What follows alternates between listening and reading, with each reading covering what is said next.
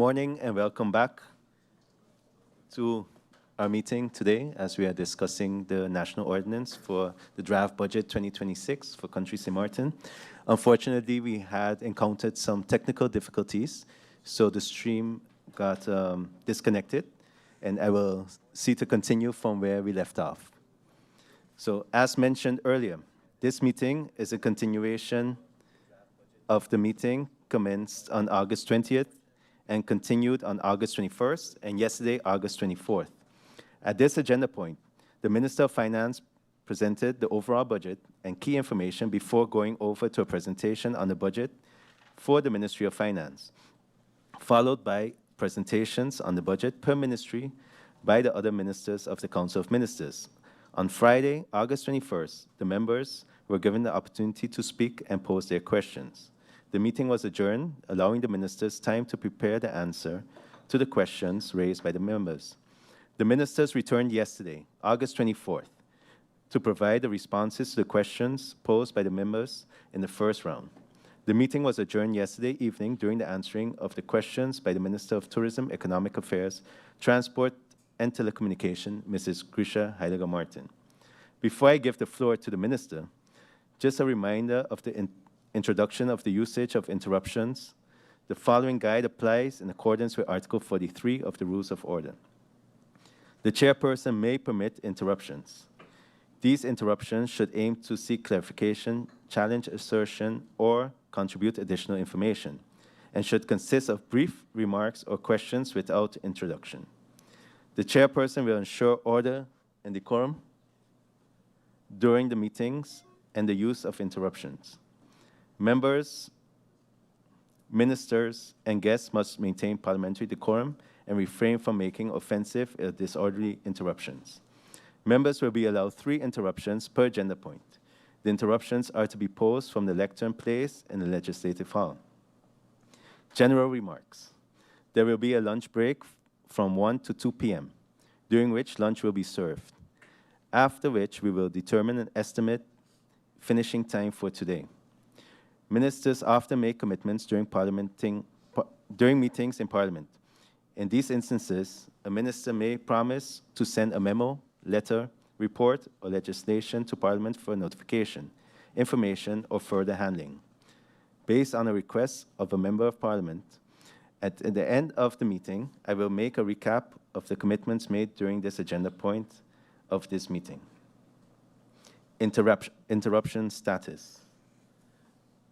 As it stands, we have MP Sarah Scott-Williams with 1 interruption left, MP Ardwell Irian with 2 interruptions left, MP Dimarc Labega with 2 interruptions left, MP Francisco La Cruz with 2 interruptions left, MP Franklin Myers with 1 interruption left, MP Omar Artley with 2 interruptions left, MP Shamira Roseberg with 2 interruptions left, MP Darrell York with 2 interruptions left.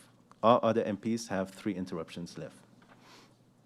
I now give the floor to the Honourable Minister of Tourism, Economic Affairs, Transport and Telecommunication, Mrs. Grisha Heiliger-Martin, to finalize the delivery of her answers to the questions posed by the members of Parliament in the first round. Honourable Minister, you have the floor. Good morning, Mr. Chairman. Good morning to the Secretary General. Good morning to the Honourable House of Parliament, Parliament House that belongs to the people of Sint Maarten, and to the people of Sint Maarten, a pleasant good morning to you. Last night, Mr. Chairman, we left off at questions being asked by MP Westcott Williams, with 1 more to go through with MP Duran. So with your indulgence, Mr. Chairman, I'd like to finalize the questions posed by MP Westcott Williams. MP Westcott Williams asked for details on the Clem Labega Square proposal and whether a final decision has been made on the location of the new Parliament building. Mr. Chairman, through you, with respect to Clem Labega Square, government's proposal is based on the conceptual design that places parking below and a public park and attraction above, creating both an additional capacity and an attraction space in the heart of Phillipsburg. Regarding the location of the new Parliament building, the site is selected. The site selected is the property where the former government administration building once stood, and the location allows Parliament to remain within Phillipsburg. In addition, government envisions a multi-story parking garage on the property of the former post office, which would also include a conference center and a national theater. Together, these projects form part of the coordinated plan to provide additional parking, civic infrastructure, and improve mobility in the area. Next question, does TIAT have its own vision or preferred direction for traffic solution before asking external parties for proposal? What is TIAT's own vision for traffic solution, and what does TIAT want included in the mobility traffic solution? Yes, through you, Mr. Chairman, TIAT has a clear vision. We're not just asking for the market to tell us what Sint Maarten should do. We're asking the market to tell us what tools, technology, and financing options are available to help us achieve the direction we have already established. Our vision is built around 4 priorities. First, moving towards a more predictable and organized public transportation system that communicates, that commuters and visitors can rely on. Second, using data, smart traffic management, and real-time monitoring to better manage congestion and traffic flow.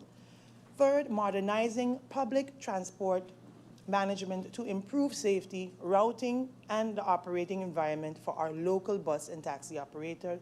And fourth, ensuring that our transportation system is designed around the actual capacity and physical limitations of our island, which is why the comprehensive carrying capacity study is important.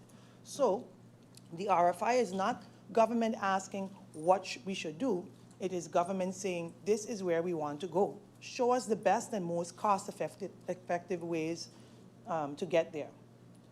Next question posed by MP Westcott Williams. What is TIAT's position on the proposed squared and related mobility concept? TIAT sees Clem-LaBega Square as more than a public space project. It is also an important part of the mobility and revitalization of Phillipsburg. The preliminary concept already considers the movement of bus, taxi, pedestrians, and other traffic around the square based on a discussion with the traffic department and VRAMI. These mobility considerations are therefore part of the concept, not something being added afterwards.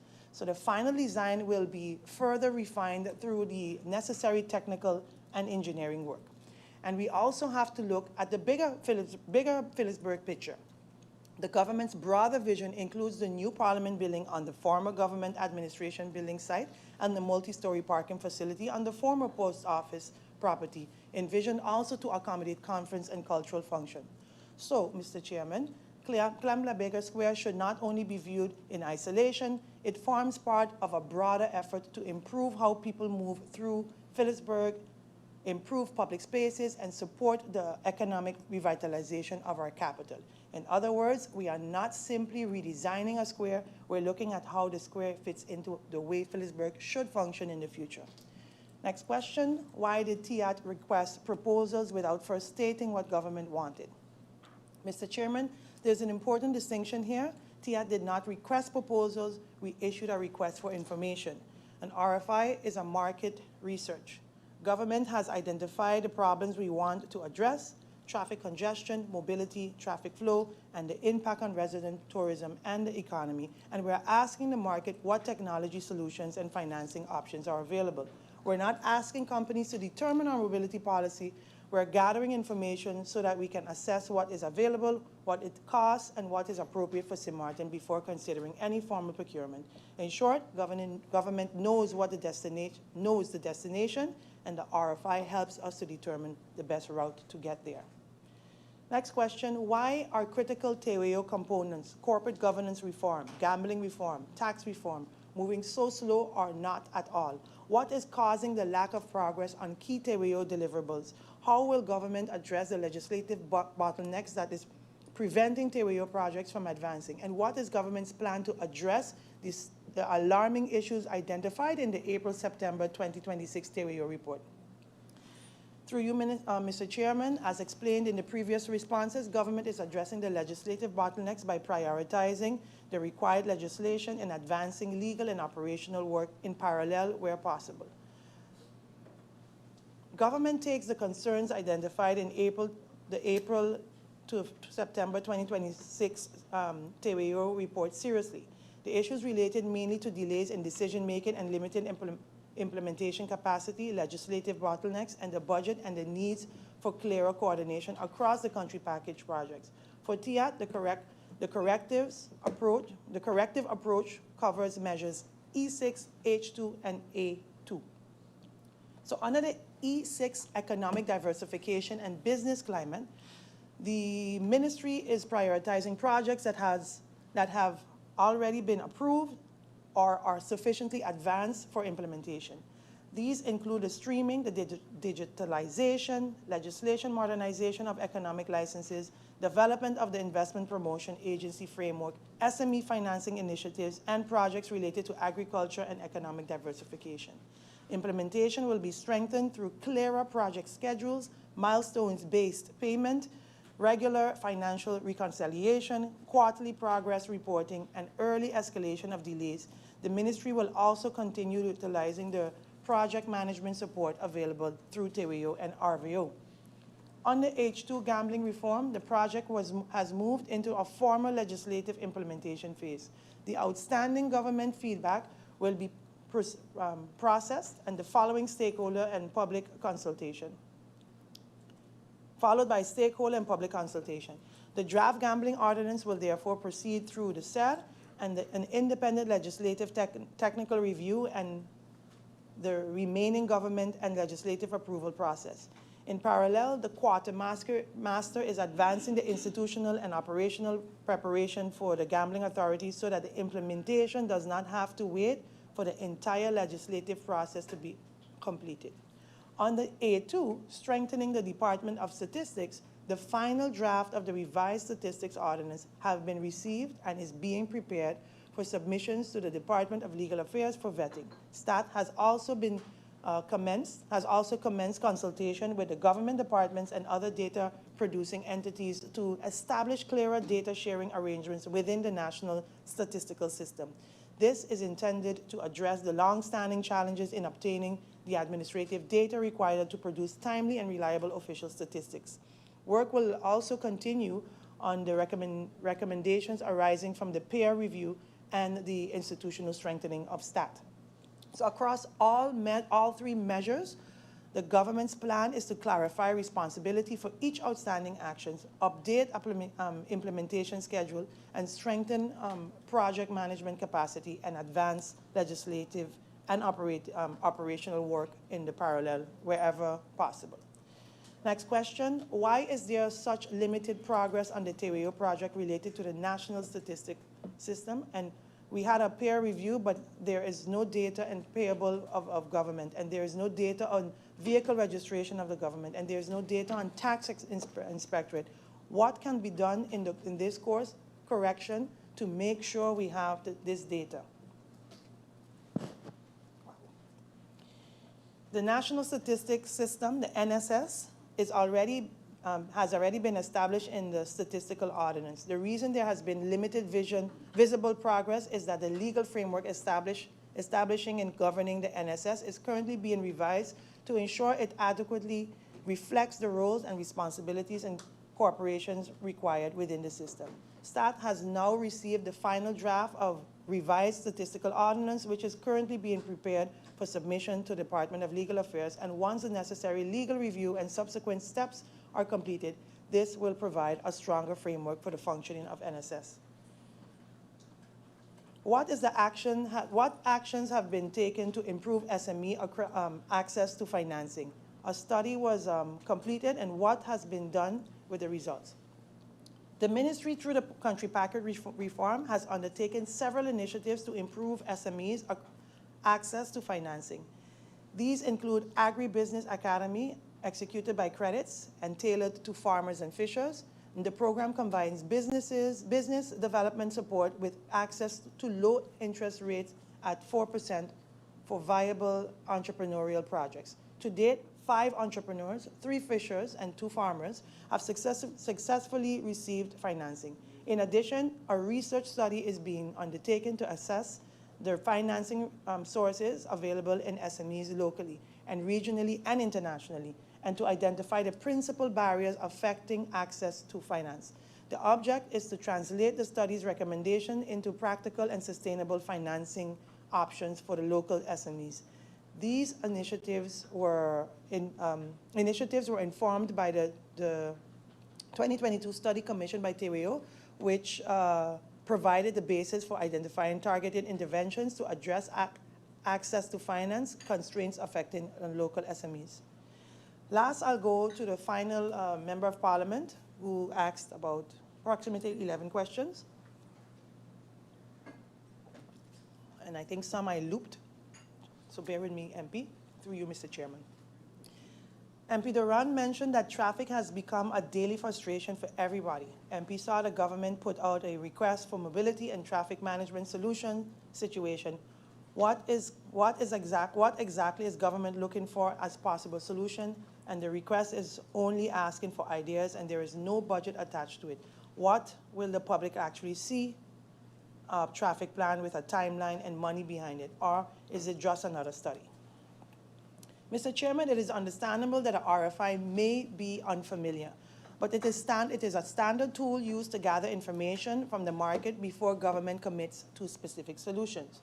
We are asking mobility experts, technology providers, and other specialists to show us what proven solutions are available, including modern public transportation systems, traffic management technology, mobility data, routing and parking solutions, and the business models that can help work for a country like Sint Maarten.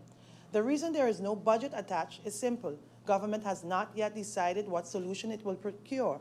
We first need to understand what is available, what is technically feasible, and what offers the best value before putting a price on a specific project.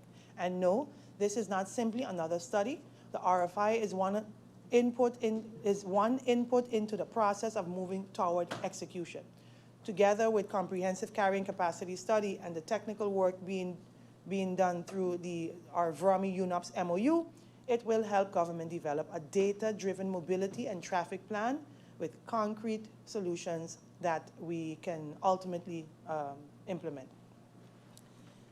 Next question, when will TIAT present a real traffic plan with timelines and funding?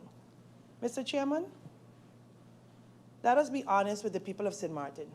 Traffic congestion is a daily frustration for family, workers, and businesses. But if we are serious about solving it, we cannot continue with short-term band-aid solutions that are not based on data.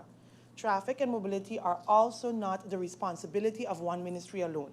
TIAT is responsible for public transportation, policy, economic transport, and vehicle regulations, while VROMI is responsible for road infrastructure, spatial planning. That is why we're working together, combining TIAT's carrying capacity study and the RFI with VROMI's collaboration with UNOPS, and TIAT's actually amendment of the transportation ordinance. That too is part of it. So at the same time, we are not sitting still. We are working together to reorganize the public transportation sector, including amendments to the public transportation ordinance where necessary, and looking at a technology-based solution to manage mobility more efficiently. The important point is that a traffic plan cannot look only at the roads. We have to look at the entire transportation picture. How many cars, taxis, buses, and tour vehicles are on the roads? How public transportations are routed, parking, traffic management, vehicle regulations, and the other forms of the mobility governed through our transportation framework. These pieces are connected, and changing one affects the others. So the full mobility plan must be therefore be informed by the carrying capacity study and the RFI findings. These will help us determine what our road network can realistically accommodate and which solutions are feasible. Once those inputs are finalized, we will present Parliament with the priorities, implementation timeline, and financial strategy. We are addressing what can be addressed now while making sure the bigger solution is based on evidence, not guesswork. This takes time because we're not developing a traffic plan in isolation. We are putting the entire transportation system in order so that the traffic solution actually works. What is going on with Malaby, and what is happening with the businesses that have operational licenses there, and what is the update? The recent court decision brought long overdue legal clarity and a sharp lesson in the administrative responsibility. Through you, Mr. Chairman. The Court of First Instance confirmed that government has always maintained Malaby Beach remains public property belonging to the people of Sint Maarten. However, the court also issued a stern finding regarding the land immediately behind the shoreline. It ruled that this land belongs to some resorts and that previous government actions, specifically granting of building permits, leases, and operational rights on that private land, were unlawful. This brings us directly to the MP's question regarding the business operating there. Minister of Rami, alongside the Ministry of Tiat, is reviewing the full legal judgment to chart a path forward. These local vendors and businesses were put in a precarious situation because past decisions were made without proper due diligence. Next question. The vendors have been waiting long enough. The Minister of Tiat and Finance have previously indicated that government would explore relief measures for the market vendors. Which ideas were explored? Which have been executed? Through you, Mr. Chairman, as was already provided in the responses to the faction during the Central Committee meeting response in writing, the government explored both direct financial assistance and the waiving of the applicable license fees for the Phillipsburg Market Vendors Place.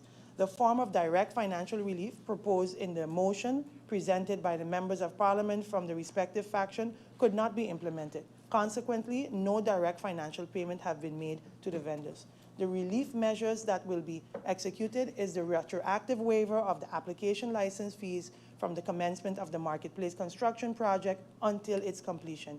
This will ensure that the vendors are not required to pay those fees during the period in which the construction affects their ability to operate from the marketplace. Additional support measures are still being considered in a lawful way and will be communicated once the assessment has been completed. Next question posed by MP Duran. How many economic licenses and applications are sitting in the Ministry of Tiat right now, and how long is the average person waiting? Through you, Mr. Chairman, there is currently approximately 326 open business licenses application with the Department of Economic Licenses. However, it is important to distinguish between all the pending files and applications that form part of the department's current workload. So the breakdown is as follows, Mr. Chairman. 29 applications date from 2024, 42 applications date from 2025, and 255 applications received from June 2026 onwards are currently being processed by the department. The applications for 2024 and 2025 are primarily files awaiting external advice from other departments or entity, additional documentation from applicants, or other actions required for the applications, before the application can be finalized. The ministry therefore encourages applicants with pending files to remain in contact with the department and promptly provide any outstanding information or documentation requests. The department cannot complete an application while required information or external advice remains outstanding. The average processing period is approximately 2 to 5 months, depending on the completeness and complexity of the application, whether advice is required from another department of ministry or how quickly the request information is provided. The ministry is actively processing the 255 applications received from June 2026 onwards. These applications should therefore not be classified as backlog cases, as many remain within the department's normal processing period. I would like to also take the opportunity to thank the hardworking ladies at the Department of Economic Licenses. We could not have gotten this far without their time, input, dedication, and willingness to help bring this vision forward. And I want to recognize that they continue to push forward even while working within the outdated and bureaucratic system.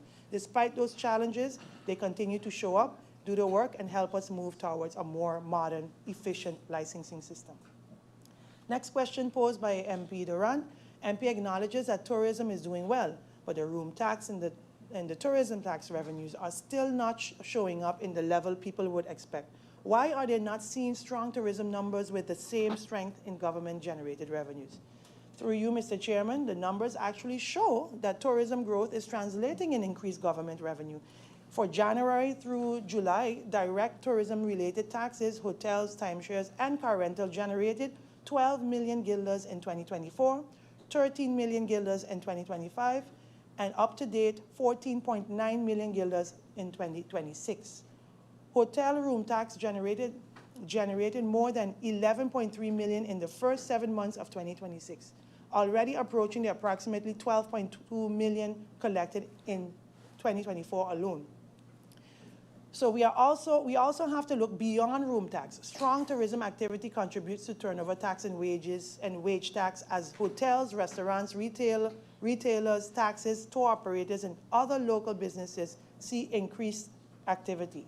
So, Mr. Chairman, the revenue is increasing. The question now is not whether the tourism growing is generating government revenue.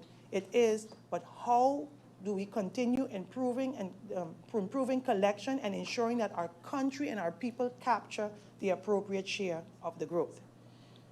Next question posed by MP Duran. Who is independently checking the fuel cost calculation from GEBE, and when will the public be able to see clearly how the number was arrived at?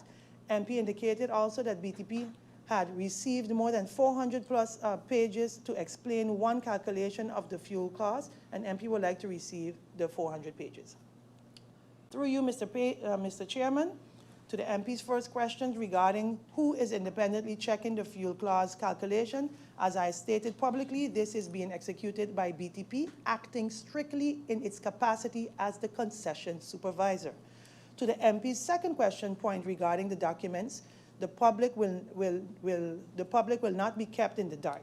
BTP is currently finalizing its preliminary technical findings to present to the Council of Ministers later this month, and following Friday, but it got canceled again, but we'll discuss that. But that's very soon. In the coming days, they're going to be presenting it to the Council of Ministers, and following that review, BTP will begin publishing structured reports.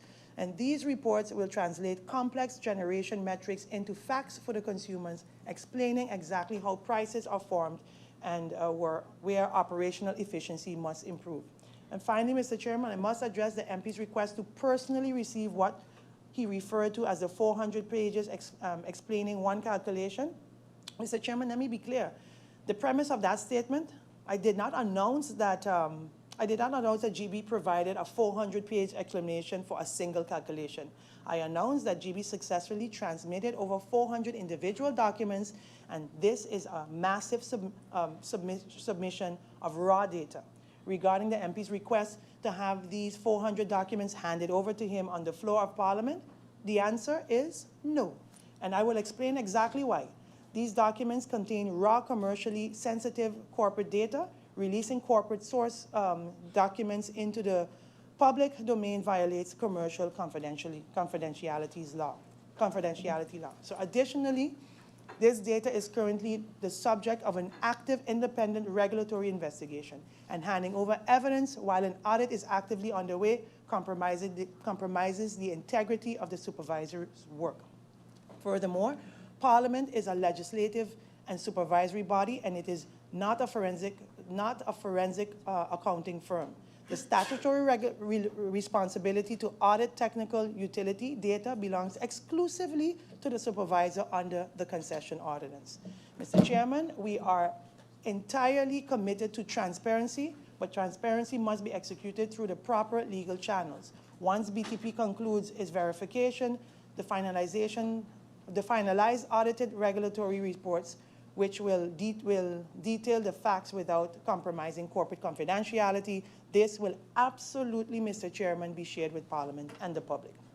Next question posed by MP Duran. Cost of living. How many price control inspections have been done this year? How many violations were found? How many businesses were actually fined or otherwise dealt with? Through you, Mr. Chairman, for 2026 to date, IATA has conducted 54 price controls involving 38 businesses under the application price regulation. Of those businesses, 16 were issued pro justicia summonses for violations, and 12 of those cases related specifically to prijsverordening, while 4 involved prijsverordening together with economic legislation. So in summary, 54 controls, 38 business inspectors, and 16 businesses subject to enforcement actions for non-compliance. Next question posed by MP Duran. The MP recalls that in the past there were relatively small list of basic goods, including items such as milk, Pampers, baby oil, cooking oil. And he stated that the current list has expanded considerably, about 72. But that is in some cases, in some cases it identifies specific brands and package sizes, giving examples such as Heinz, ketchup, Kellogg's, cornflakes. According to MP Duran, importers don't import those brands in specific sizes. By price control and collaborating, the MP believes that the cost of living can be curbed, while Minister Tiat will the Minister of Tiat explore revising that list, and the market will self-regulate itself, according to the MP. And would Minister consider reevaluating the basket of goods in order to have it match with the things that are not the brand, so ketchup in general?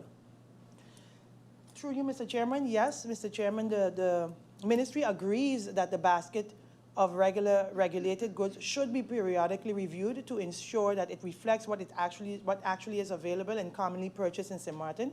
IATA has already conducted extensive price surveys in 2026, which will help inform that review. We intend to undertake a review of the basket in the near future, including whether certain products can be described in a more brand-neutral way, for example, focusing on the type of product rather than a specific brand, while still maintaining a clear specification for effective price comparison and enforcement. We will also look at the methodology used to set and update maximum price, so the regulated prices better reflect current market conditions. Next question posed by MP Duran: where gambling legislation is concerned, where is the gambling authority to date, and what is the target date? The establishment of the gambling authority is currently in the legislative implementation phase. The draft gambling ordinance has been prepared, the business case has been completed, and the quartermaster is in place to lead the implementation process. So the next step is the stakeholders and public consultation, followed by the remaining legislative review and approval. In regards to Sint Maarten Tourism Authority legislation, the MP would like to know when the authority will actually start operating. As a ZBO, the STA must be established by law, and that law will specify the effective date. The transition arrangements and the conditions that must be met before the authority can be formally, and the transitional arrangements and the conditions that must be met before the authority can formally commence operation. So in other words, the ordinance itself will determine when the STA comes into force and what steps must occur for the transition from the current structure to the operational authority. This may include the installation of the supervisory board, the supervisory council, the appointment of the management board, and the completion of any required administration preparation. And these transitional provisions are normally embedded directly in the ordinance. So based on the current trajectory, I expect that the draft STA ordinance to be submitted to Parliament in mid-2027. The MP would like for each minister to list, this is the final question, I think. Yes, final question by MP Duran.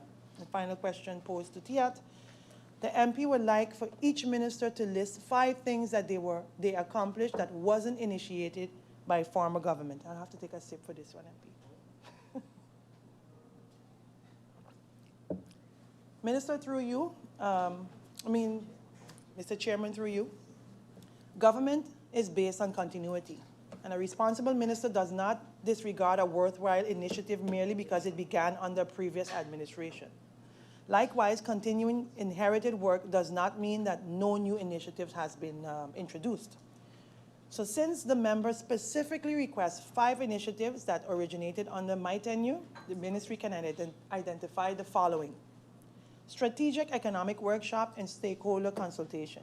The ministry hosted a strategic economic workshop that brought together public and private sector stakeholders to identify economic priorities, investment opportunities, and barriers affecting business development and diversification. And the outcome of that will be presented to the general public very soon, correct?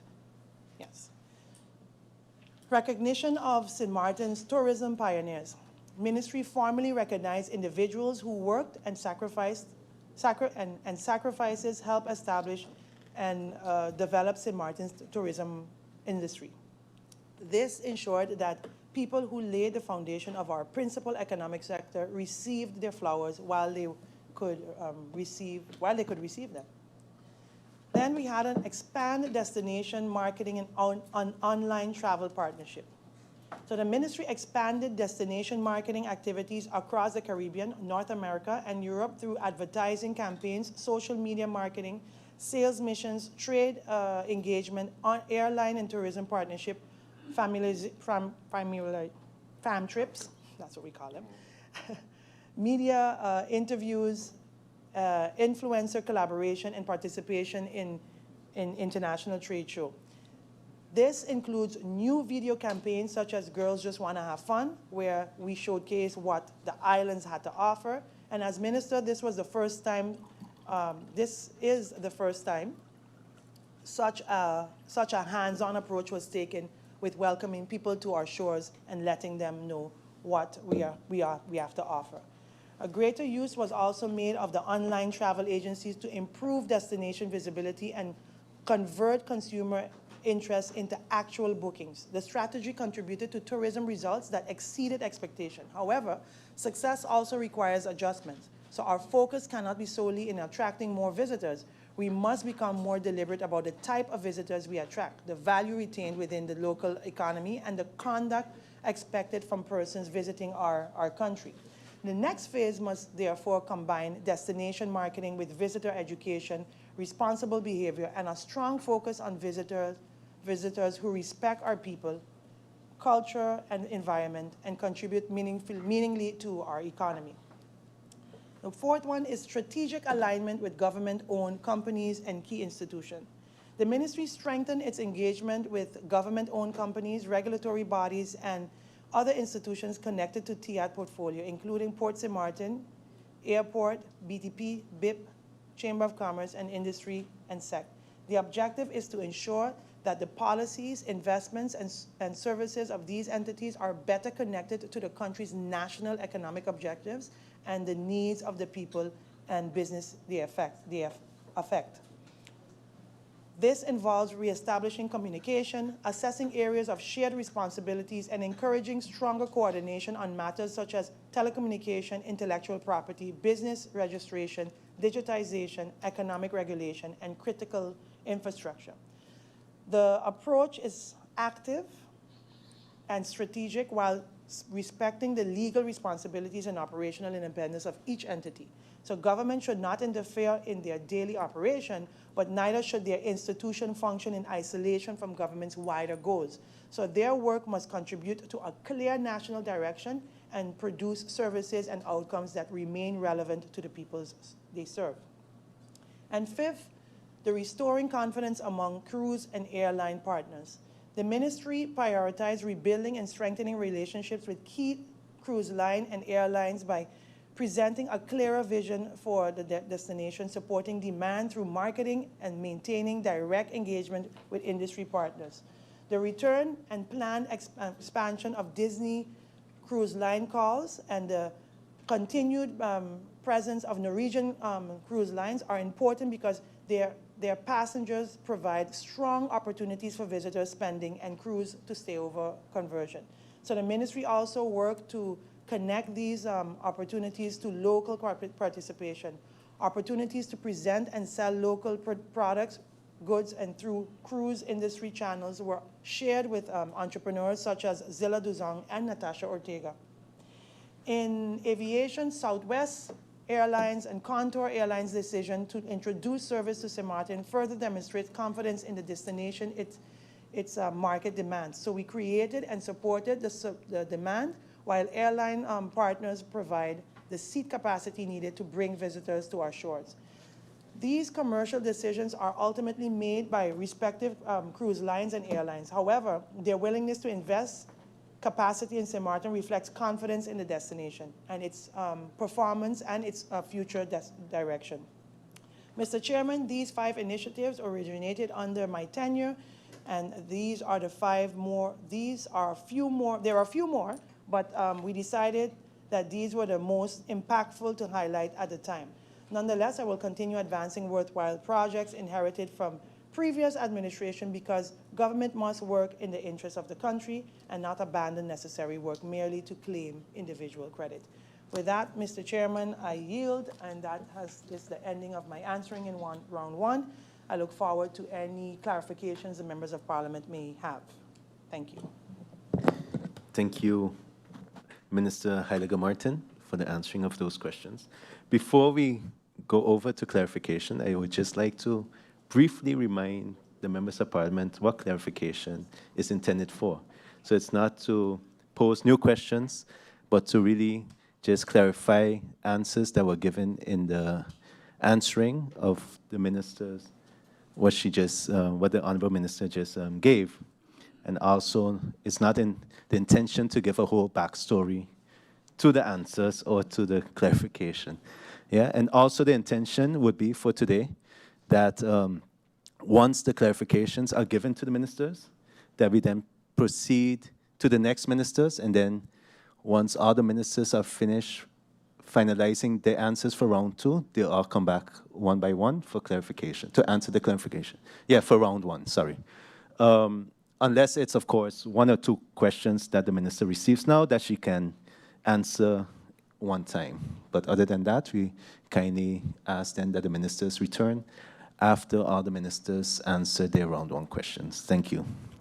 So I see MP Duran would like the floor for clarification. MP Duran, you have the floor.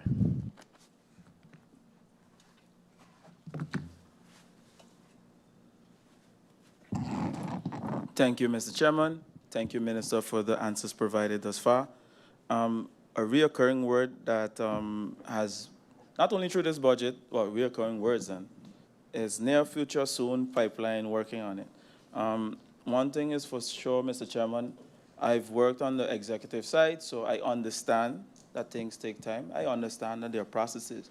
But what is missing in a lot of the responses from the ministers is timelines, you know, projections, gaps, things could happen. I understand that, but these words over and over, it creates, you know, like a bubble of hope, and the time is running out every time we hear it.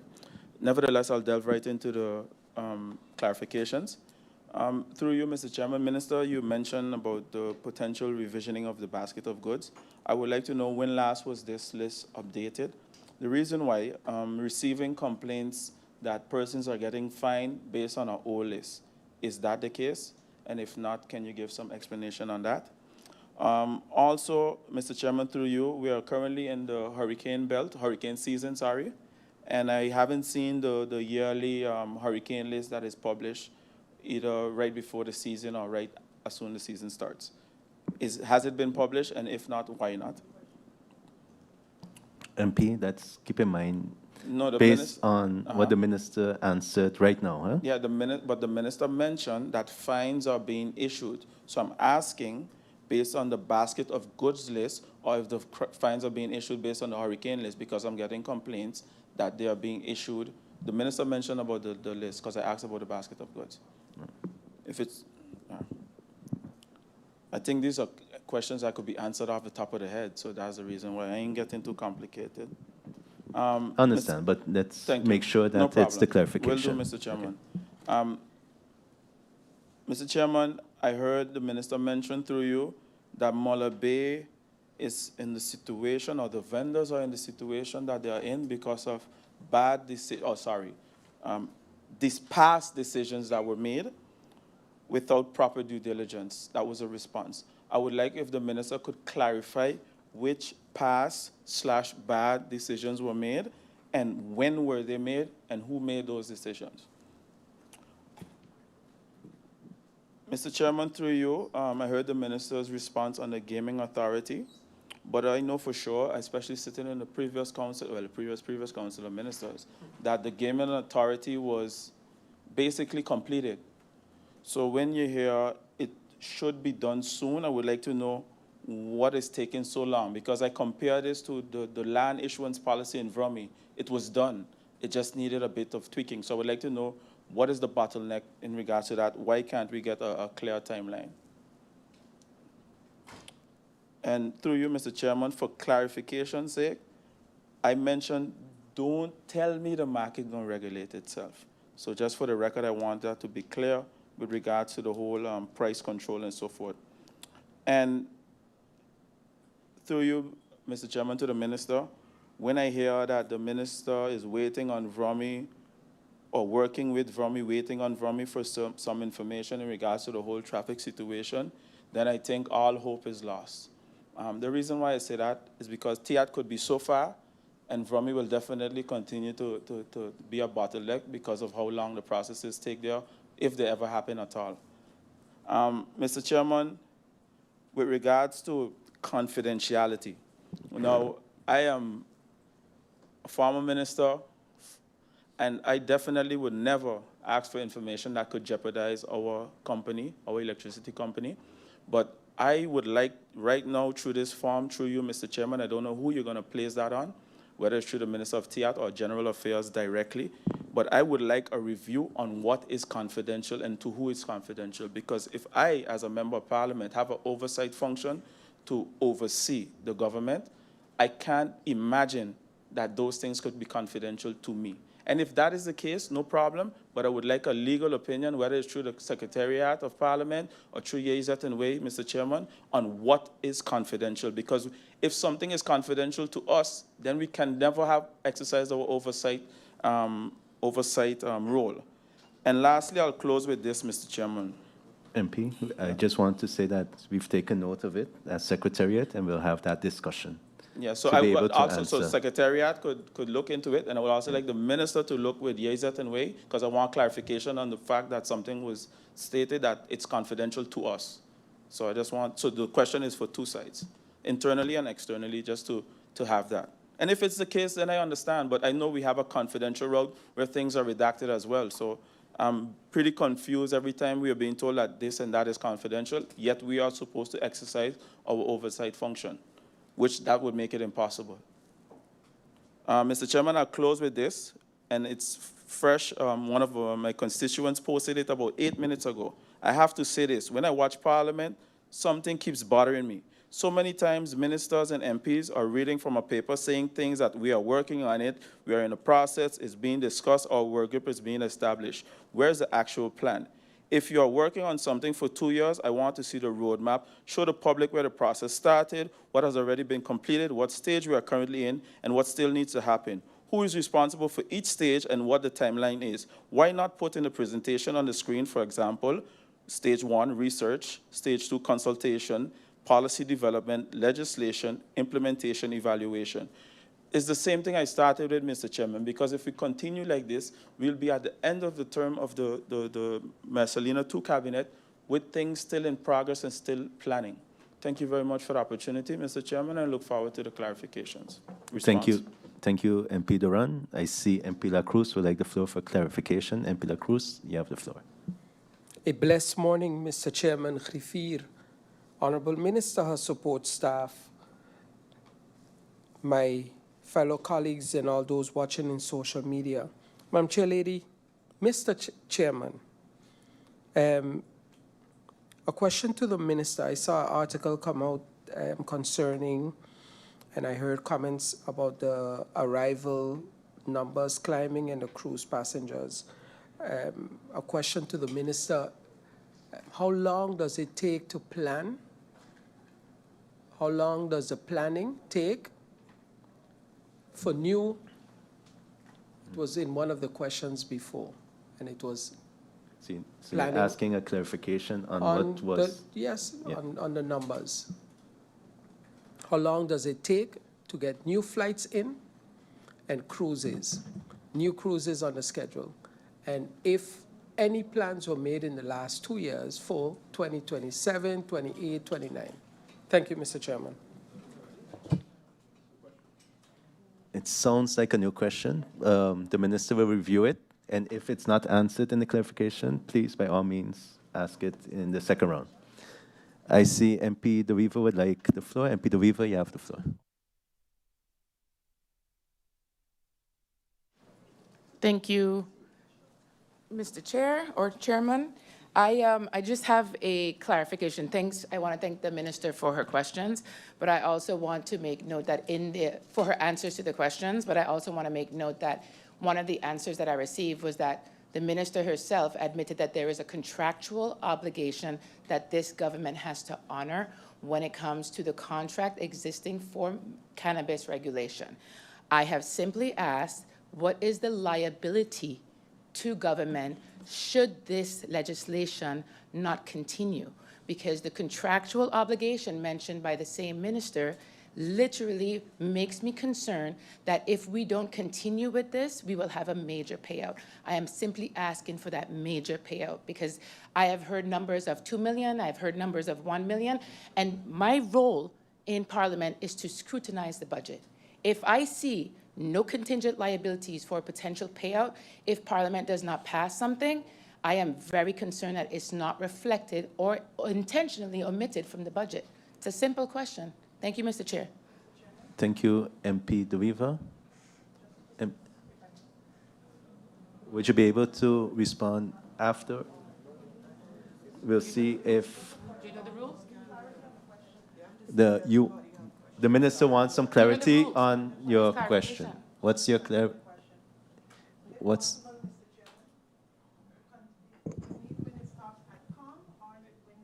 one Sorry. moment, minister? If it doesn't pass in COM, or is it if we stop it at Council of Ministers at the Council of Ministers before it comes to COM? So where exactly are you?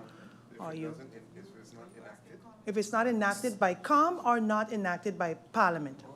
That's the question I want to Thanks, Minister. have clarity on. Mr. Chair, you're going to have to take control of the meeting because Yeah. we're actually mixing up this now. So if you want me to Please answer that stand, now in MP. clarification, I will do it. Sorry, Mr. Chair, if you want me to answer it now to clarify for the minister, I can do that. Yeah. But we're out of order of sync because normally we take all the questions and clarifications Correct. and then we answer. So my question is, the minister said, my clarification to the existing question that I had in round one was, the minister said, government has to honor their contractual obligations, which means a contract exists, a commitment exists. I am simply trying to find out that contractual obligation, is it reflected in the budget? Because Correct. money is being spent. We have had a presentation here by the group of Native Nations. So no one is going to spend a bunch of money if they're not going to get a return. The presentation that came to us literally is a business plan of how money is going to be made. My concern is that we are not going to make it, a company is going to make it. But companies do not incur millions of dollars without knowing that something's going to come. So what I am simply asking is, did the Council of Ministers have a contractual obligation that ties us into a major payout? It's very clear cut. I understand the minister was very good in explaining that when the legislation still has to come to Parliament. But we have now, the way that I understand it, is we have engaged the services of a firm to create an industry for us, but they're also going to regulate themselves. And then I believe that government has a contractual obligation stated by the minister that if this doesn't happen, then something's going to have to be paid out. So that's simply what I'm asking, and I need to get the details, and this is why I said it's very mysterious because I have to scrutinize a budget, but I have no idea what is our commitment, what we are exposed for. I just have to protect the money that we're spending, and that is my role that I understand very clearly. Thank you, Mr. Chairman. Very clear, MP De Wever. Thank you for that. I look around. I do not see any. I see MP York would like the floor for clarification. Based on what the minister just answered, please. Thank you, MP York. Thank you, Mr. Chairman. Good morning to yourself, the Griffier, the minister, support staff, and honorable colleagues. Mr. Chairman, via you, the minister mentioned just now in her explanations to the answers the word smart traffic management. This is something that is near and dear to me, seeing that I've been speaking on this for the last 2 years. When mentioning smart traffic management, can the minister clarify exactly what falls under it? right? Because I understood there's a carrying capacity study being done. A carrying capacity study is based on many different things, based on what is requested by the government. The most recent carrying capacity study is almost 20 years old at this point, and at that point it was to measure the traffic capacity, not the traffic intensity. So I would like the Minister to clarify what exactly are the deliverables of this carrying capacity study, seeing that there's a misconception of exactly what's TIAT's request as it pertains to traffic and what's VROMI's UNOP's request as it pertains to traffic. So seeing that we have a Minister TIAT here, can the Minister explain, clarify what the deliverables are exactly of this carrying capacity study? And moving on, as it pertains to when it's going to be executed, because having a background in traffic management, the studies, as it pertains to intensities, has to be done at peak conditions. Peak conditions on this island is during the high season. High season is about to begin. So I would like to know if the Minister can clarify the same carrying capacity study, has it already started? And if not, when is it about to start and when is it slated to be completed? Yesterday, Mr. Chairman, seeing that my answers were answered yesterday, the Minister mentioned that in reference to the taxi fares list that I posed, that there was no official communication, no official letters between any of the associations and the ministry. So basically, yeah, it's not a big issue. May the record show, Mr. Chairman, I have an entire email thread dating back months. I'm not going to show with which civil servant, but it's a substantive email thread with letters, with correspondences, with updates. So for the Minister to say in Parliament that there has been no communication with the taxi associations, I know that the Minister has met personally with the taxi associations many times, so I don't understand. So can the Minister clarify what she meant with there's no official documentation of any requests? Because I have them right here in my hand, Mr. Chairman. So can the Minister clarify what she meant with that? As it pertains to the casinos, I've been asking this question, and also I asked it during the CC, I asked it during the first round. I have yet to get a solid answer, so I'll ask it in clarifications. I asked, and I repeat the question, can the Minister tell Parliament right now how many casino license holders are presently in breach? So basic compliant or non-compliant? To that, the Minister answered, the answer is no, not an overall number. Across all regulatory requirements, TIAT can only identify document non-compliance within its own mandate, which I understand, Mr. Chairman. But even the answer to what is within TIAT's own mandate, I didn't get an answer to yes or no. So can the Minister clarify within TIAT's mandate how many casinos are compliant? And the reason why I'm asking these questions, Mr. Chairman, is because at the end of the day, the government, we've had it also in round one, has been basically doing their best to deal with the non-compliance within the regular tax industry, tax sector, which is basically the small man and individual man and the businessman, etc. But the casinos, basically, when I ask a simple question about casinos, are they compliant? I'm getting all answers under the sun except yes or no. And I remember the former government had an interministerial work group across several ministries, from VSR to TIAT, etc., to tackle all compliance issues as it pertains to casinos. Maybe it's a new question. The Minister can decide for herself, but then I'll just ask it in the second round. Can the Minister clarify is something of the sort is being undertaken right now? Because if you want a proper overview of our casinos compliant and everything from casino fees, taxes, SSV for the employees, labor office documents for the employees, or room count,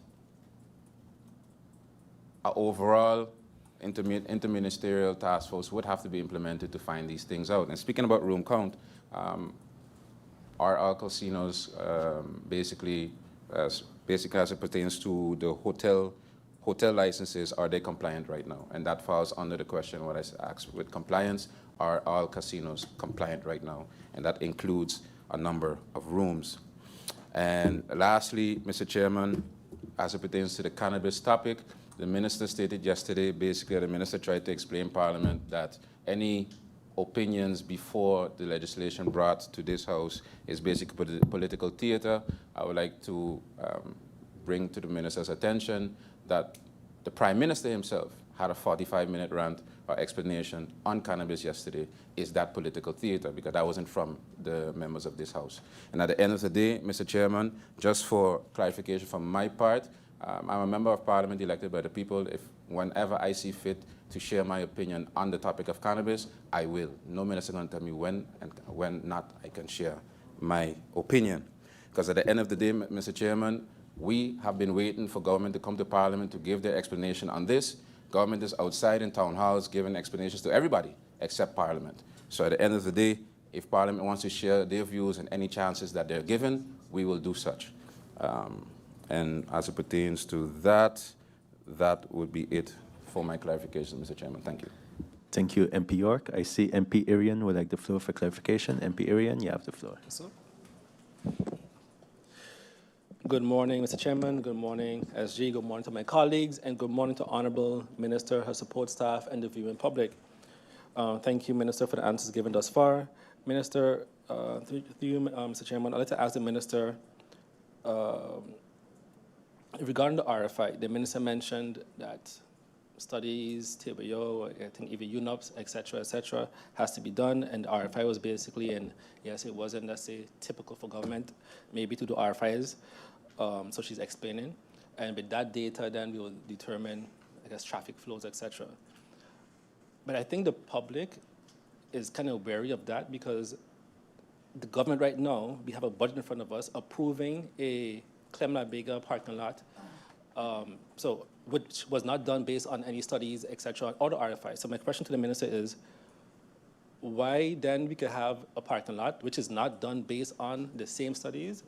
Why can't we execute? We know the problems. We know we have the parking lots. We know we need a parking lot. We know we need the parking lot over by the old government building, et cetera, et cetera. So what are we actually, where are we at now? What studies were done basically for this parking lot here by Clemla Bega that's currently in the budget? Why, as MP Waven mentioned, why one floor? Why not 2 floors or 3 floors? What study was done, right, to ensure that? Regarding and I'm happy MP York mentioned that, the marijuana, and the minister mentioned yesterday that Parliament don't be fair-mongering or bringing misinformation, et cetera. But literally, the leader of government, the Prime Minister, was basically fair-mongering, in my opinion, or bringing information. I'm not going to say misinformation, bringing information as a doctor. And not once, not twice, not 3 times, but in press briefings, et cetera. So, Minister, my question to you is, do you believe that the Prime Minister, the leader of government, is fair-mongering and bringing misinformation to the general public, based on your statements?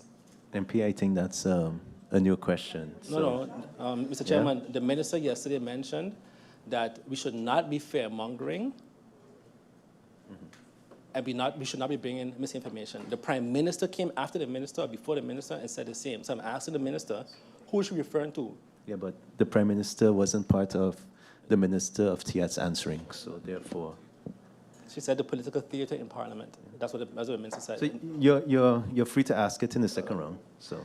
In addition to that, Minister, Mr. Chairman, I'd like the minister to bring clarity to the process of the marijuana, cannabis, the whole situation. Because the minister mentioned a process yesterday, but I think that she missed a part. So I want some clarity, because as far as I remember, and what was said in the past, that the entity is there to do research based on the different sectors. So feasibility study. After that feasibility study is basically approved by the Council of Ministers, then the process of legislation happens, not simultaneously. So I would like the minister to confirm the process, the documented process of this entity. Thank you, Mr. Chairman. Thank you, MP Arian. I look around. I do not see the need for any more clarification. Honorable Minister, so as we discussed, if that's okay, unless you can answer everything right now, but you would like to? Yeah, go ahead, Minister. You have Mr. the floor. Chairman, thank you for the clarifications, which I think a third of them are brand-new questions, but I don't mind entertaining brand-new questions in clarification round, Mr. Chairman. I would need, of course, some time to respond to a few of them, so I'll return after the members After. of Parliament has responded. Thank you. Thank you, Minister, but also note if there are new questions, not to answer them until if they're asked again in the second round, then you can entertain the new questions. Yeah? So with that, Minister, I want to thank you, and I would like to adjourn for 5 minutes to be able to get the next minister, which is the Minister of Justice, in the hall to be able to answer her questions posed in round one. Thank you. Meeting adjourned for 5 minutes.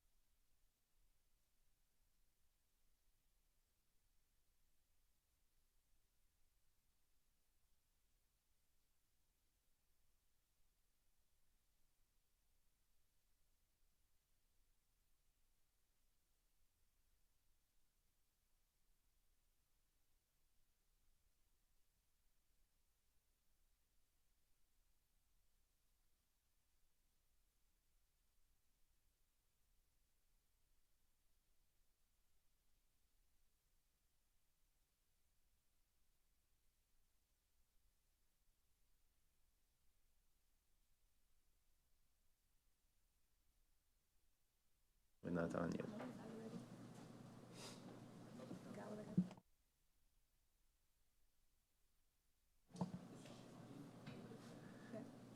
Good morning and welcome back as we are discussing the national ordinance stipulating the budget for Country St. Maarten for the service year 2026. We have the Honorable Minister of Justice with us to answer the questions posed by the MPs in round one. Honorable Minister, you have the floor.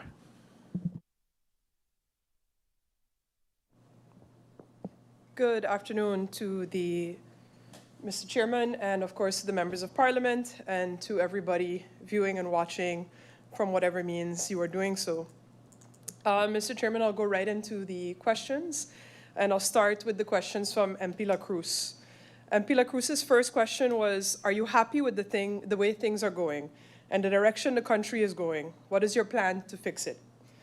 Mr. Chairman, I've been asked whether I'm happy with how things are going and with the direction of the country and whether I have a plan. And I want to answer that question honestly. No, I am not happy. And I do not believe that anyone in this room can honestly say that they are. Gas is more expensive, utilities are more expensive, groceries cost more. A young St. Maartener with an honest job cannot afford to rent a decent home on this island, let alone buy one. And our pensioners are living on less than a working wage. Our schools need repairs that we have not funded. Our roads and infrastructure cannot handle our capacity and damage the vehicles that drive on them. And the Justice Ministry is also suffering under years of underfunding. So no, I am not happy. And here is what troubles me most. On paper, things are improving. More than 1.5 million visitors came in the first 6 months of this year, 16% more than last year. Homicides in this country fell by 19%.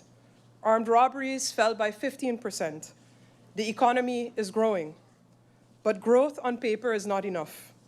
The numbers improved, but the fare in this country did not. The numbers improved, but the light bill did not. Why? Because for years in this country, the difficult decision was put off, and something easier was put in its place. Something that you could put on a campaign poster. The quick wins, and if I'm honest, sometimes smoke screens. A decision to defer does not disappear. It waits and it grows. Meanwhile, our civil servants have left, not from one ministry, but from the entirety of this government. And when they leave with their knowledge. And the foundation of the civil service as a whole needs strengthening. There is one more thing, and I say it because saying it is part of changing it. We hold on to old practices. We have a culture that sometimes undermines change and progress. We have to start deciding in the best interest of this country and not in the best interest of the seat that we happen to occupy in it. We need to stop treating accountability as victimization. Change is uncomfortable, but this country cannot continue on this path, and it cannot continue with this mindset. So, Honorable Chair, allow me one personal word. I did not take this position for comfort or personal gain.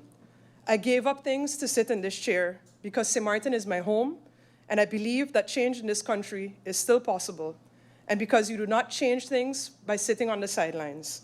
You change it from within, where the decisions are made and where the resistance is. I have been attacked as a person and as a minister, and I expect more of it. I do not say that for sympathy. I say it because I have come to read it as a sign. People do not work that hard to remove someone who is not standing in the way of something. So I will stand, and I will withstand, and I will keep going. So the plan, briefly, since we can dedicate an entire meeting to what we're doing within the justice system, is the following, very briefly. Foundation before ambition. Within the Ministry of Justice, the focus for the past 2 years has been on strengthening and building the foundation of the departments, ensuring proper staffing and, most of all, proper management over our departments. Accountability. A ministry that works as communicating vessels, one connected system where nothing sits in silo and every person performs the function that they were given. Because where one part fails, the entire chain fails. Then I think most importantly, the biggest thing that we are working on as a ministry is to rebuild trust in our justice system. And trust is not rebuilt with words alone. It's rebuilt when a sentence that is handed down by a court in this country is actually carried out, and when the person who serves it comes out less likely to offend than when they came in on the first time. And that is why our investment in this ministry is going into detention. The new facility at Point Blanche is being built, but a building on its own is just concrete. What turns a building into an institution is what we are putting alongside it. Officers recruited, vetted, and properly trained, a regime that is run safely and lawfully, rehabilitation, education, and reintegration programs that give a person something to walk out into. We are doing that work right now with the UNODC over several years because it is capability we did not have locally, and we were not going to invent it just in a single budget cycle. And let me be honest about the sequence. The concrete will be finished before the people are. Our detention service is running well below staff that its own establishment requires, and no amount of construction can fix that. So we're recruiting and we're training in parallel with what we are building, because on the day that that facility opens, it has to open as a working institution and not as an empty one. Then I move on to the questions from MP Irian. How many government cars have tint? What has been done? I know that yesterday the Prime Minister touched on this, and of course the government vehicle fleet is managed by the Ministry of General Affairs, and I know that those numbers were given. I also read them on the front page of the newspaper this morning. So the number of vehicles that have tinted windows would have to be confirmed by the Ministry of AZET. But with regard to the Ministry of Justice, what I can state to Parliament is that in 2024, 3 requests were submitted to my person by SGs for permission to have tinted windows on their service vehicles, and that all of these requests were denied by my person. Is the courthouse going to rent the Telem building across from the governor? The building referred to is the former cabinet of the governor, and it is indeed one of the options that is currently being pursued for temporary housing for the Joint Court of Justice. Under the Rijkswet Gemeenschappelijk Hof van Justitie, each country is responsible for the housing of the Joint Court of Justice within its own territory. Article 12 of the Rijksbesluit Financiering Gemeenschappelijk Hof van Justitie places the cost of housing in the budget of the country concerned. In Sint Maarten, the court's facilities currently consist of the courthouse on Front Street, and actually right behind this Parliament building, the annex building, which we also know as the former police station on Back Street. However, the annex has been afgekeurd and is no longer safe or suitable for the court's operations. The longer-term plan is to demolish that building and construct a new future-proof facility, which makes an interim arrangement necessary in the meantime. And this is why we are currently exploring different rental arrangements. The third question was a general comment for all the ministers. We are in August 2026, but the presentations by the ministers were given as if it were January 1st, 2026. Will the ministers execute these things in 3 months with staff that is not there yet? The MP expected to hear what would be done from August till the end of the year. It should be understood that a budget is both an instrument for current execution and for forward planning. The presentation therefore covers progress that has already been achieved and realistic deliverables for the remainder of 2026 and multi-year initiatives extending beyond December. Priorities will be implemented within the available staffing and financial capacity. This does not imply that every multi-year reform can or must be completed within the remaining months. I then move on to the questions by MP Kotai. Now that the foreign driver's license fee has been determined not to be legally feasible, which alternative is government actually pursuing in support of increasing VKS presence? The alternative that the ministry is actually pursuing is a tourist police unit. Let me first explain what happened with the VKS. In 2025, the Ministry of Justice arranged internally to raise the hourly rates paid to VKS when they are assisting the police. The thinking from my perspective was straightforward. Better compensation should mean that more members in the VKS would be available to support us. But the response from VKS was equally straightforward to my thinking. They did not have the manpower and do not have the manpower, not at the old rate and also not at the new one. So funding in this case was not the obstacle. So we accepted that and we redirected our efforts. The VKS is not the right partner for increasing presence permanently around the island. What we are pursuing instead is a tourist police unit. The ministry has already developed a proposal, but the open question now is how we will finance it. On August 7th, we met with the Ministry of TIAT to discuss incorporating such a unit. A multidisciplinary plan of approach is being finalized. TIAT has proposed that it be funded through the to-be-incorporated STA. As a ministry, we are, however, exploring a second option, a security or a public order fee added to the yearly Chamber of Commerce fees that businesses already pay. The second question was whether a car rental tax or levy is being actively developed. No, it is not. The tourist police remains our preferred route, and that is what we are actively pursuing with the Ministry of TIAT. Is a contribution through the Chamber of Commerce business registrations or licenses being explored?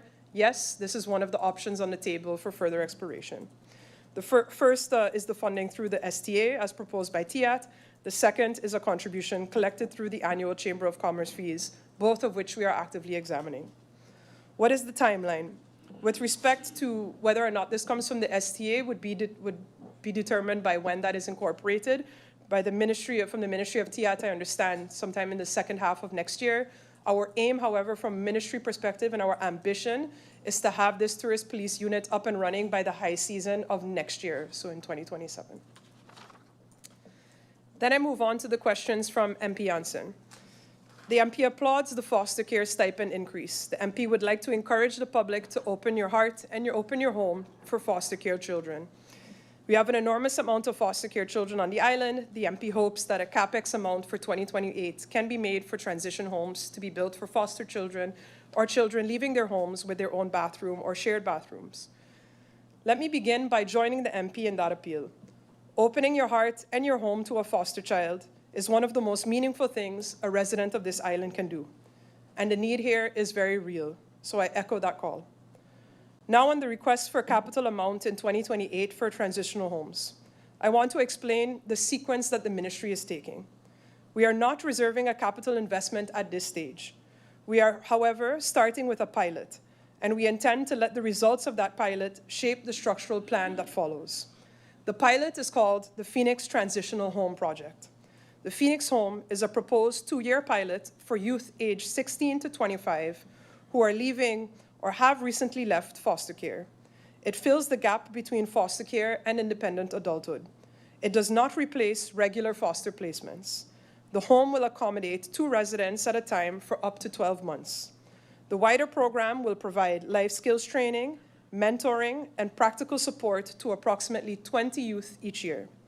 The project was designed by James Brooks, a former foster youth, following his 2025 internship with the Judicial and Institutional Services at the Family and Guardianship Department, and in his 2026 thesis project.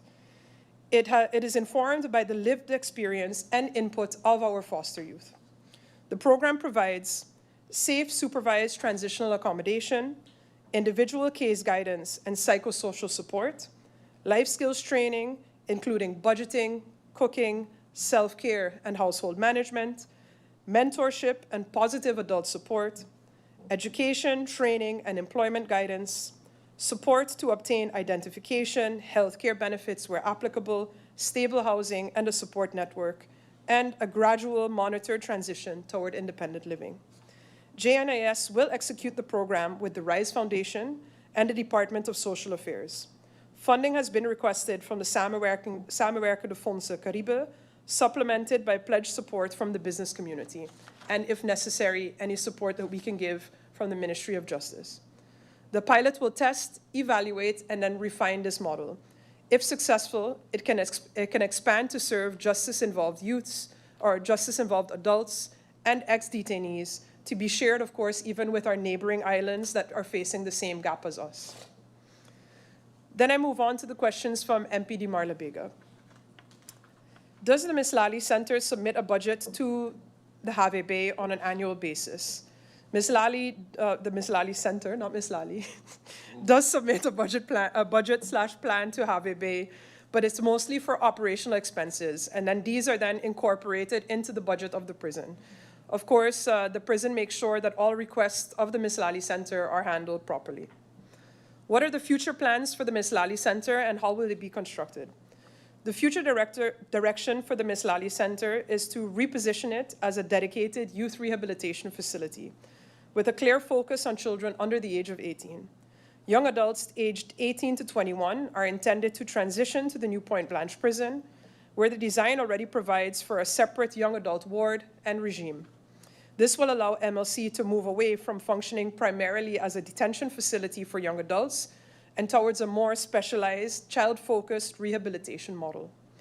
The proposed model for MLC is broader than custody alone and would place greater emphasis on rehabilitation, education, psychosocial and specialist support, safeguarding, family engagement and reintegration, while also supporting preventative, diversionary, and community-based approaches for our at-risk youth. The existing facility is expected to require refurbishing and repurposing, with options for expansion also being considered so that the center can better support a child-focused service model. These plans are in development. However, of course, any construction would take place as of 2028, once phase 2 of the Point Blanche construction is finished, seeing as our young adults are scheduled to be the last group to transition into that facility.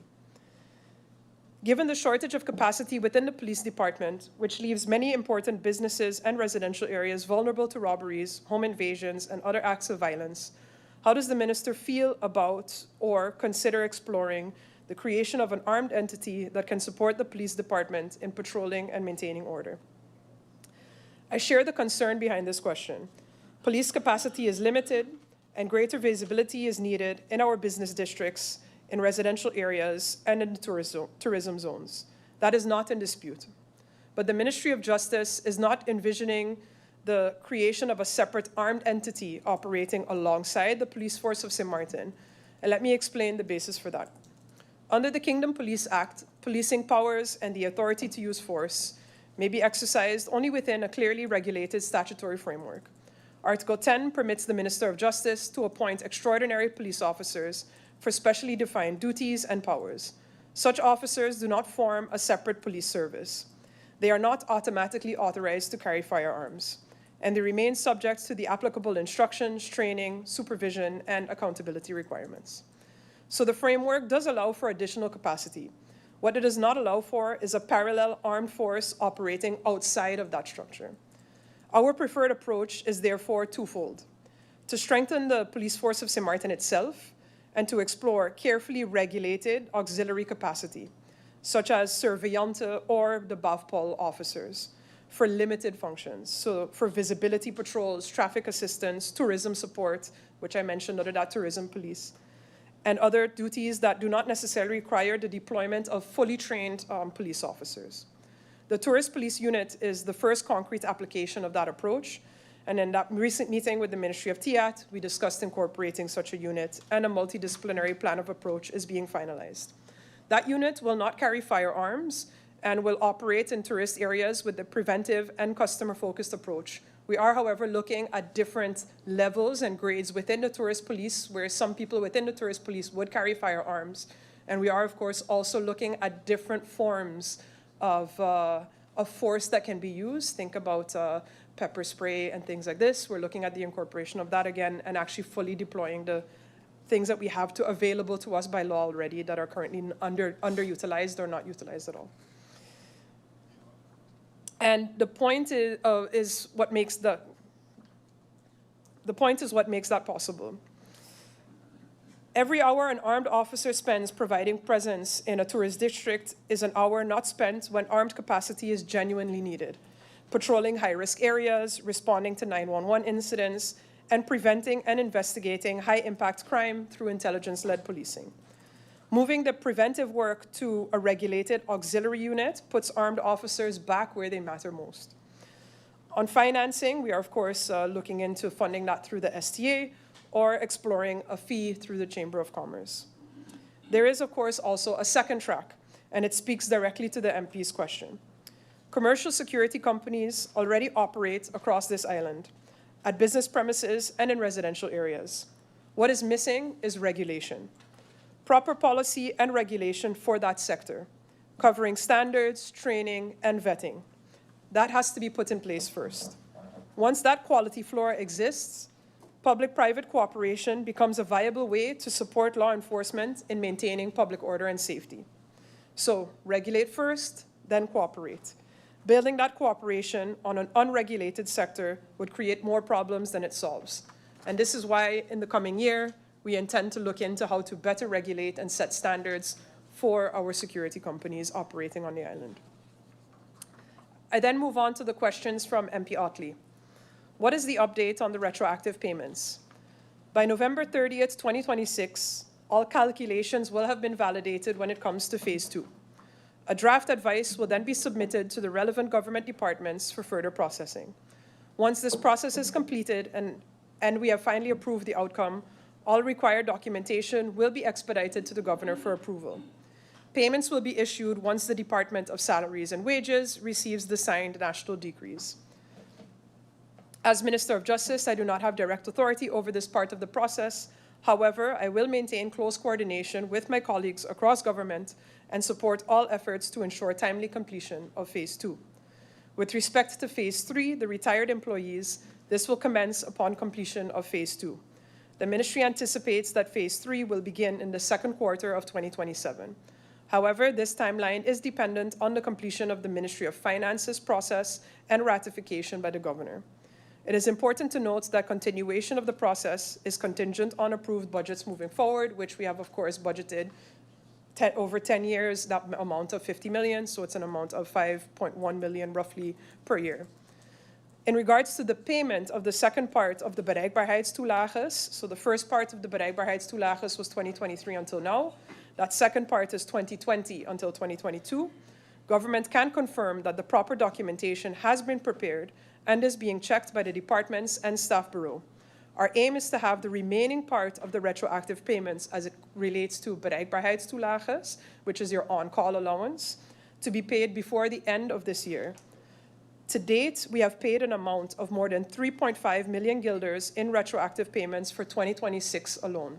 So thus far, the amount disbursed in retroactive payments for 2026 to date is 3.5 million guilders. There was a threat of a go-slow last year, and persons within the Justice Department were promised financial compensation by December 2025. Was this ever delivered? This specific matter was indeed resolved in December 2025. There were 2 motions passed on early release policy. Today, there are extreme issues with the early release process. Who is in charge of the early release process? The Minister of Justice is legally responsible for the final decision on regular conditional release and for any advancement of early conditional release under Article 137 of the Criminal Code.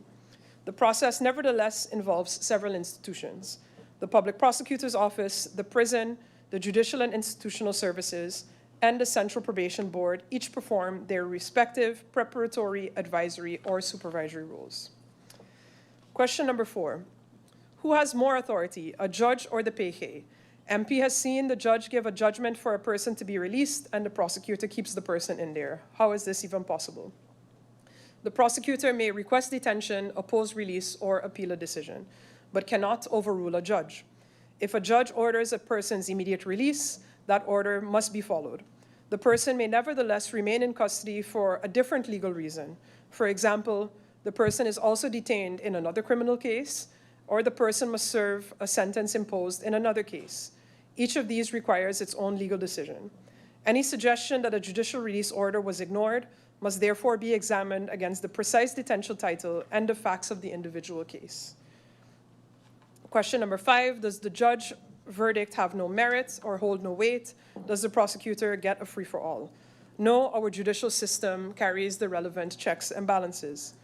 Question number 6, what is the street plan / the basic plan to tackle the increase in crime robberies? The crime assessment does not show a large increase in robberies or armed theft. In 2024, an amount of 144. In 2025, 117. And thus far for 2026, 70. When it comes to murder, in 2024, 7. In 2025, 4. In 2026, 4 so far in 3 incidents. Through preventive searches, targeted investigations, the Surrender Firearms Project, and communication, KPSM has the firm belief that more violent crime was prevented. When it comes to the confiscation of firearms, In 2024, we confiscated 45 firearms. In 2025, 53. Thus far for 2026, 40. The Gun Amnesty Project and guns delivered to the police in 2025, that was a number of 7, and in 2026, 9. Thus, the sense of safety is influenced not so much by the objective data as by the nature and the location of the incidents, which in these cases have been visible and sometimes involve severe violence. And of course, the extensive media coverage that they also receive. It is important to remain objective in the discourse on safety in Sint Maarten and not to create unnecessary fear. This is because, in addition to affecting citizens' sense of safety, it can also have an impact on the tourism industry. KPSM has built a strategy to combat crime through prevention, cooperation, communication, and repression. International cooperation and information sharing, the Versterking Grenstoezicht project, preventive searches, targeted controls and arrests through investigations, the project on surrendering firearms, and prevention through communication are all in place to prevent firearms entering the country, seizing illegal firearms, and arrest those involved. The results of those investigations, the amount of suspects of robberies arrested, speak for itself. Crime does not pay in this country. Question number 7. Is the church at the prison fixed? Is the roof fixed? No, the roof has not been fixed. In an early stage and under a previous administration, it was decided not to invest in the repairs of the chapel at the Point Blanche prison. However, church services have commenced and on the 1st of August and are taking place on Saturdays in the visitors' room. The Christian Council has been providing the services throughout August. A rotation schedule involving the different councils will commence in September. The carpentry room, is it done?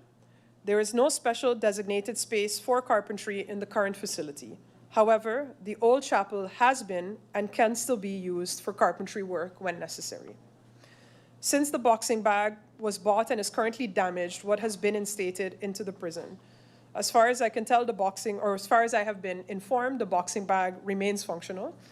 And in July, the prison, and with support from its implementing partners, piloted a structured sport and physical well-being program delivered by 2 UK-based specialists from Community Health and Wellbeing. The program established a structured weekly approach to physical activity and included training and mentoring for prison officers to support its continued delivery. The prison also received additional sports equipment, including 10 footballs and 10 basketballs. Building on this work, discussions have been held with the Sint Maarten Sports Federation, the National Institute of Sports, and the MECI's Department of Sports to strengthen local partnership and future coaching support. In parallel, rehabilitation activities are being expanded through the Turcosta Possible project, with the current 2-month cohort running through September and a further 2-month cohort scheduled from October to November. In addition, 2 international sports volunteers will support the prison for 3 months from September onwards.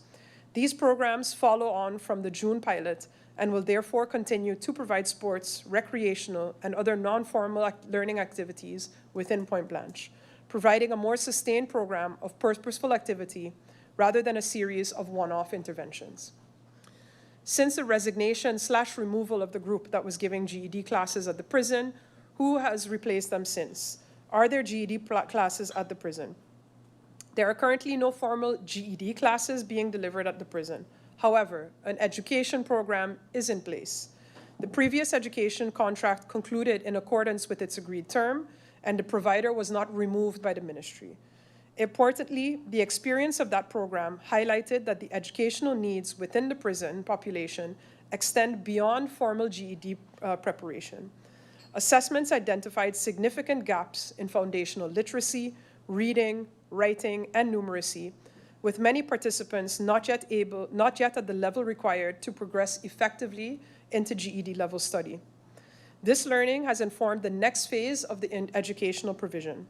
From August 3rd, a 3-month basic education pilot commenced at both the Point Blanche prison and the Miss Lally Center. At Point Blanche, classes are being provided to different groups of inmates 3 times per week, while all residents at MLC are participating. The current approach therefore places greater emphasis on strengthening foundational literacy, numeracy, and basic education, while maintaining a pathway towards higher level learning and, where appropriate, future participation in GED programs.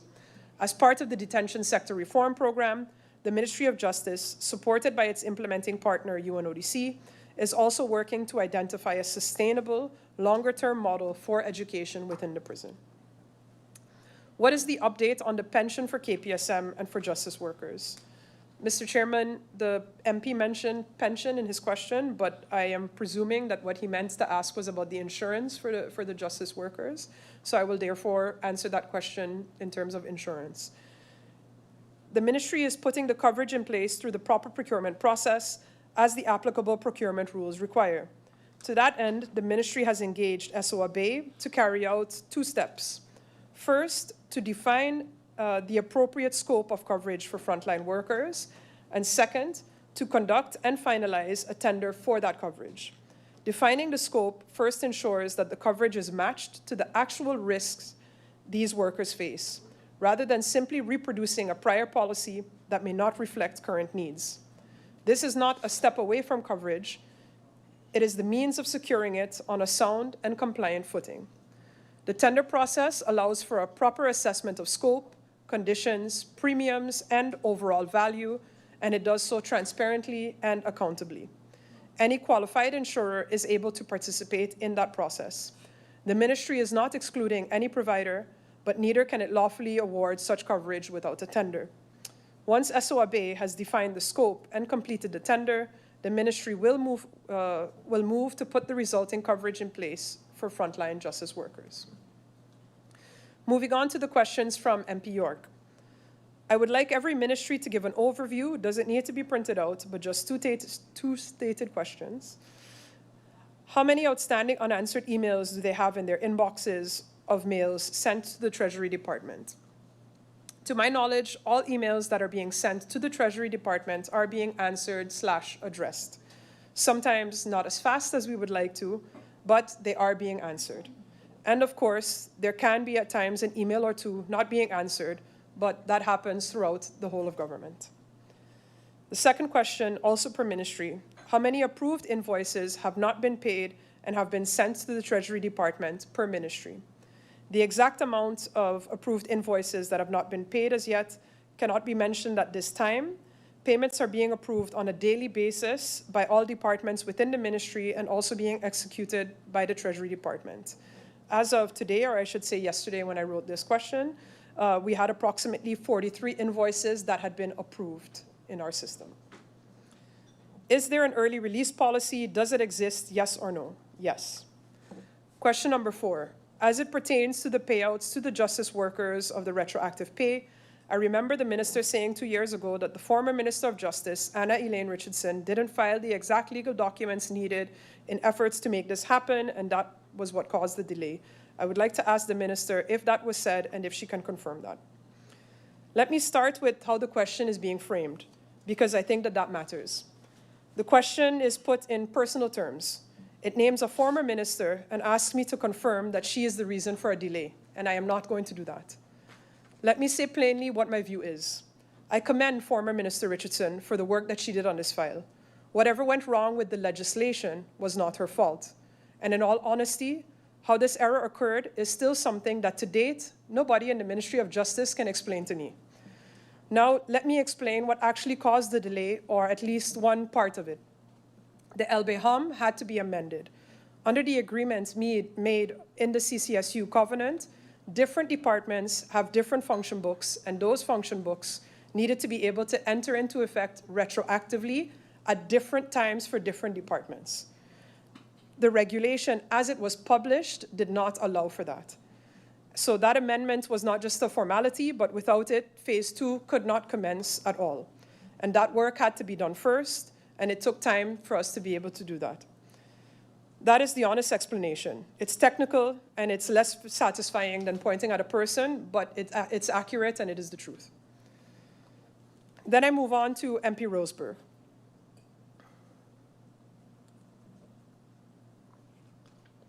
After I take a sip of water. How will you ensure that the 4 million guilders in the crime fund will actually be spent on crime prevention? This is a fair question. and I want to answer it as a question about control and not about intention. Money sitting in a fund does not spend itself correctly. So let me start with what is fixed. The law states that the crime fund must be used for crime prevention. And that is not a matter of ministerial discretion. It is not money that can be redirected to other purposes because they happen to be pressing. However, we do know that for years that is what has happened. But I accept that the legal purpose alone is not a guarantee, because the law has always said that. The General Audit Chamber has examined this fund and written various reports on its usage. So has the Council of Law Enforcement. Those reports were not written for nothing, and I am not going to stand here and suggest that the framework has always worked as it should. So here is what I am doing about it. First, I intend to follow up on those reports and give effect to those recommendations. They have already told us what the weaknesses are. The work is not to rediscover them, but to act on those weaknesses. Second, we are establishing more transparent governance to the fund so that it is clear who decides on the expenditure, on what basis, and how that is recorded and reported. Third, we are developing a policy plan. This is the part that matters most for the MP's question. A policy plan means that spending from this fund follows an agreed set of priorities, rather than being decided request by request. When there's a plan, expenditure can be measured against it, and so can I as minister. And that is the real safeguard. The Audit Chamber and the Council of Law Enforcement will look at this fund again. This Parliament can ask me about it again. With a plan and a transparent governance structure in place, those questions become become answerable with evidence rather than just with assurance. Question number 2. Since the Minister has already invited Parliament's view on whether the MOT allocation should be revived or revisited, could the Minister also share the recommendation in that regard? To effectively address our obligations and national priorities in the area of anti-money laundering and counterterrorism financing, AML-CFT, additional financial resources are required to fill several critical vacancies within relevant institutions. The current level of understaffing represents a significant challenge, particularly in light of the findings from the CIFATF. Our existing human resource capacity is insufficient to adequately meet the increasing demands associated with intelligence gathering, analysis, supervision, and interagency coordination. Securing additional funding will enable the stabilization of core AML-CFT functions and ensure the continuity of essential intelligence and analytical operations, despite the staffing constraints currently being experienced. Strengthening these functions is critical not only for maintaining compliance with international standards, but also for safeguarding the integrity of St. Maarten's financial system and protecting the country from financial crime risks. Recognizing the broader fiscal realities facing the country, the Ministry proposes a phased recruitment strategy spread across multiple budget cycles. This approach is designed to align with the Ministry of Finance's fiscal management framework while taking into account the country's limited absorption capacity. Such a measured and sustainable approach will allow us to build institutional resilience without placing undue pressure on public finances. In the interim, the Ministry will continue to explore opportunities to leverage external technical assistance and specialized expertise where appropriate. This will help strengthen critical skills, systems, and operational capabilities while domestic capacity is being expanded. Through this balanced approach, we aim to address immediate operational needs while laying the foundation for long-term institutional sustainability and compliance with international AML-CFT standards. So to answer the MP's question, for 2026, we would leave it as is. We're also currently working on different plans when it comes to recruiting a type of national coordinator when it comes to AML-CFT that would better be able to allocate the priorities per department, because at the end of the day, MOT isn't the only institution that has a role in our AML-CFT compliance. It's much broader than that. So we want to look at it as a phase approach. So in the question of what can be done from Parliament's end, when those plans come and when we look for how to fund that in those instances, then I hope that I can count on Parliament's support. Question number 3, the Ride Smart proposal. The Minister had indicated that the proposal currently does not fall within the crime fund criteria. However, the crime fund evaluation framework is still being developed. Could the Ministry clarify what specific criteria are needed If it is not feasible for the 2026 cycle, would the ministry be open to considering it for the 2027 Crime Fund Policy Plan? If in the shape and form which presented, basically the MP is asking if we can also give suggestions for how it can be made possible within the Crime Fund. The fact that the detailed evaluation framework is still being finalized does not mean that no criteria currently apply. The statutory starting point is that a proposal must concern a project aimed at combating or preventing crime. It must also identify the unlawful conduct to be addressed, the evidence and target group, the implementing organization, the activities, the costs, the measurable results, and arrangements for monitoring and accountability.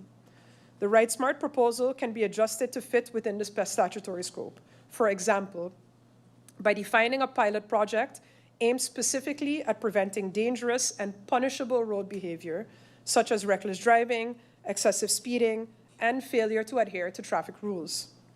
Such a proposal would need to identify the targeted offenses or behaviors, the target group, the role of KPSM, the proposed interventions, a detailed budget, and measurable outcomes.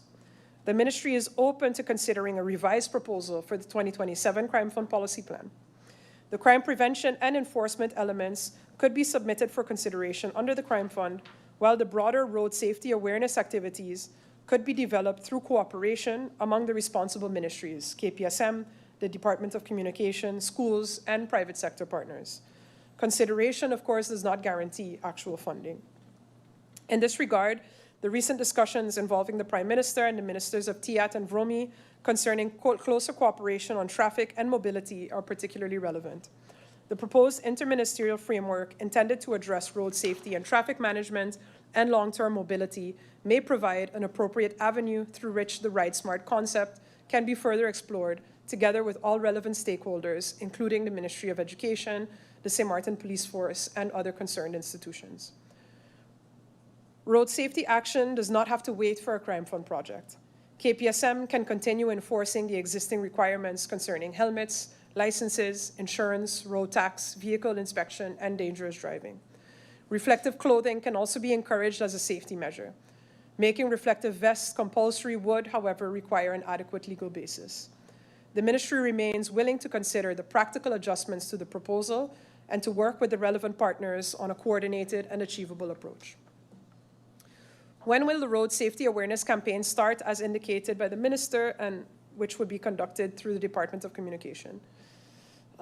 Through you, Mr. Chairman, let me first say that this is a worthwhile initiative and I support it. Road safety awareness is needed on this island, and I have no hesitation about the merit of the MP's campaign itself. Road safety messages and enforcement communications have already been issued through KPSM and through other government campaigns. So this is not a subject on which nothing has been said. What has not yet launched is the broader justice-led effort as one coordinated campaign. The current working target for that is the fourth quarter of this year, subject to final confirmation of the communication plan and the production schedule. The intended themes include helmet and seatbelt use, speeding, impaired and distracted driving, reckless scooter use, vehicle documentation, and the responsibilities of all road users.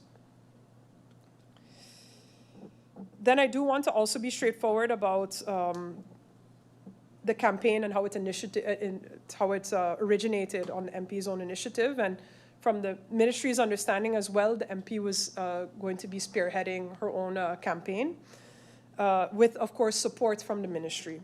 So that is the basis upon which the ministry has also been operating thus far. If the MP's understanding differs from ours, then through you, Mr. Chairman, I would welcome the MP to address it for us to look at how we can more structurally work on it going forward to align what we are doing and who is doing what so that our expectations are in line. What I can offer from the side of the ministry is concrete. Where capacity is available, we are happy to support, including by identifying staff within the ministry who can participate in the recording of campaign videos or similar materials. Question number 5, what is being done in the short term so that bikers can enjoy and expose their stunts in a safe and responsible manner? The MP refers to it as sports, and is there something in place or is something being looked at so that it can also be implemented? The ministry did not receive any requests for events for bikers to enjoy and expose their stunts. If such an event is requested, the ministry and relevant stakeholders are always open to a meeting to ensure safety and security for all persons involved. I do, however, want to remind everybody that doing stunts on the road without a permit for an event is illegal by the road traffic ordinance, and it is also very dangerous for road users and pedestrians alike, as well as those individuals driving the scooters or motorcycles. 6, the Crime Fund Policy Plan lists 11 projects for 2026. The MP stresses that it is now August. Could the Minister update Parliament on how far along each of these actual projects are, which ones have started, which have yet to start, what are the issues? The Ministry does not have the capacity currently to properly oversee the execution of these projects. That is the honest answer to the MP's question. Approving a project is not the same as being able to manage its execution, account for the spending, and report on the results. And without that capacity, starting a project would mean starting it without proper oversight of public money. That is why we have engaged SMDF to perform that oversight function. We are in the phase of formalizing a memorandum of understanding with SMDF, and I have made that a priority precisely because it is this constraint that is holding the rest back.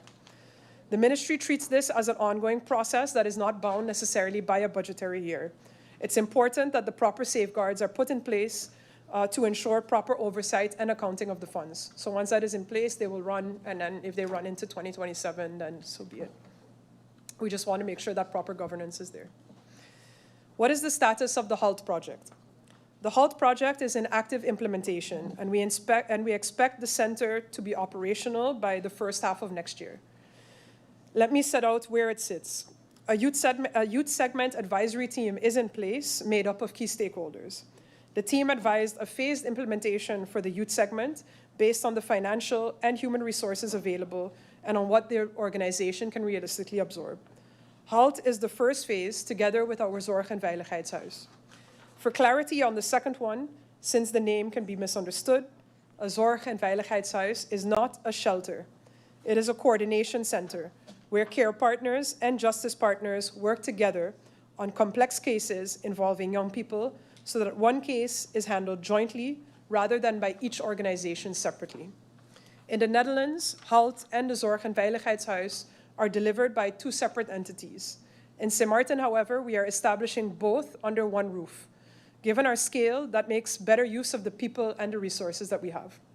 The implementation team is currently finalizing the advice on 4 things: the organizational embedding of the service, the legal framework required, the job profiles, and a partnership with UNICEF for 6 months of assistance and training on developing the standard operating procedures. We have also identified an office location for the service center, and of course, an amount of 350,000 guilders has been budgeted in the Crime Fund Policy Plan. But that funding alone is not sufficient, and I want to be clear with the MP about what still has to be in place. On the legal side, Article 161 of the Criminal Code already provides the legal basis for a HALT-type program. What it does not yet do is specify which cases can go through it. That requires a national decree identifying the offenses that may be handled through the program. The public prosecutor must also issue general guidelines covering the eligible cases, the approved interventions, their duration, and the referral procedure. On the operational side, the ministry must finalize the project plan, appoint an implementation lead, and agree to the practical arrangements with the prosecutor's office, KPSM, Court of Guardianship, JNIS, and the participating service providers. Until both the legal and the operational arrangements are in place, the preparatory work can continue, and it is continuing, but cases cannot yet be formally disposed of through the program. That is why the preparatory work is running this year with the UNICEF partnership, the training, and the SOPs, while the legal and operational track is running alongside it. On that basis is what I said, that we expect that that center can be operational by the first half or after the first half of next year.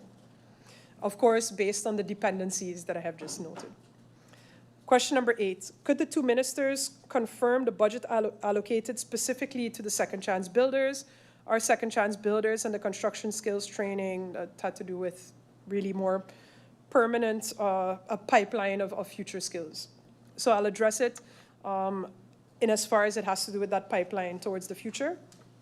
Under the DSRP, Work is already underway to develop a wider pathway linking education and skills development in custody with vocational training, practical work opportunities, private and public sector partnerships, and ultimately employment following release.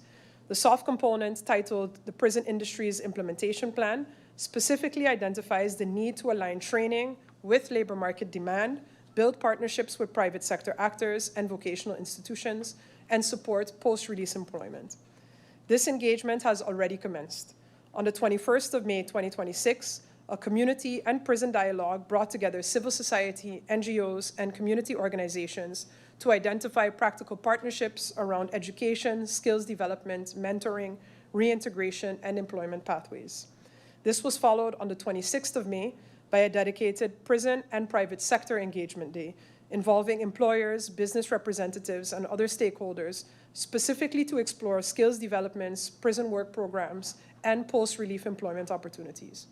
As the prison industry model develops with our implementation partners, this will include structured vocational pathways, recognized skills and certification, engagement with employers, development of pilot industries, and ultimately, formal commercial and employment partnerships that create a clearer route from training and custody to sustainable employment and reintegration following release.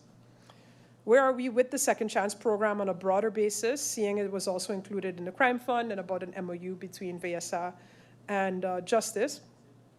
When it comes to in-depth information regarding this specific program, I will allow the Minister of VSA to go in detail about that, seeing as this was a project proposal that was received by the Ministry from VSA, in which we were asked if we would be willing to fund the project, which we have done. So the Minister of VSA will go into the answer to this question. Could the ministry explain what has caused the delay for phase 2 of the placement process? What is the status and what next steps will be taken to ensure the justice workers are informed going forward and if the deadline of November will be met? The MP asked 4 things, and I will take them in order. First, what caused the delay? There are 2 reasons. The first is that phase 2 existed on paper, but no arrangements, agreements, or work processes had been designed for it.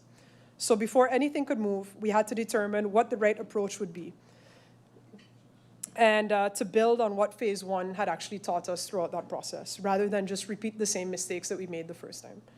That design work took time, and I would rather it took time that when we started, that we end up in a second round of problems.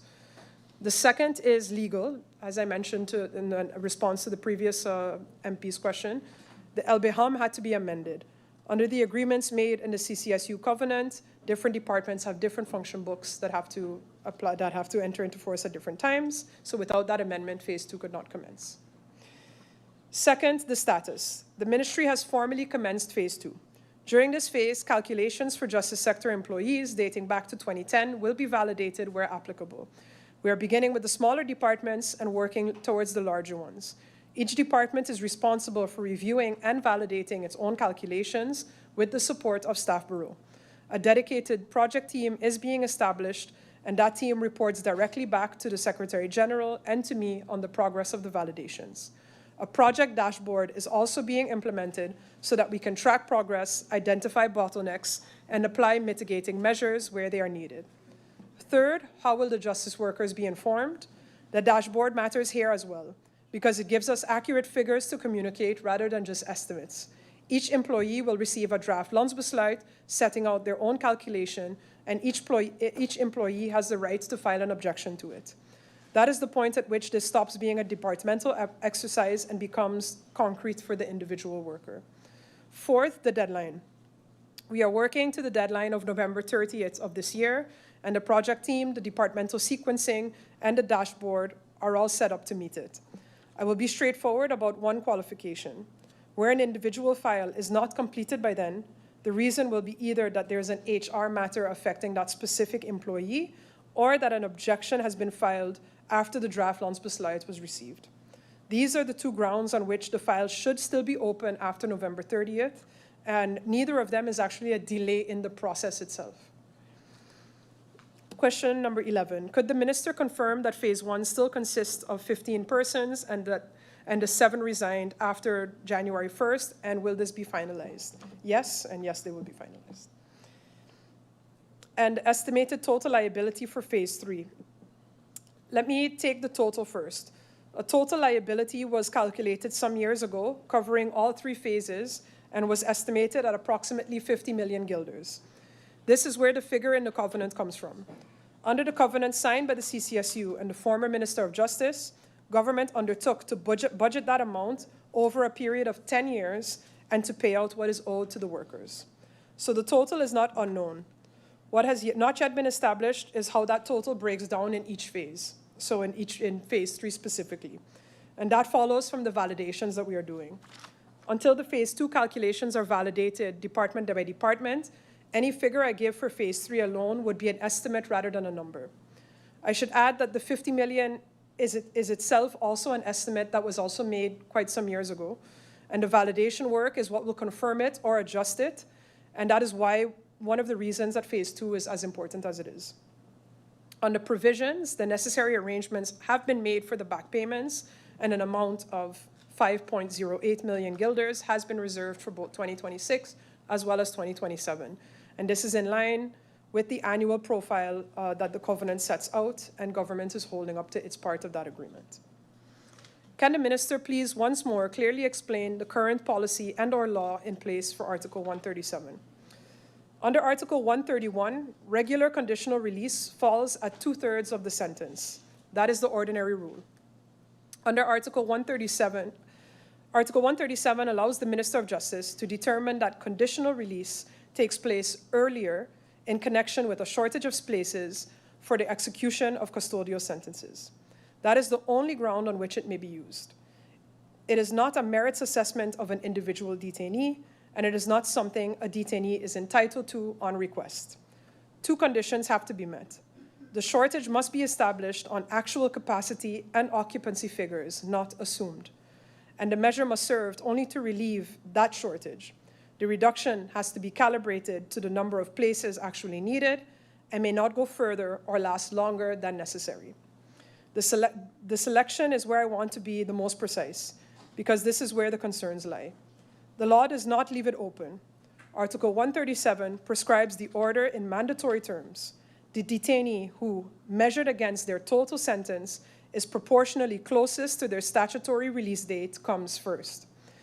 The whole detainee population is ranked against the same reference date at the same percentage, including those serving their sentence outside Sint Maarten. The nature of the offense cannot move a person up that list. Neither can anything else. And no one ranking higher may be passed over by somebody else ranking lower. On policy, the framework consists of the policy note on conditional release adopted in December 2015 and published in the Landsverordening in February 2016, and the internal implementation note of July 2023, which is based on it. The ministry is working on updating and harmonizing that framework in line with current jurisprudence that we have had and implementation practice.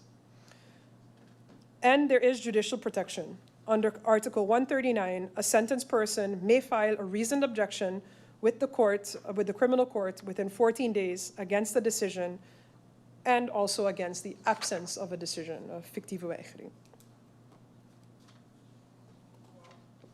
And next to that, can the minister also explain why the ministry has decided not to create a LBHAM for Article 137?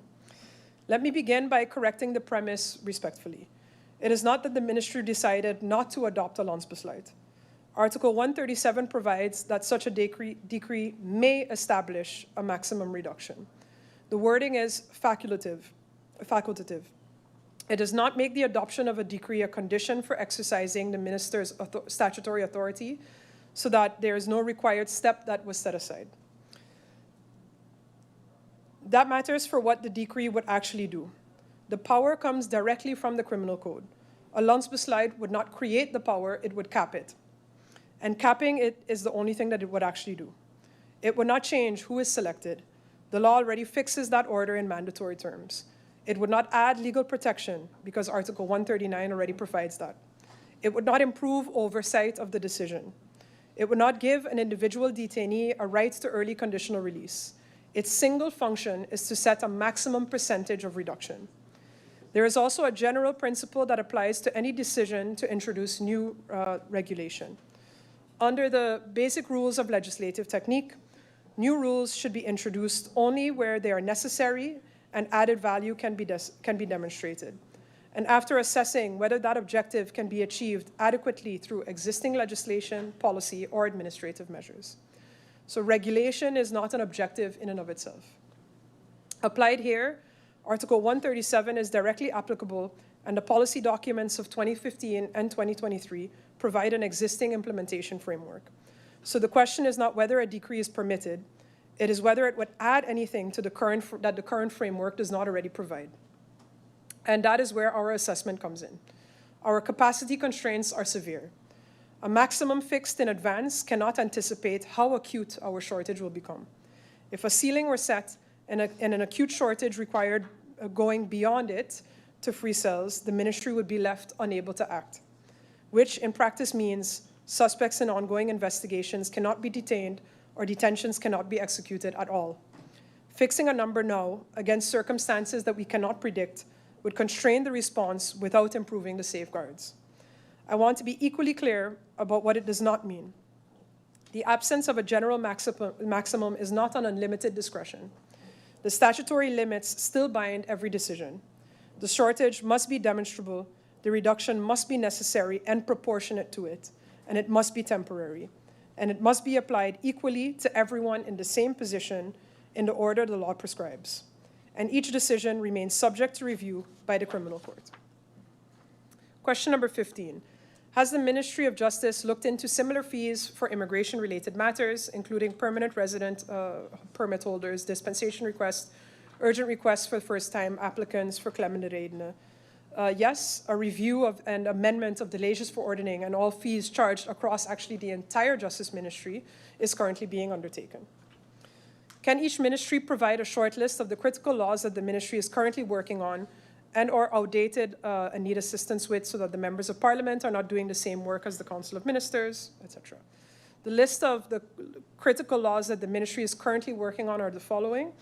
An amendment to the Ontwerplandsverordening that is many, many years in the making. The establishing of a Landsverordening, the bailiff ordinance. An amendment of the Landsverordening. Of course, the Wetboek van Strafvordering. Landsverordening regulating cameratoezicht, camera surveillance. We're also working on legislation on commercial sex workers. And we are as well working on an amendment of the notary ordinance to expand the amount of notaries on the island. Is the Asakuda system currently up to date and working? The Minister wishes to advise Parliament that the Asakuda Customs Management System is currently in the implementation phase, and we expect that an UNCTAD technical team will be deployed within short to Sint Maarten in order to carry out the further work. Is it being looked at to have a $5 or $10 environmental tax at our border? The objective behind the question is a sound one. Visitors use this island's infrastructure and services, and it's reasonable to ask that they contribute to it. That objective is being pursued. The Ministry of Finance is currently exploring the implementation of a tourist tax. The design of it, the instrument, the rate, the point of collection falls to finance, and I would not want to speak on behalf of my colleague on these points. MP waiver, moving on to those questions. What is the status of the function book of the Court of Guardianship, and what is the timeline for completion? The draft function book for the Court of Guardianship has been prepared and is currently under review by the Ministry of Justice. Following an initial review by the Cabinet, it was determined that the draft function book is not yet ready for submission to Zittingsjaar. As the draft was originally developed several years ago, the Ministry considers it necessary to first ensure that the proposed organizational structure, functions, and function descriptions remain appropriate for the Court of Guardianship's current responsibilities and their anticipated future needs. The Ministry is also reviewing the document from a longer-term perspective to ensure that the function book provides a sustainable structure for coming years. The review is being done in light of the broader process to formally incorporate the Court of Guardianship as an executive organization within the Ministry. The necessary draft legislation and the amendments to the organization decree, the Organisatiebesluit Justitie, has already been prepared and is part of the process. Once the internal review process of the function book has been completed, the revised document can proceed to the next stage, which is vetting by Zittingsjaar and, of course, approval by the CCSU. Moving on to the questions from MP De Wever. What balances are open, meaning what is outstanding, and why it seems as if the ministries don't have a handle on this? Do we have a system that keeps control of what is open or longstanding? We cannot indicate the amount of outstanding invoices. As the year progresses, we realize that we are being confronted with outstanding invoices from even former governments. In 2025, all departments were requested to provide an overview of outstanding payments. As this was a very time-consuming process, we missed the deadline to have all outstanding payments processed in time at the Ministry of Finance. The amount of outstanding payments that we still owe is now more or less 400,000 guilders. Of course, we are busy checking that all invoices for them have not been paid twice, for example. Pertaining to a system to track and keep control of long-term invoices, the Ministry of Finance is urging every vendor to always send their invoices to them, to accounting, so that they can have an overview of all outstanding payments. Next to this, with the new system, the ministry can also track the status of an outstanding payment and take the necessary measures to make sure that they are paid in a timely manner. Did the Ministry of Justice delay any permits for the hospital reconstruction? No. In fact, the process for the hospital reconstruction, as far as the immigration side, has been facilitated with safeguards to not disrupt the timely mobilization of those workers. 3, this new system that's in, I would like to know basically if the persons that were there before, the company that was there before, if they also have a significant amount of outstanding liabilities. And this new system, has it improved the processes within the ministry? Through you, Mr. Chairman, let me explain the background because the decision only makes sense with it. Under an onderlinge regeling, the countries of the kingdom, being Sint Maarten, Curaçao, and the Netherlands on behalf of the BES Islands, share in a foundation called SBIR. As part of that arrangement, SBIR delivers software to the justice chain. We pay for that software whether we use it or we do not. Under a previous administration, a decision was taken to engage a local company to provide a CRM-based immigration software. The consequence was that we were paying twice for that software as well as for the software from SBIR that we were not using. There were also persistent complaints from the public and from our own staff about the reliability of that CRM-based system. On that basis, I took the decision to discontinue it and to migrate back to the FMS system that we are entitled to and that we are already paying for under SBIR. As to whether it has improved the processes, I have to be honest with the MP. The system has not yet been in place for long, so I'm not going to claim results as yet. I cannot yet demonstrate at this moment in time either. Our current focus is on working off the backlogs that are held in that old CRM-based system before we move fully to that FMS system. Until that is complete, we are effectively running 2 systems, and that's not a fair basis on which I want to measure improvement. When we're fully over, I will be in a position to give a proper answer. On the question of outstanding liabilities, I would not want to make statements in a public setting about the financial position of a private company. However, at present, from the Ministry of Justice side, we do not, in our systems, have any pending or outstanding invoices to the previous provider. How much outstanding does every ministry have? I would like a breakdown by each ministry from 2017 until now. I have, yeah, yeah, that's the same 400,000. Yeah. Moving on to the questions from MP Westcott Williams. Is the minister aware of, or has the minister been informed about the migration needs assessments, Sint Maarten, and the report made by the IOM? Is the minister able to provide Parliament at this time an indication of where we stand with immigration in general on this island? I am aware that the IOM has started preparatory work on a migration assessment for Sint Maarten. However, no completed report has been received as yet by the ministry. So Parliament will be informed once that final IOM report has been received and reviewed by the ministry. Unless the chair lady has a report, which it seemed like she did, and maybe she can provide it to me because the ministry doesn't have one. Then question number 2, there seems to be an ongoing consequence and follow-up to the Brooks Towers Agreement, where persons who received permits under that system became permanent resident, a spouse of someone is admitted to the island. Is there an overview of our immigration situations? How many permanent residencies, how many temporary ones, what is really out there? And I realize that the department responded just solely based on Brooks Towers, but I can provide those other numbers to the MP in writing. But the Brooks Tower Agreement was a temporary regularization project carried out more than 15 years ago. IBPS is presently unable to provide a verified overview of how many persons who originally received a permit through that project now hold temporary or permanent residence. IBPS recently transitioned to the new FMS system, as I just mentioned, and historical information from the previous system has not yet been fully transferred and migrated into the current system, but it is ongoing.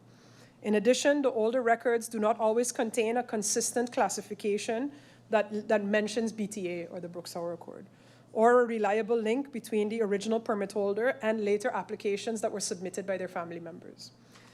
It should also be clarified that a permit issued through the Brooks Tower Accord did not automatically result in a permanent residence or give family members an automatic right of admission. Each subsequent application had to be assessed separately under the immigration legislation and policy applicable at that time. Then the following question was whether there are any desires or requests for a helicopter for KPSM. There's no operational desire for a police helicopter. The former police helicopter was rented from a company, and that agreement ended before 10/10/10. With the evolving technology KPSM now uses, which are easy to use, for example, we have night vision and can function within high operational demands. The KPSM drone operators are trained to assist the patrol units during 911 incidents, the detective units during high-profile arrests, and can be used during a search in missing persons cases. They are also used during events like Carnival. The drones have shown their effectiveness in many cases already. Next to that, our cooperation between the Coast Guard and KPSM is very good. If there is an operational need for either a helicopter or a boat, the Coast Guard provides us with that assistance. Moving on to the questions from MP Durang. Under the current weapon policy, a firearm permit is only valid for 1 year, 1 calendar year, and the person has to resubmit every year for a new application. What is somebody supposed to do if the permit expires while the new application is still being processed? Do they have to hand in their firearm to the police? How many people are currently in that situation? Under the current weapon policy, a permit holder is required to submit a new application no later than November 1st if they wish to remain licensed for the following calendar year. The policy, however, does not contain a provision automatically extending the validity of the existing permit while the new application is being processed. If the existing permit expires before a decision is taken on the new application, there is currently no express provision in the policy to allow the applicant to continue possessing the firearm solely on the basis that a timely application is pending. In practice, an applicant who has applied in a timely manner is permitted to keep the firearm during the handling of the application. This concerns, however, het voorhanden hebben only. The weapon remains secured in the applicant's home. It may not be carried on their person, and it may not be used as the existing permit has expired. When somebody has a firearm granted by Minister A, then Minister B comes into play and decides they no longer recognize the need for it, and that permit is not renewed, so to speak. What is that person to do? Hand in their firearm, and then who compensates them? Is the government that compensates them because they receive a permit from the government? How does that go? A firearm permit is valid for a maximum of 1 calendar year. A permit granted in the previous year does not entitle the holder to a new one the following year. Each application is treated as a first-time application and assessed against the requirements and circumstances applying at that time. The Court of First Instance confirmed this on April 25th, 2025. In that case, the applicant held a permit for 2024, and his application for 2025 was refused.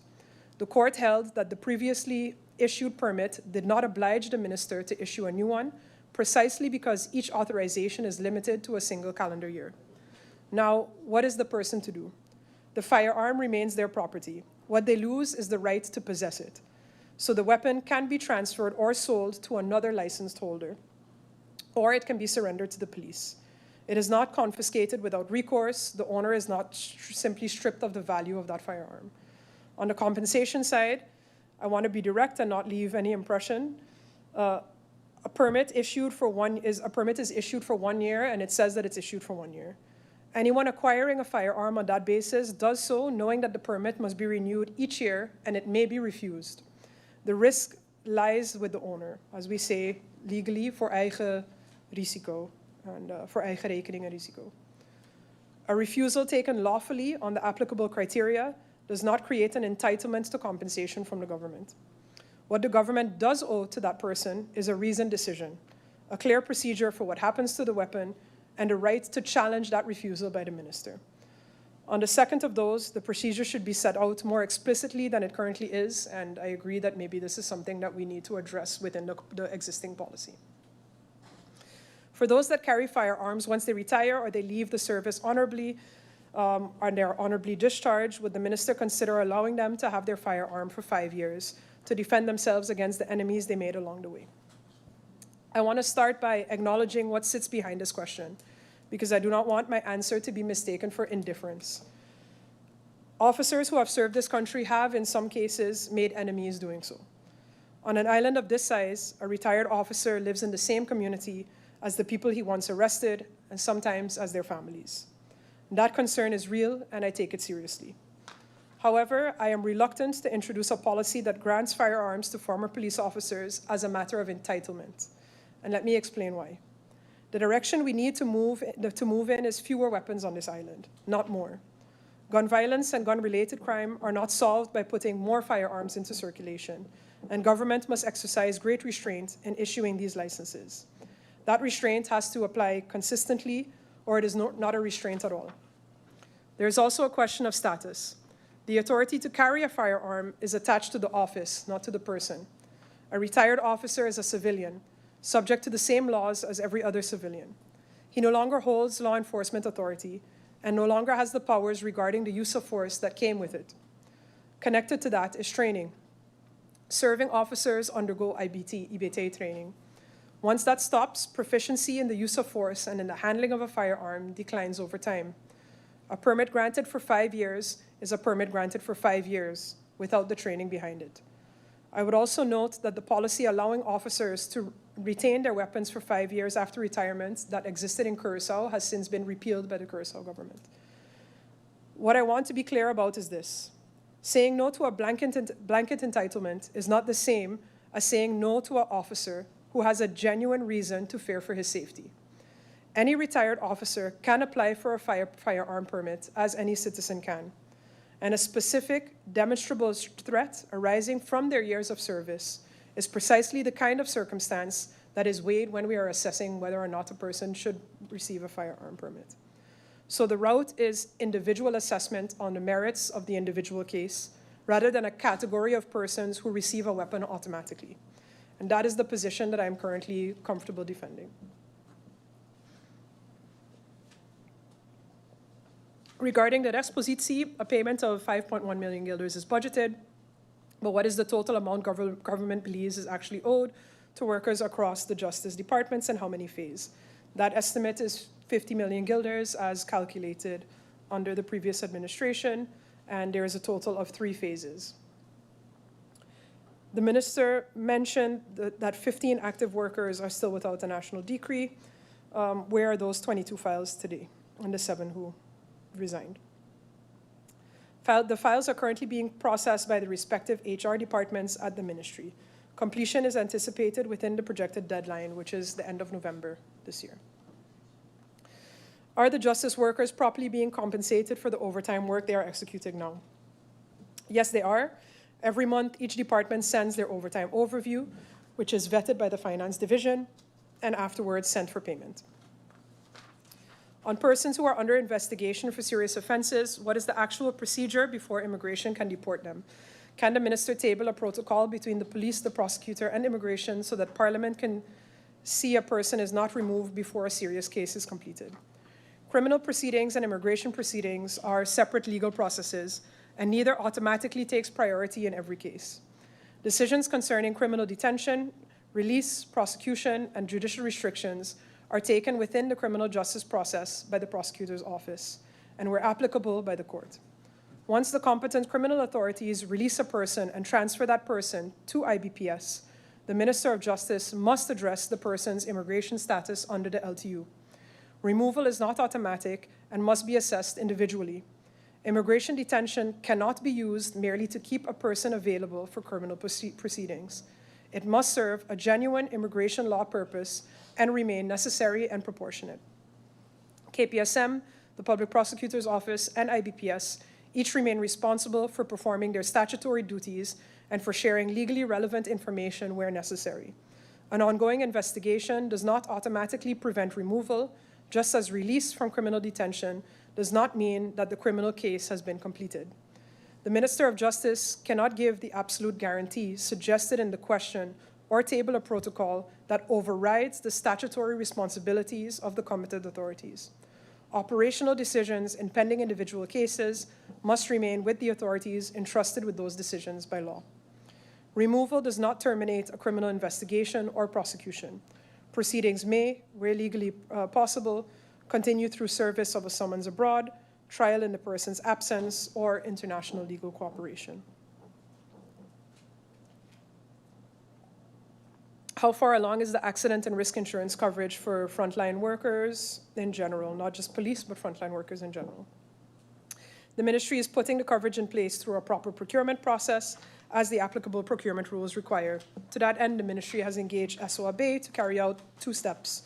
First, to define the appropriate scope of coverage for the frontline justice workers, and second, to conduct and finalize a tender for that coverage.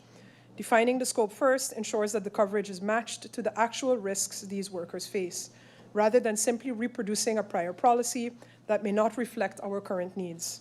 This is not a step away from coverage. It is the means of securing it on a sound and compliant footing. The tender process allows for a proper assessment of scope, conditions, premiums, and overall value, and it does so transparently and accountably.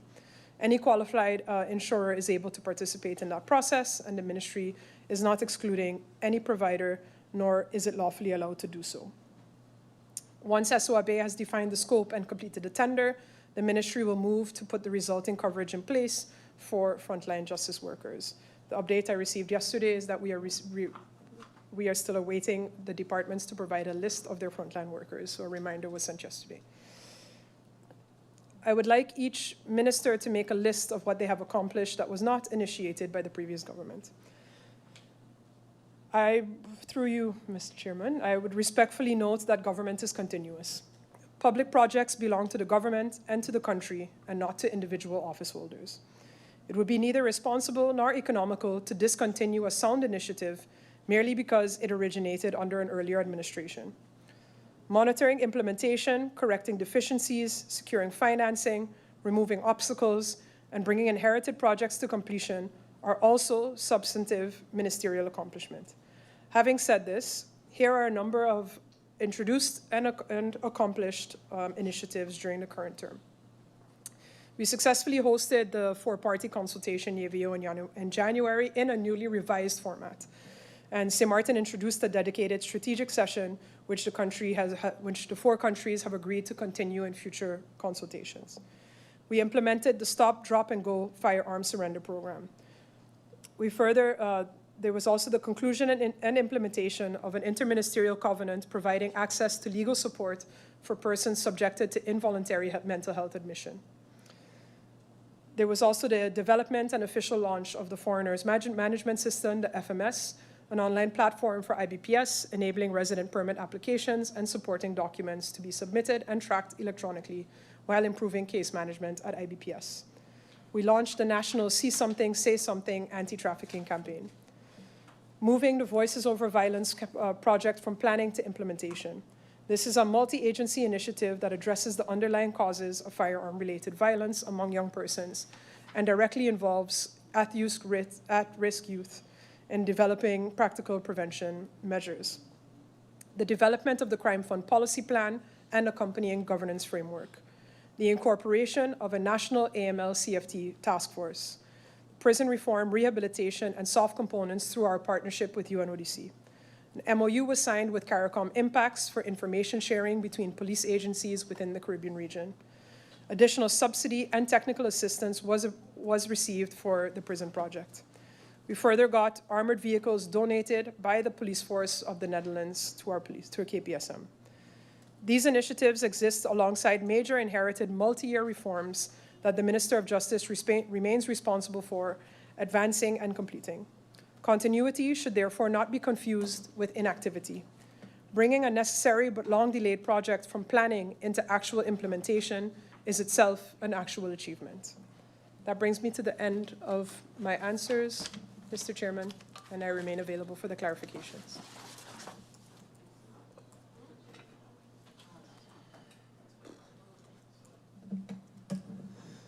Thank you, Honorable Minister of Justice.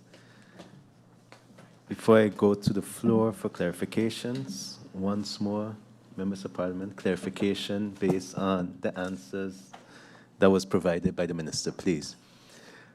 I see MP La Cruz would like the floor. MP La Cruz, you have the floor for clarifications.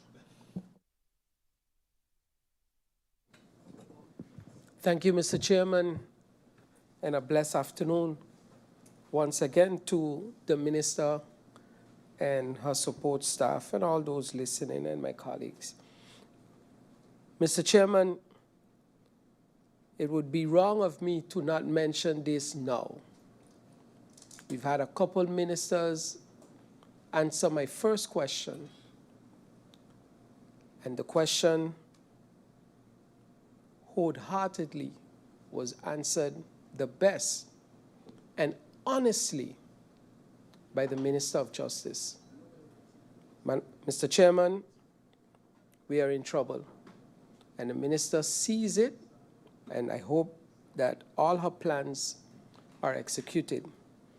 Mr. Chairman, a question to the Minister. The Minister mentioned concerning the boxing bag in the prison.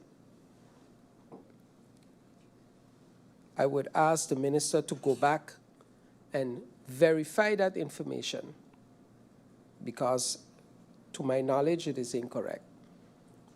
The boxing bag is not there, it is broken, and it should be replaced as soon as possible. So Then- MP, you would like the Minister to clarify if the answer was correct? Right? Mr. Chairman, I truly enjoy, that you're taking your role very seriously, but my question was clear. It was a question that was asked to the Minister. The Minister gave a reply. I am telling the Minister to please verify that information that she gave us, because that is not what we're hearing. Thank you, Mr. Chairman. I understand My that. next question. One moment, MP, I understand that. But I'm just making sure that we understand that this is a clarification round. And therefore, if you are clarifying if the answer given is correct, then that is legitimate. Yeah? Yeah? Second question to the Minister. I maybe missed exactly the whole scope of it when the Minister mentioned the notaries, the amount of notaries on the island. If the Minister could repeat that, because that was something that we thought about and started working on from TED's perspective.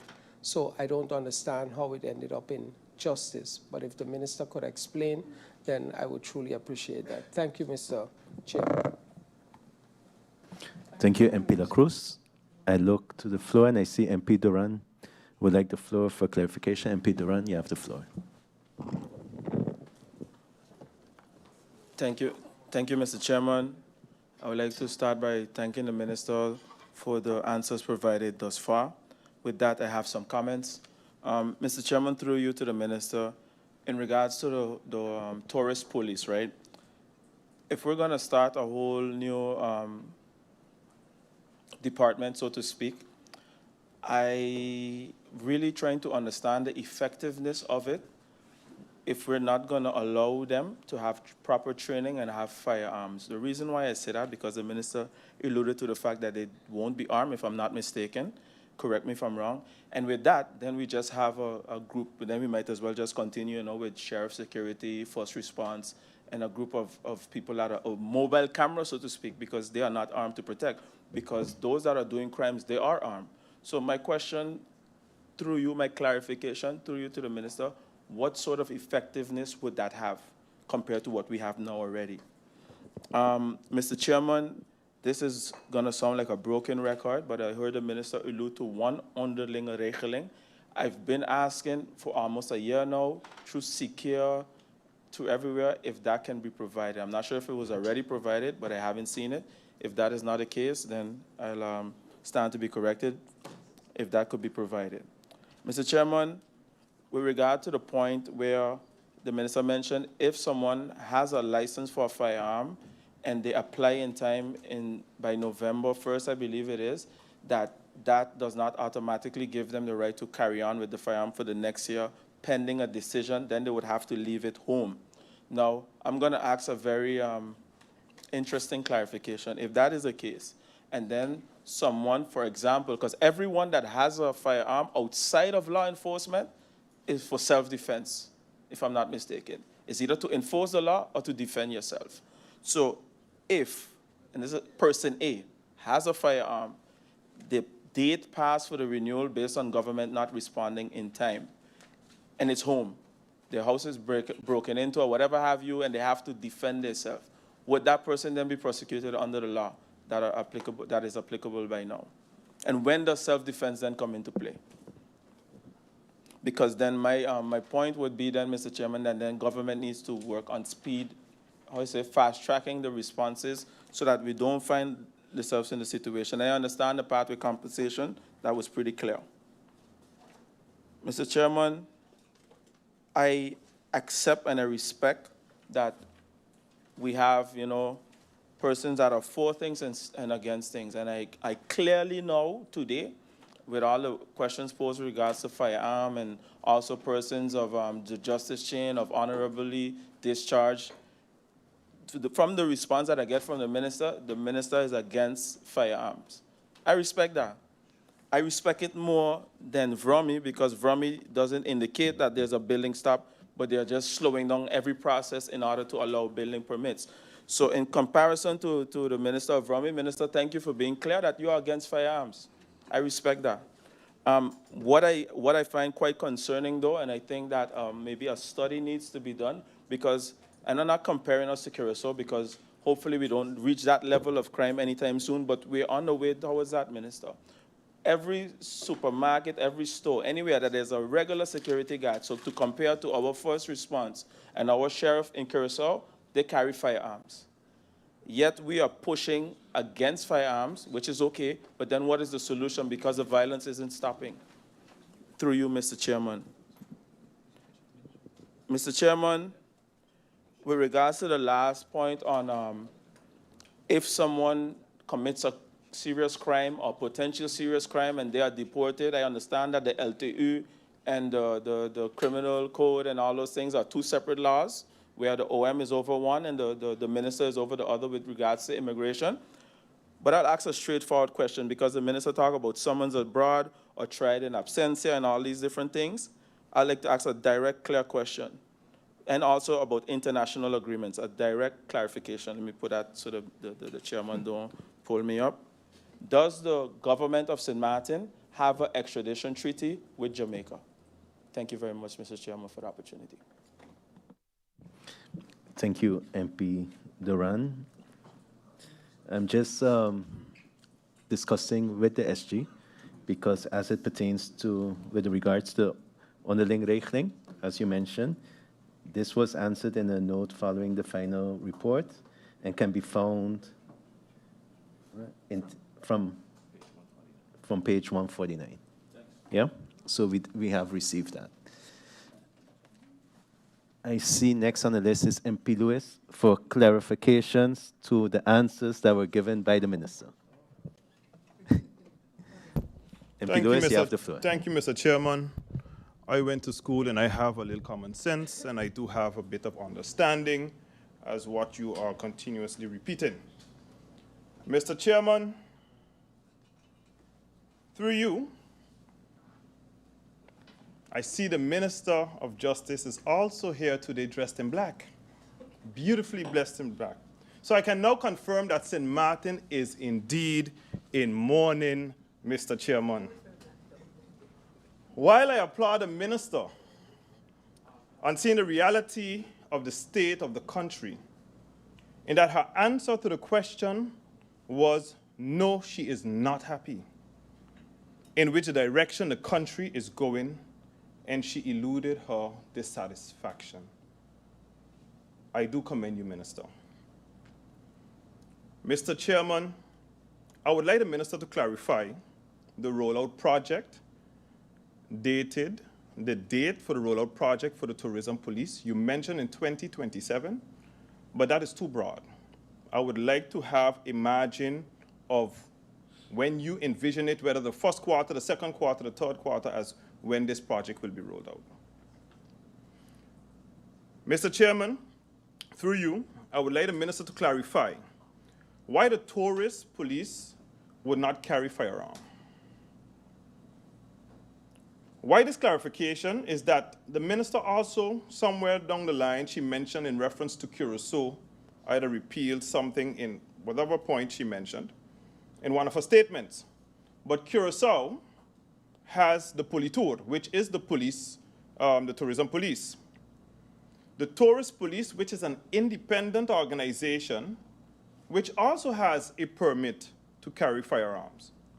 Mr. Chairman, if managed good within the appropriate framework, it can be valuable also for Sint Maarten. Mr. Chairman, and with that respect,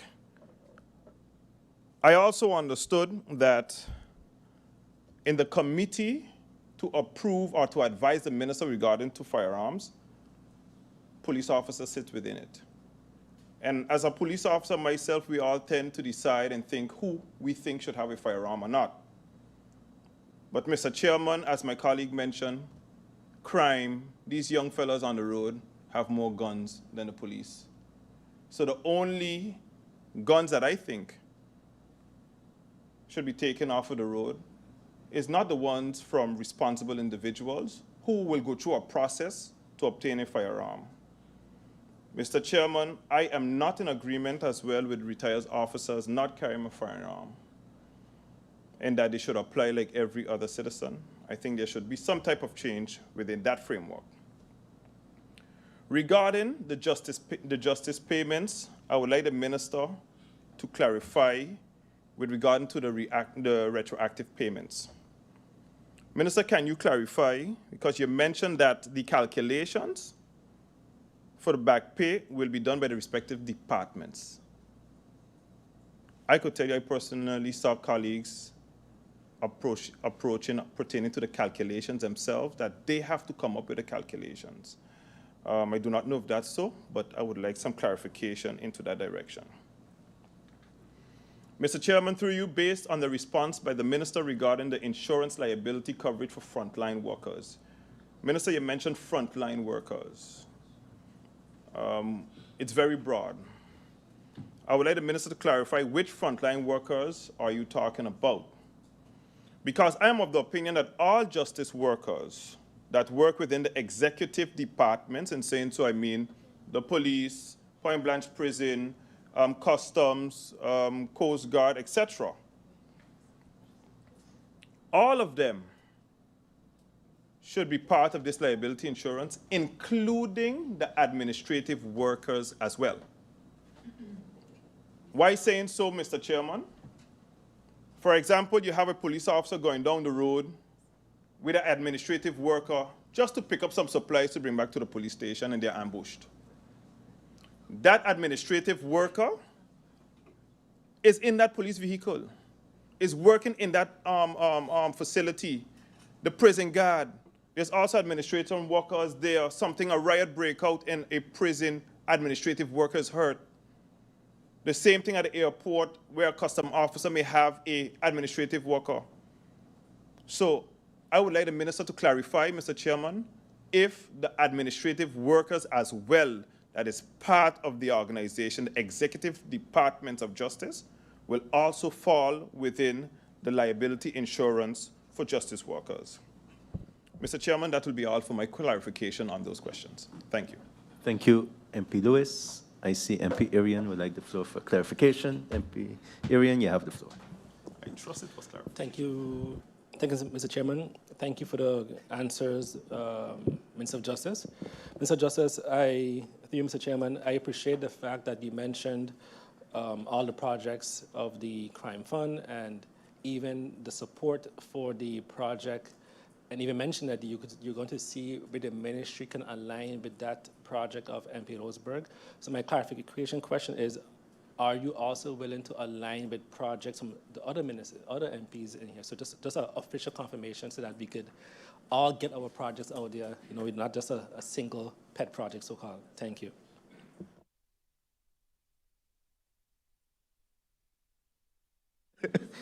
Thank you, MP Arian. I see MP Roseburg would like the floor for clarification. MP Roseburg, you have the floor.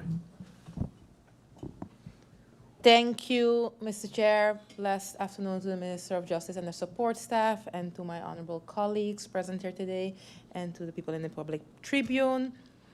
First of all, I would like to thank the Minister for the questions that were answered.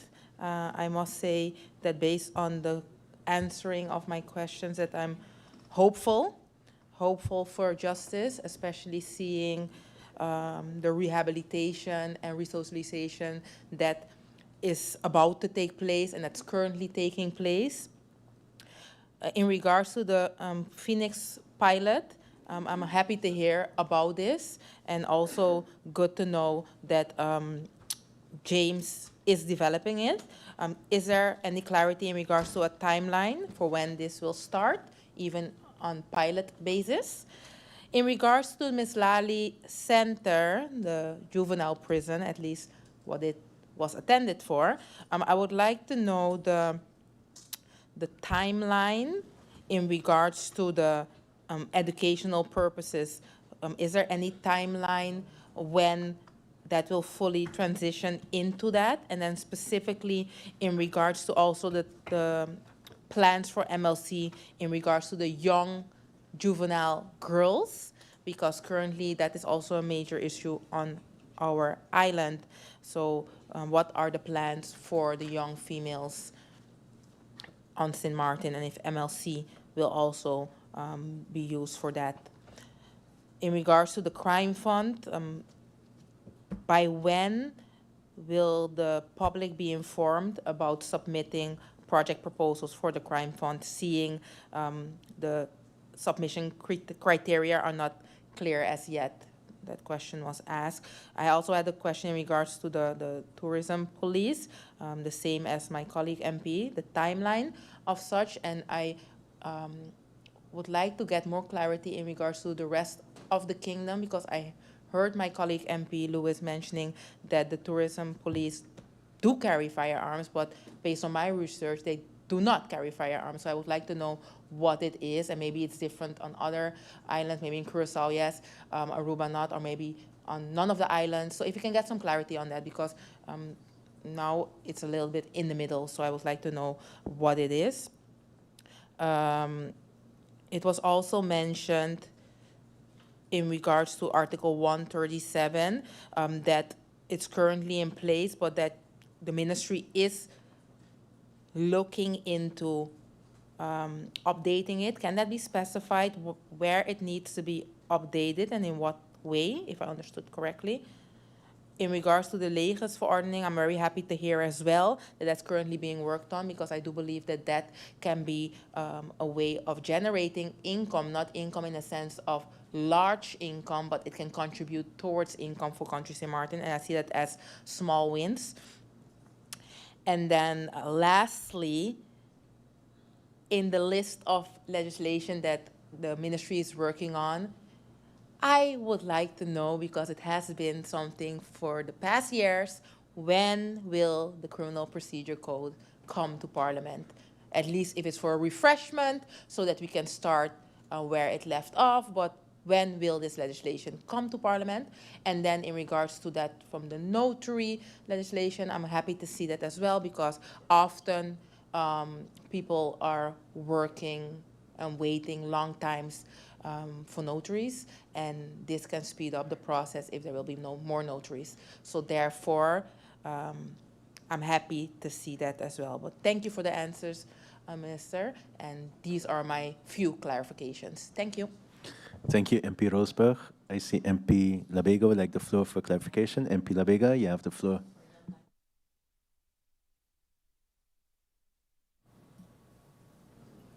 Thank you, Mr. Chair. Thank you to the Honorable Minister of Justice for her answers.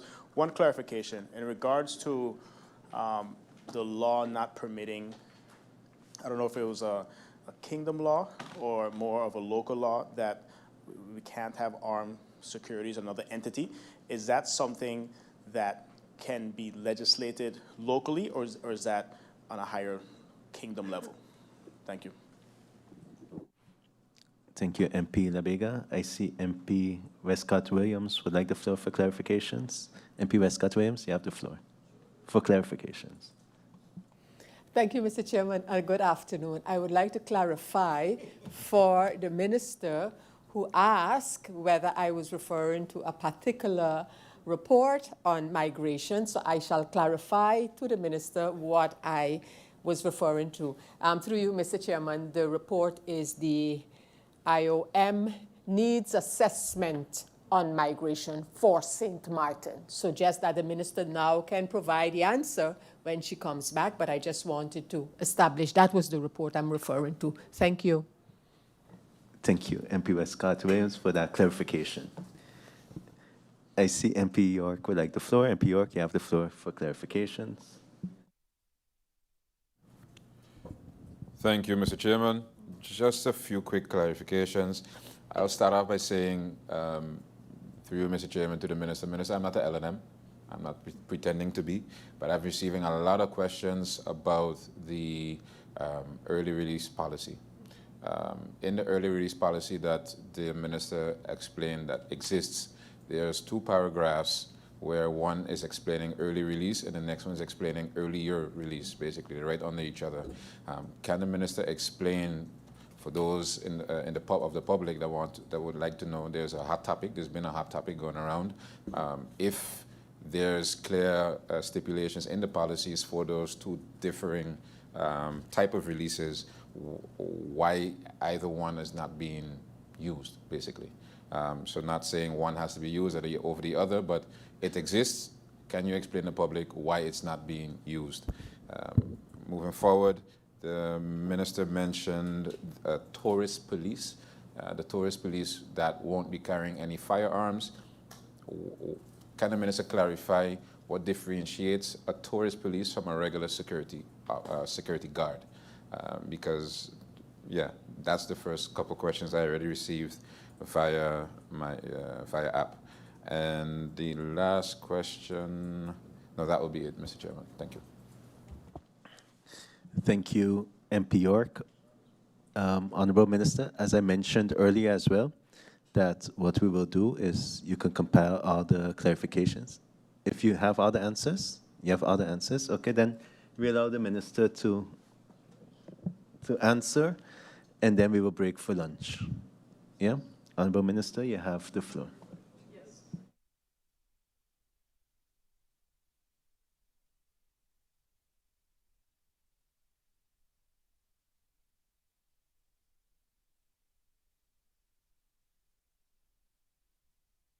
I will try to make this quick so everybody can have their lunch. I start off then with the clarifications from MP La Cruz concerning the boxing bag. I've sent a message again to the prison because yesterday, indeed, it was confirmed to me that the boxing bag was operational. However, I've asked for a second check that be done, and if I could get a picture of it to make sure that with today's newspaper, as if it's so that we know. So I will verify that information. Then he asked to repeat the amount of notaries on the island. Currently, legislatively, there are 3 notaries on the island, and the MP also asked, hey, we were working on it under TIAT, why is it now under Justice? Actually, the legislation falls under the authority of the Minister of Justice. And I too receive, a lot of complaints. I too am a citizen of Sint Maarten that knows how long it takes to receive services from the notaries. And this is why we are looking into broadening that base, where the law sets a maximum of 3 notaries. That is determined in the national ordinance, looking at broadening that. And of course, we are currently in the phase of speaking to stakeholders. The notaries have, of course, shared their position on the draft legislation. And now, we're also speaking to the business community, real estate companies, those that are affected by things like this. And even, when it comes to settling of estates, this is also a big issue that individuals face as well on this island. MP Duran asked regarding the tourist police, and this question came up a couple of times. How is that effective? The tourist police is not intended as a police force. The objective of the tourist police are security, to ensure a safe environment for tourists at beaches, hotels, and in tourist attractions. They're also providing assistance. They can help tourists who have been victims of theft or loss or other problems facing them in those areas. They also have an education function where they provide advice and information on safety to our visitors and businesses in the tourism industry. And next to that, from the Justice Ministry side, we believe that prevention is better than action after the fact. So it's also about having presence in these areas, which we think also has a deterrent effect. Police officers follow an extended training program of 2 years for the BPO opleiding, whereby the use of force and firearm usage is a great part of that. And because of the nature of the objectives of the tourist police, such an extended training isn't necessarily necessary for them to carry out those tasks, even when it comes to traffic regulation and things like that around the island. So they will not be deployed for 911 calls, and they'll not be subjected to working in criminal investigations where carrying a firearm may be necessary. But besides that, filling the police basic training classes has been challenging, to say the least, over the past few years. Last year, for example, our class consisted of 7 officers. This year, it's 4. So we are really having trouble filling classes and people meeting the requirements that we need. So, the demands of that training is at MBO 4 level, and the tourist police would be above Paul. They would be at that surveillante level. So that is, if you look at the function book of the police, there is a section for surveillante, and this is where we want to broaden that base a little more to be able to assist. So the tourist police would, as I said, would be above Paul surveillante level. And we therefore believe, and we have a firm belief, that we will find more local recruits because of that distinction between the regular police officer and the surveillante. So, as I said, they will not be fully unarmed, and the unit will be supervised by members of the KPSM police, and that will, of course, be carrying weapons if necessary. And as I mentioned, part of our plan and what we're working on is having different degrees and different levels within the tourist police, where the basis is, yes, they are not armed, but there can be an option to have armed individuals within those units, but that would be more senior in rank, so that we would work with a ranking system within there. So we're not saying across the board, no, they will not be armed. However, that is the premise, and from there we will look at, can you surround them with armed individuals? But again, the idea here is just presence and seeing police presence around.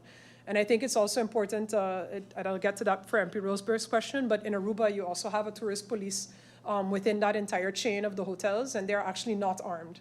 And they're actually funded also through that sector. So while maybe in Curacao, yes, there may be some of them armed. I need to check into that, but in Curacao, they are not. And in the Dominican Republic, you also have them in the capital, a type of tourist police as well. So we're looking at all of these different models to see, what would work for us. With respect to the ORDs, I know at least from the Ministry of Justice side, as was mentioned, in the answers to the CC, we gave an entire list of all the onderlinge regelingen that apply to the Ministry of Justice. Then MP Duran asked if a firearm request is delayed and somebody comes into your house and you use that firearm, what happens to you? Strictly speaking, in the eyes of the law, you are using an unlicensed firearm. How, however, that matter is treated is a matter that would depend on the prosecutor and whether they make a decision to prosecute you for illegal firearm possession, yes or no. That is purely from their perspective. Then the MP also made a comment about most people who are not police officers have firearms for self-defense. And I want to clarify, however, that in the weapons policy, along with the legislation that goes along with the weapons policy, it's actually explicitly stated that self-defense is not a reasonable interest, because, of course, in order to qualify for a firearm, there needs to be 2 requirements that are met: no fear of misuse of the firearm, and the second one is redelijk belang, or reasonable interest. And the policy And the accompanying legislation clearly states that you just saying, well, I need it for my self-defense is not a redelijk belang. So that in itself does not qualify as a reason.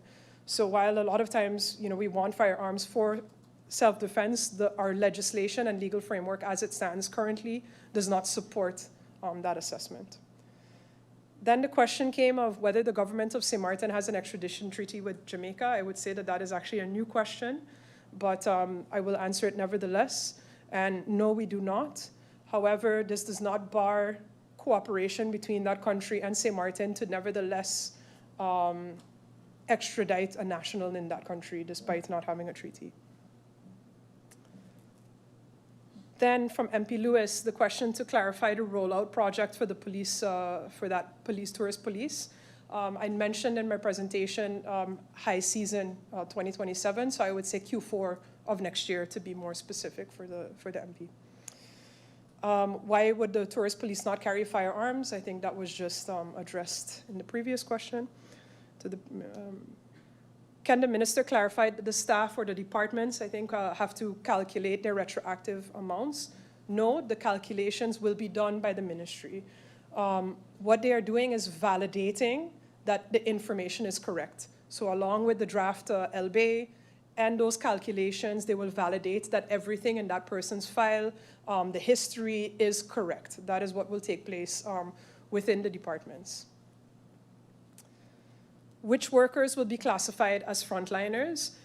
And are the administrative workers part of that? This is also based on agreements that were made in the past as well with the previous government that was the Jacobs cabinet at the time. I believe that these agreements go back to 2021 or 2022, where at that time the government made that decision to not include administrative staff into these, into the insurance. They were also taken out of the rechtspositie for KPSM, and it very much stipulates it's a politieambtenaar belast met een politietaak, so not the administrative staff. When we're looking at which frontliners, this is exactly the exercise that we are conducting with SOAB, because of course, for the police, it's very clear who the frontliners are, because that is established in the rechtspositieregeling for the police. Where it's not clear, however, is our other justice workers, and this is why we're looking at who qualifies as a frontliner and what is the level of risk associated with that position, because not everybody carries the same level of risk in their job. And of course, if we had to insure everybody across the board for the same level of risk as a police officer carrying a gun out on the street every day, we wouldn't have enough money in the country, I think, to pay for the insurance. So what we're looking at is, what are the degrees of risk that we have within the Ministry of Justice, within the different groups of frontliners? Who are those frontliners? And then how do we insure adequately for that risk? And that is the exercise that we're currently carrying out. MP Arian asked, are you willing to align with projects than others besides MP Roseberg? Of course, MP Roseberg actually submitted her proposal officially through Parliament to the minister, which is why we're talking about it. Again, as long as a project has an element of crime prevention and can be explained as such, then the ministry is always open to funding those through the Crime Front Policy Plan. And of course, moving forward, when we set that governance in place, it will likely be that we are working with SMDF. So actually those requests will go into SMDF, who will then make that assessment and present proposals and kind of scoring sheets to the ministry to consider projects for funding. So at least it takes away, it makes it a little more transparent and objective on the other side. No, quite. Okay, then I go on to MP Roseberg. Is there any clarity on the Phoenix project timeline? January is the intended start date for that project. Is there any timeline to follow through the MLC project? And that was what I had there, but can I ask for a clarification? Yeah, yeah. Yes, MP. MP, go ahead. You can clarify. MP Roseberg, go ahead. Thank you, Chair, for allowing me to clarify. The question was merely focused on the little girls, to know if the little girls will have a space in MLC as well. So you can skip the before part of it. It was focused on the little girls. Thank you. Okay. Thank you, MP Roseberg. Minister, you have the floor. So that is also something that we're looking at with that larger youth segment plan, because of course it is an issue that we have where we don't have a facility for our young women, and they know it, and a lot of times that's part of the issue. Years ago, a business case was done in which there was an assessment made, as I have been informed, I wasn't there at the time, was that our numbers didn't support a separate facility for our young girls. However, I would like to revisit this and look at what is possible. And also, I've been having conversations with my colleagues, or with my colleague in Curaçao, Minister Hato, since Curaçao as well is facing this issue when it comes to young girls. So looking at, if we don't have the numbers locally, is there a way that we can work together in some way to do something for our young girls? So these are part of that broader assessment for that youth segment plan. When will the community be aware of the submission of projects from the Crime Fund? I think how they can apply to the Crime Fund. Yes. So as I said, we're working currently on finalizing our agreements with SMDF, and then working on that, the criteria for submission, and no pressure to them that I'm saying this on the floor of Parliament now. But yeah, our intention was to have a policy plan together and guidelines for the public from the ministry side, at least by January. So that at the beginning of 2027, at least, like I said, it wouldn't align with this year's 2027 budget if it's here on time. However, it would align with at least the calendar year, and it would let us put everything properly in place. Then again, clarity regarding the tourist police using firearms. I think that was sufficiently addressed in the response to MP Duran. In regards to Article 137, where is the update needed? We get a lot of questions constantly from the public regarding the application and regarding the policy, the public as well as Parliament. So this is why in the past year, for example, we had in 2025 2 court cases with respect to detainees and early conditional release or early conditional release. I think it's important that to be transparent as a ministry, that even we list the outcomes of those court cases to say, well, hey, there was a court case, this and this was handled, this is the way that the court looks at this. And besides that, we also now have kind of a working policy with the prosecutor in terms of how we want to be assessing whether there's an acute need. And I think that it's good for us to put this into the policy as well, so that the public and everybody transparently knows what is the process that takes place. And how is that assessment made? Who does what? That we put that into there. So what needs to change? I think just making it a little more clear and transparent in terms of what the current practice is and what it has been also as it's been confirmed in case law as well. When will the Criminal Procedure Code be submitted to Parliament? It's actually currently with Parliament. However, the Justice Committee of Parliament some years ago made revisions to that document, and Parliament asked the ministry to comment on those revisions, and that has been quite a laborious process for us to do, especially because we don't have a lot of capacity internally. So we've been doing that through the cabinet ourselves whenever we have time in between. So this is something that we're almost complete with, doing that complete review and commenting on that review and what impact it would have. And the next step is, of course, we're still working with Professor De Doelder, who is the one that drafted that legislation, for him to also give some feedback on the amendments that are being proposed. And then from there, we can come back to Parliament to continue that debate. Then I have here MP La Vega, the use of firearms by security companies, and yeah. In this case, I think I mentioned Article 10 of the Kingdom Law, so that's not something we can legislate locally. However, of course, we do have our separate weapon ordinance, in which case we can permit certain organizations to carry firearms, and this is where we want to regulate that industry a little bit better. For example, where you see an industry that has permitted use of firearms by the minister is our money transport companies and armored transport vehicles. They are licensed to carry firearms. But what we want to do is look at, when it comes to security companies, we do want a certain level of regulation of that industry before we feel comfortable enough as a ministry to, say, okay, we will arm certain companies.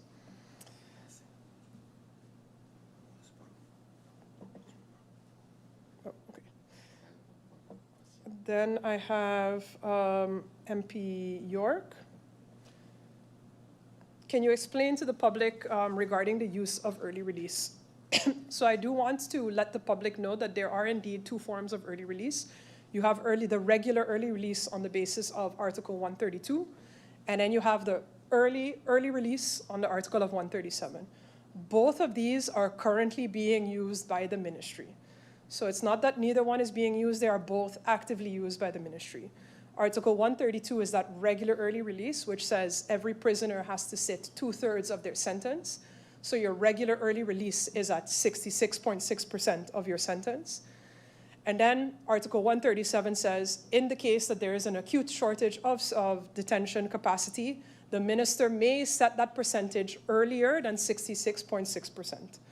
And that's what, I think you hear oftentimes MP Roseberg mentioning the treinbeleid or the train policy. Article 137 is the train policy.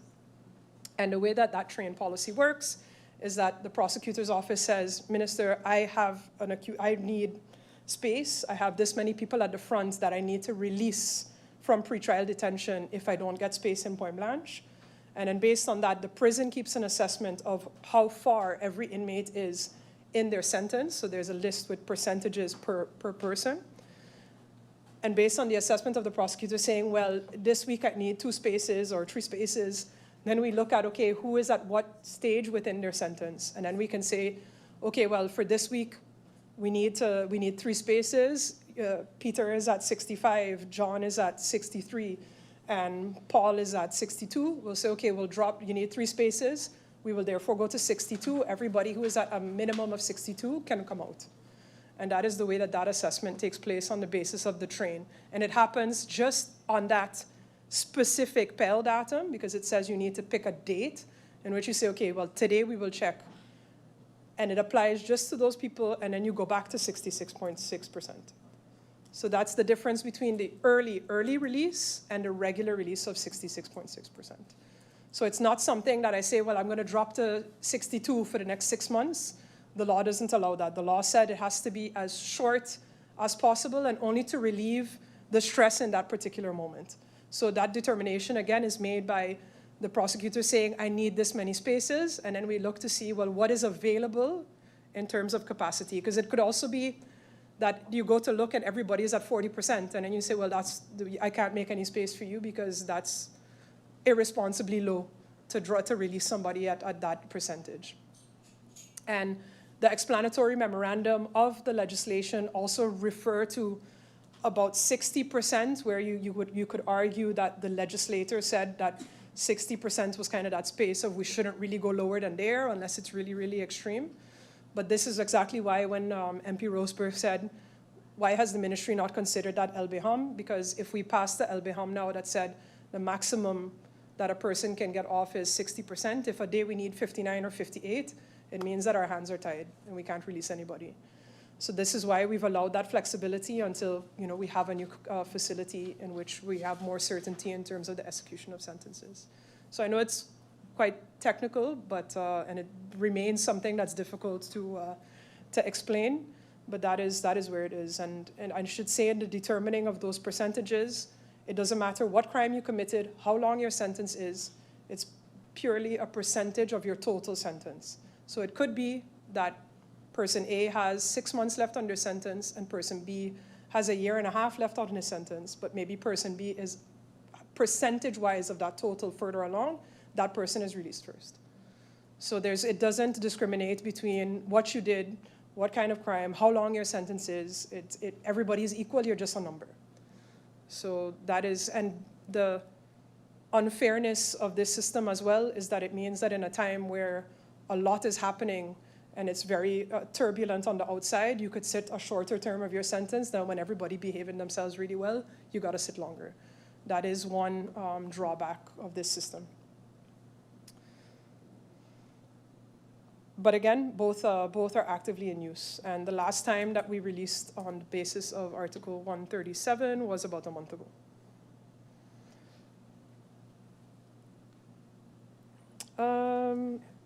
And then again, I have, can the minister explain the difference between the tourist police and a security guard? I think that was they have additional functions.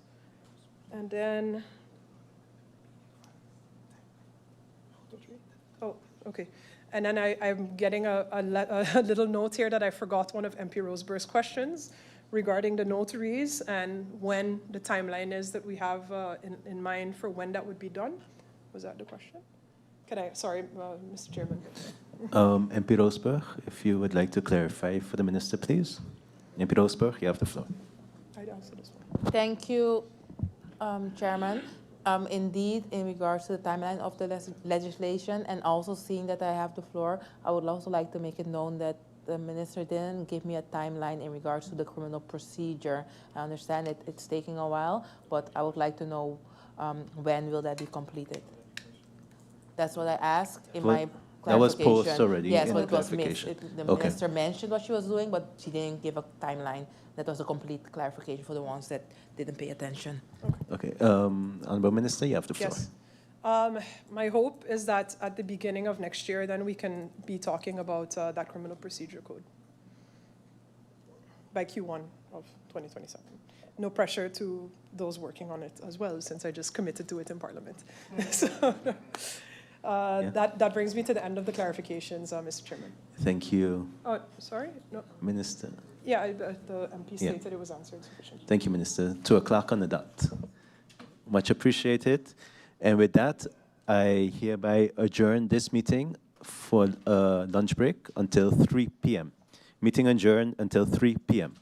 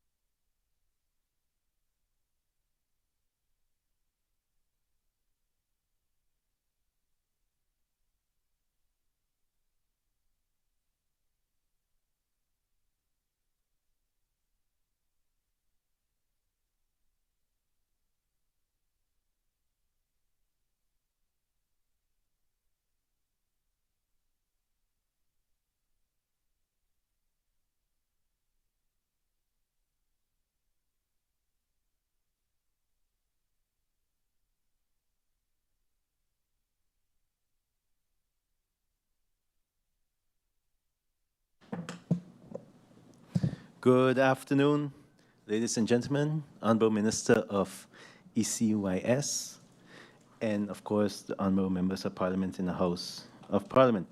We will continue with the first round of the National Ordinance stipulating the budget for Country St. Maarten for the service year 2026.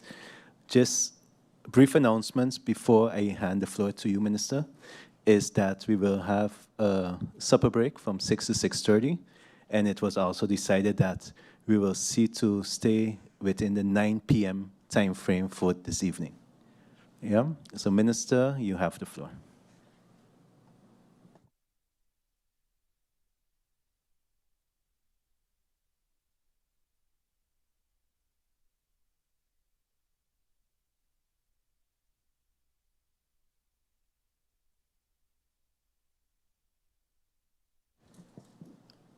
Yes, I just want to clarify as well, 9 p.m., unless we're in the middle of a discussion, of course, that it could run over 15 minutes, but no later than 9:30. Yeah? Minister, you have the floor. Thank you, Mr. Chairman, and I hope I won't take 6 hours to answer these questions, but okay. Mr. Chairman, before I go into the answers, I wish to briefly address the concerns raised regarding the publication of Ministerial Decree number 2026-1256 in the Landsverordening, which contained personal information relating to several employees of FAVA, the board that manages Sint Maarten Academy and Academy VBC. Let me be clear that the publication of this personal information was not intended and should not have occurred in that form. Upon becoming aware of the matter, I immediately requested that the publication be retracted. The Ministry of General Affairs has confirmed its cooperation in addressing the matter, and the necessary steps are being taken to correct the publication and ensure that personal information is appropriately redacted before the decree is republished. At the same time, both ministries are reviewing how this occurred to ensure that the appropriate safeguards are in place going forward. I want to take this opportunity to sincerely apologize to the affected employees and to FAVA for the publication of that information. I understand the concern this has caused, and I assure Parliament that the Ministry is taking the matter seriously and is committed to correcting it as quickly and appropriately as possible.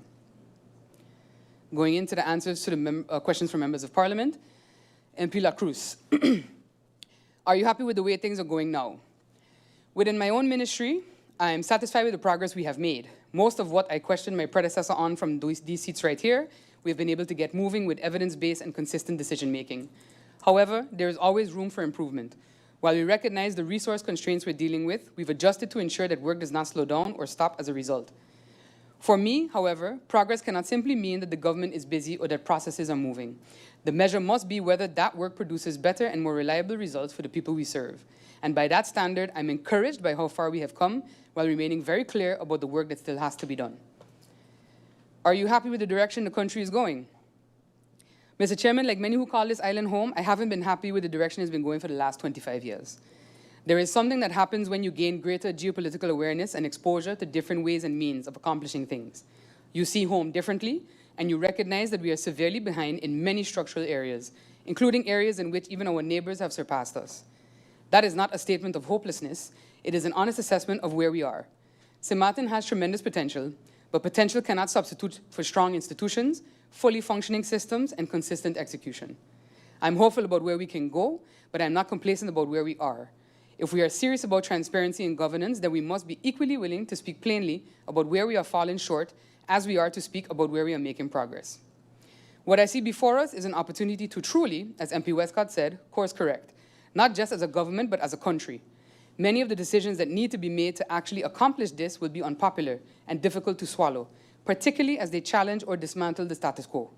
But as Margaret Thatcher said, yes, the medicine is harsh, but the patient requires it in order to live. What is your plan to fix it? Mr. Chairman, I won't stand here and suggest that problems which have developed over decades can be fixed overnight or by one minister or ministry. What I can do is take responsibility for the areas entrusted to me and make sure that while I am here, we are not simply managing the same problems differently. We have to address the structures that allow these problems to persist. Within my ministry, that means continuing to make evidence-based decisions, prioritizing what is funded and ready for execution, filling critical vacancies through the approved processes, advancing legislation that is necessary to modernize our systems, strengthening our data and monitoring capacity, and holding ourselves accountable for implementation rather than simply producing plans. It also means being realistic about capacity. The government cannot successfully pursue every priority at the same time. We have to make choices, sequence reforms properly, concentrate resources where they can produce results, and be prepared to say when something cannot responsibly be delivered within the time frame or resources available. For me, the longer-term objective is institutional: to leave behind stronger systems, clearer processes, and better ways of working that do not depend on any one minister or individual being in the chair. That is how you begin to correct structural challenges rather than continuously working around them. And where the progress is slower than it should be, I believe the government has an obligation to say so, explain why, and keep working to resolve it. Transparency cannot apply only when the news is good. If we want the public to have confidence in government again, then we have to earn that confidence through honest communication, consistent decision-making, and ultimately, delivery. Moving on to questions from MP Irion. What is the status of function books review per ministry? For the Ministry of ECYS, the review of the ministry's functions and compensation structures is being addressed through the TWO-funded project entitled Evaluation of Functieboekonderwijs and Compensation Structures. The project is intended to assess whether the existing functions and compensation remain aligned with the ministry's responsibilities and operational needs. It's currently ongoing and has not yet been completed. However, the ministry is in continuous communication to see how and where work can be sped up. Any further action will be determined based on the outcome of the evaluation and the applicable consultation and approval procedures. As a general comment, the MP asked what would be done from August till the end of the year. ECYS's 2026 presentation reflects the policy priorities and activities associated with the approved budget for the full financial year.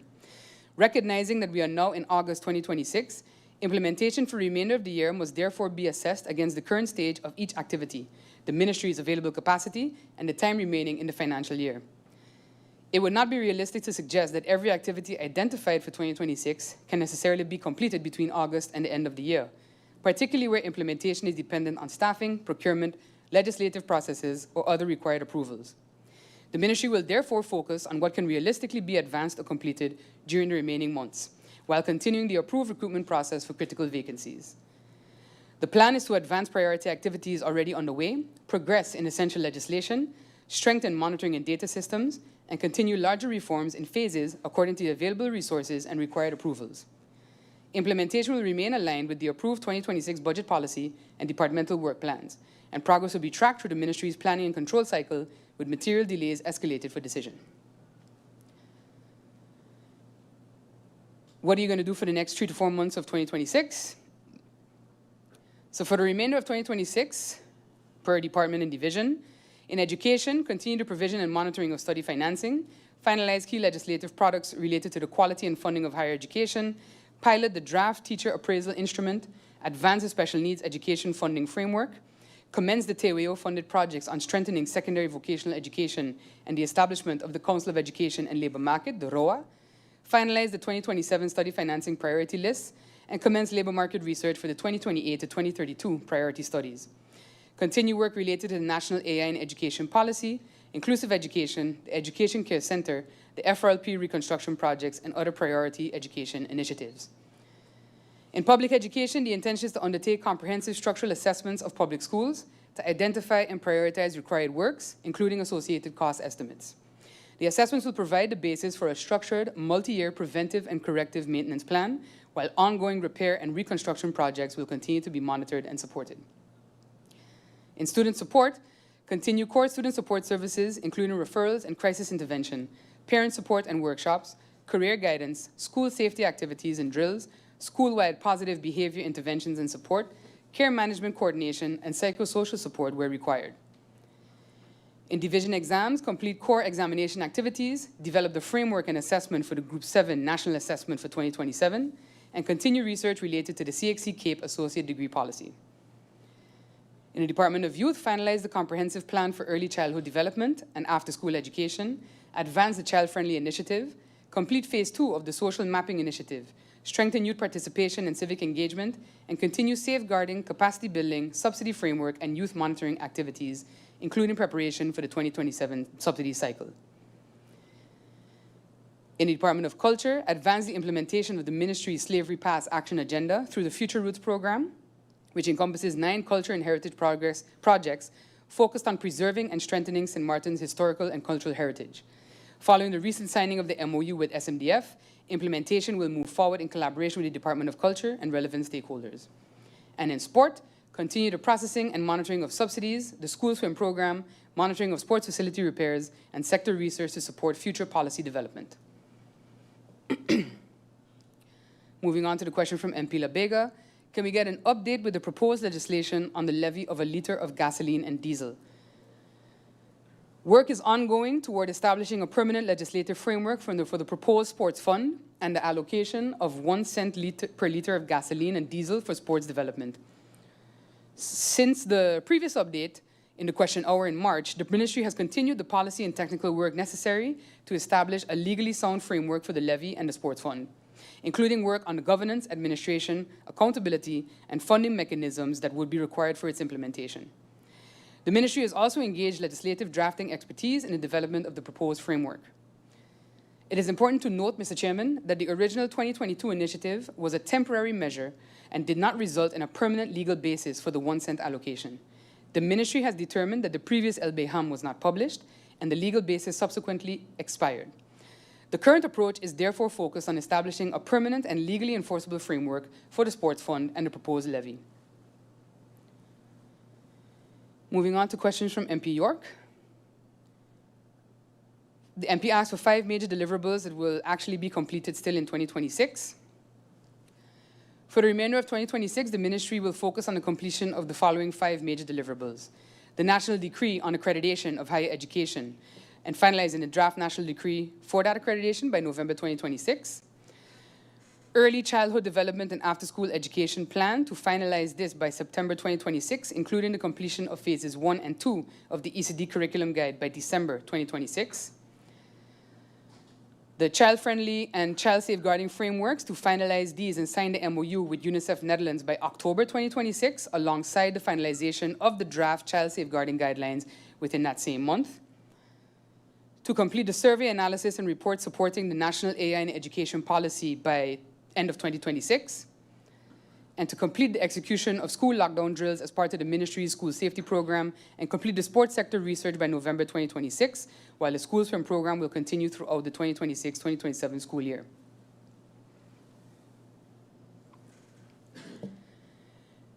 The MP stated that 310,000 guilders is not enough for maintenance of the 7 public schools. The annual allocation of 310,000 guilders for the maintenance of the 7 public schools is a historical budget provision that has remained unchanged for approximately 5 years. The amount was initially informed by previous expenditure on routine and on-call maintenance. It was not determined through a recent comprehensive assessment of the present structural and preventive maintenance needs of all 7 schools. Experience has demonstrated that this allocation is insufficient. The maintenance budget is frequently depleted before the end of the financial year, requiring budget transfers from other available budget lines to address urgent and unavoidable works. To establish a sound financial basis for future allocations, the Ministry has published a public tender for comprehensive structural assessments of the public schools. The assessments will identify and prioritize the required works and provide cost estimates to support a structured, multi-year preventive and corrective maintenance plan. Until this technical assessment and costing exercise is completed, providing a definitive figure for the total maintenance needs would be speculative. The Ministry can nevertheless confirm, based on actual expenditure patterns, that the current allocation is inadequate to sustainably maintain all 7 public schools. The MP asks, when will special needs education policy be fully operational? The special needs education implementation framework is under development, with stakeholder coordination continuing. The Ministry's approach is phased and is intended to address policy, referral and support arrangements, institutional responsibilities, and implementation requirements. A date for full operation cannot yet be responsibly confirmed because implementation depends on completion of the framework, stakeholder validation, available funding, staffing, and the required approvals. The Ministry will provide Parliament with a confirmed implementation schedule once these dependencies have been resolved. The MP mentioned a decrease in 913 students in the last 5 years and asked for an explanation. The reported decrease of 913 students reflects a net decline in enrollment. However, Division Inspectorate does not currently have sufficient data to determine how much of this decline is attributable to demographic changes, migration, movement to schools in French Sint Maarten, private education, or other factors. Of the 913 student decline, identified migration and confirmed dropouts each account for less than 1%. It is important to note that a student leaving the local education system does not necessarily constitute a dropout, as students may also leave due to migration, relocation, transfer to another education system, completion of schooling, or enrollment in institutions outside the Inspectorate's reporting system. The Inspectorate also recognizes the growth of private education, but comprehensive enrollment data for private institutions and students moving to Sint Maarten or other jurisdictions are not currently available. A definitive breakdown would therefore require the integration of data from the Inspectorate, Civil Registry, Bureau of Statistics, school boards, and other relevant stakeholders. Continued development of the National Student Information System and improved data sharing mechanisms should strengthen the Ministry's ability to identify the causes of enrollment changes and inform targeted education policies. Can the Minister name 5 critical vacancies that will first be filled? Among the 5 critical vacancies identified, priority will be given to the finalization of the appointment of the Secretary General, the appointment of the head of the Division of Education Innovation, the appointment of the Department Head of Youth, the appointment of the Department Head of Culture, and the recruitment of a controller for the Ministry of ECYS. It should further be noted that filling of vacancies is dependent on a number of factors, including budgetary approval, confirmation of the organizational formation, job classification where applicable, the applicable appointment or recruitment procedures, availability of qualified candidates, and the necessary administrative approvals. The first 4 positions are subject to appointment processes, while the controller's position is subject to recruitment. These processes also require administrative processing to the Department of Personnel, which is currently severely understaffed while providing personnel services to all 7 ministries. Consequently, while the Ministry is committed to fulfilling these critical vacancies as expeditiously as possible, reliable tentative dates cannot be provided at this stage. The Ministry can prioritize the vacancies and advance those steps that fall within its own responsibility. However, finalization remains dependent on the processes listed before, approvals, and administrative processing outlined.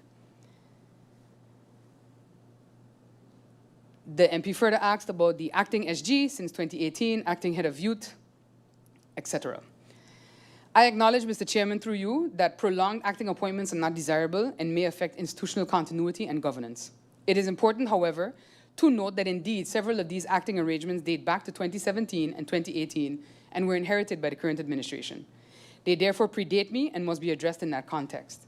At the same time, I agree that acting appointments should not become a substitute for permanent appointments. The civil servant currently serving as acting Secretary General formerly served as head of the Department of Youth. Consequently, the position of head of youth is also currently occupied in an acting capacity. I further note that the recruitment process initiated through SOAB in May 2023 was not formally concluded by the administration then in office. Based on records available, significant stages had been completed, but the process did not proceed to the interview and final recommendation stages because the required committee had not been established. The appointment of a Secretary General would result in a vacancy for Head of Youth and would then allow government to proceed with the appointment process for the current acting Head of Youth. The advice regarding the appointment of the acting head of the Division of Education Innovation is currently being finalized and I believe will be handled in the following Council of Ministers meeting. And with respect to the acting head of culture, the current status of that appointment process must still be confirmed, as we are in the midst of changing. The Ministry remains committed to addressing these vacancies in a structured and timely manner, while ensuring that the applicable recruitment and appointment procedures are duly followed. I'm actively prioritizing the regularization of these leadership positions. The seriousness of the current administration should be assessed not by how long these inherited situations have existed, but by the actions being taken to resolve them. Question 7. When exactly was the FBE evaluation received by the Ministry and what was the cutoff date for it to be in Budget 2026? The Ministry received the final FBE evaluation in November 2025 and was presented to me in January 2026 after the principal inputs for the draft 2026 budget had already been prepared. Consequently, the evaluation could not be fully translated into new 2026 budget lines. Recommendations that can be addressed within existing appropriations will be advanced in 2026. While measures requiring additional funding will be incorporated through the appropriate budget adjustment process or the 2027 budget cycle. MP said, if we're reforming education based on evidence from major FBE evaluation, what is this budget supposed to reform? The evaluation of FBE, Mr. Chairman, is one of the reforms happening in education. While it is not reflected in the budget, the Ministry has received approval to start the project of revising the FBE curriculum through the TWO. This allows the Ministry to act on one of the recommendations in the report. The 2026 budget supports ongoing FBE activities and priority improvements that were already identified through monitoring, stakeholder feedback, and available evidence. The evaluation now provides a stronger basis for sequencing the wider reform program. Recommendations that can be implemented within approved resources will be initiated in 2026. Recommendations requiring new personnel, materials, technology, legislation, or substantial additional funding will be costed, prioritized, and incorporated into subsequent budget and implementation cycles. How is performance in the past years evaluated in FBE, and what outcomes improved significantly after FBE? The FBE evaluation examined implementation experience, stakeholder input, curriculum delivery, and the conditions affecting teaching and learning. Its findings indicated that FBE established a common foundation for compulsory education and supported a more student-centered and competency-based approach, but that the available evidence does not justify attributing significant system-wide learning gains to FBE alone. Findings from the evaluation will continue to form the baseline for the revised FBE implementation plan and future performance indicators. MP asked what's going to be done with the feedback from teachers regarding FBE. Teacher feedback will be incorporated into a phased FBE improvement program.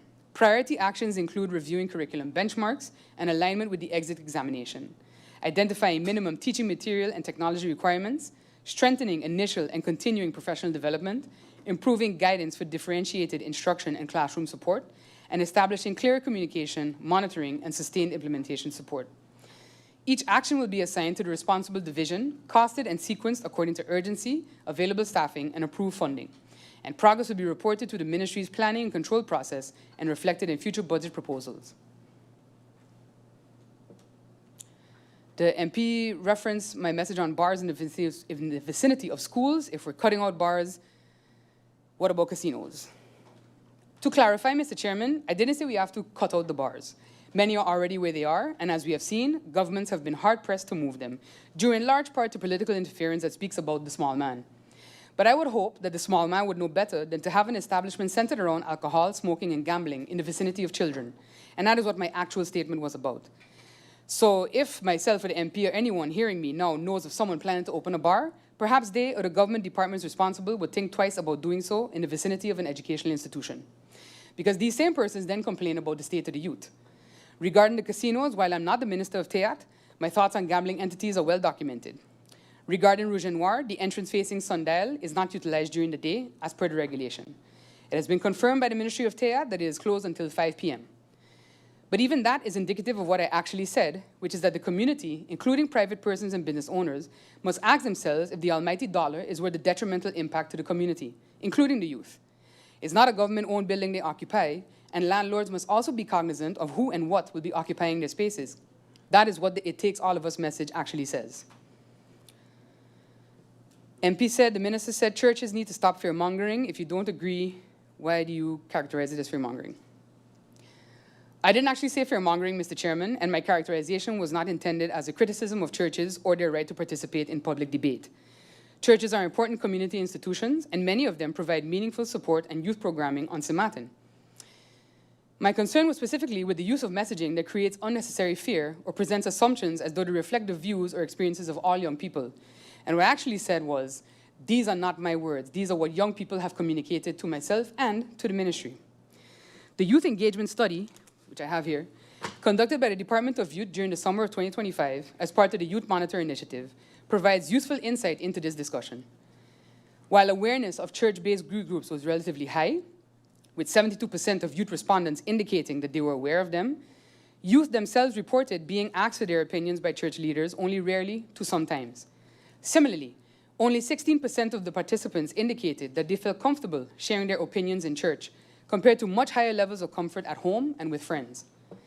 The study suggests that there is a difference between the presence of youth programs within churches and the extent to which young people themselves experience churches as spaces where their voices are regularly heard. It also highlights that formal institutions need to improve youth engagement. For that reason, I believe that public discussions concerning youth should be grounded in the lived experiences and voices of young people themselves, rather than speaking on their behalf without sufficient evidence. That was the context in which I referred to fear and restriction, not as a rejection of the churches or any organization, but as a call for responsible and evidence-based dialogue when discussing matters affecting our youth.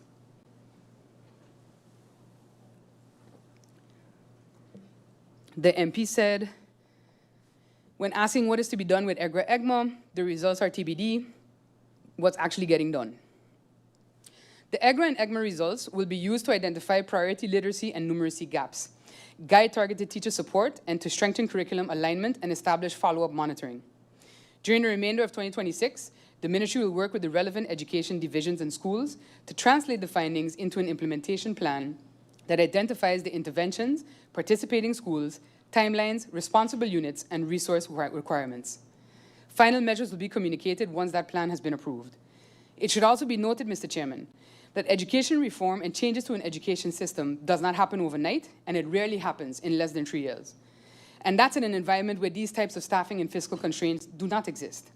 For example, the discussion around education reform such as compulsory education and foundation-based education under the Education for All initiative started in the late 1980s and was decided upon in 1998. And then in the year 2000, the planning started, and from 2002 to 2004, FBE was actually rolled out per class. This is simply one example of the extensive work that goes into educational reform. Moving on to questions from MP Roseberg. MP requests to check what is currently not in place but in the law and urges all ministers to be proactive. The Ministry agrees, Mr. Chairman, that legislation must be supported by the policies, procedures, institutions, staffing, and enforcement arrangements needed for effective implementation. ECYS is reviewing priority legislative files and operational gaps through its management and planning processes. Where implementation is incomplete, the responsible division will identify the required administrative, legal, budgetary, or staffing action so that priorities can be sequenced and monitored. The MP asked about the timeline for the hair discrimination legislation. The draft Education Supervision Ordinance, which provides amendments to the National Ordinance on Primary Education and the National Ordinance on Secondary Education, including the provisions prohibiting discrimination based on hair type and hairstyle in school regulations, has not yet been submitted to Parliament. The draft had already completed an earlier stage of the legislative process and had been approved by the Council of Ministers. However, following my policy decision to strengthen the proposed amendments relating to school regulations and explicitly prohibit discrimination on the basis of hair type and hairstyle, the legislative process was temporarily paused to incorporate these changes through a Nota van Wijziging and accompanying revised explanatory memorandum. Before the process could continue, the amended package, of course, required a renewed legislative review by the Department of Legal Affairs and Legislation within the Ministry of General Affairs. During 2026, however, as was shared, the department experienced unprecedented capacity constraints due to severe staffing shortages, leaving it unable to review incoming legislative proposals within a relatively rapid time frame. As an interim measure, ministries were advised that they could engage qualified independent legislative experts to conduct the initial legislative review, after which the department would perform a final verification before the advice process resumed. In accordance with this approach, ECYS engaged a legislative expert to review the draft and its accompanying explanatory memorandum. Upon completion of that review and the incorporation of any necessary amendments, the legislative package will be submitted to the Department of Legal Affairs for final verification. Accordingly, it's currently in the pre-parliamentary legislative review phase, but once that is complete, we will, of course, send it through the rest of the chain, and the desire is still to get it to Parliament before the end of this year. Could the Ministry provide Parliament with an update on the progress of a structured school breakfast program and the status of any partnership with the Friend side? The 2026 budget, Mr. Chairman, does not contain a formally approved structured school meal program or a dedicated allocation for school meals across the public school system. Although there is no formal government school meal program, DPE provides limited breakfast assistance to students identified by their schools as requiring support. This assistance is supplemented by Rotary clubs and other private sponsors and is not administered as a universal government program. As such, there are no beneficiaries under a formally approved government school meal program, and DPE does not maintain a fixed annual beneficiary register or target for the students receiving this assistance. However, I do recognize that food insecurity can adversely affect student attendance, concentration, and academic performance. To help address this, schools work closely with SSSD, Student Support Services Division, and other relevant agencies to identify students and families requiring additional assistance and facilitate referrals to appropriate social support services where necessary. Additionally, the Ministry has explored the establishment of a comprehensive school feeding program in collaboration with the Ministry of Public Health, Social Development, and Labor. The draft proposal estimated that an annual budget allocation of approximately 1,559,250 guilders would be required to provide breakfast, a mid-morning snack, and lunch to approximately 315 students. While this proposal has not yet been finalized, the ministry remains committed to exploring sustainable options to reduce food insecurity as a barrier to learning.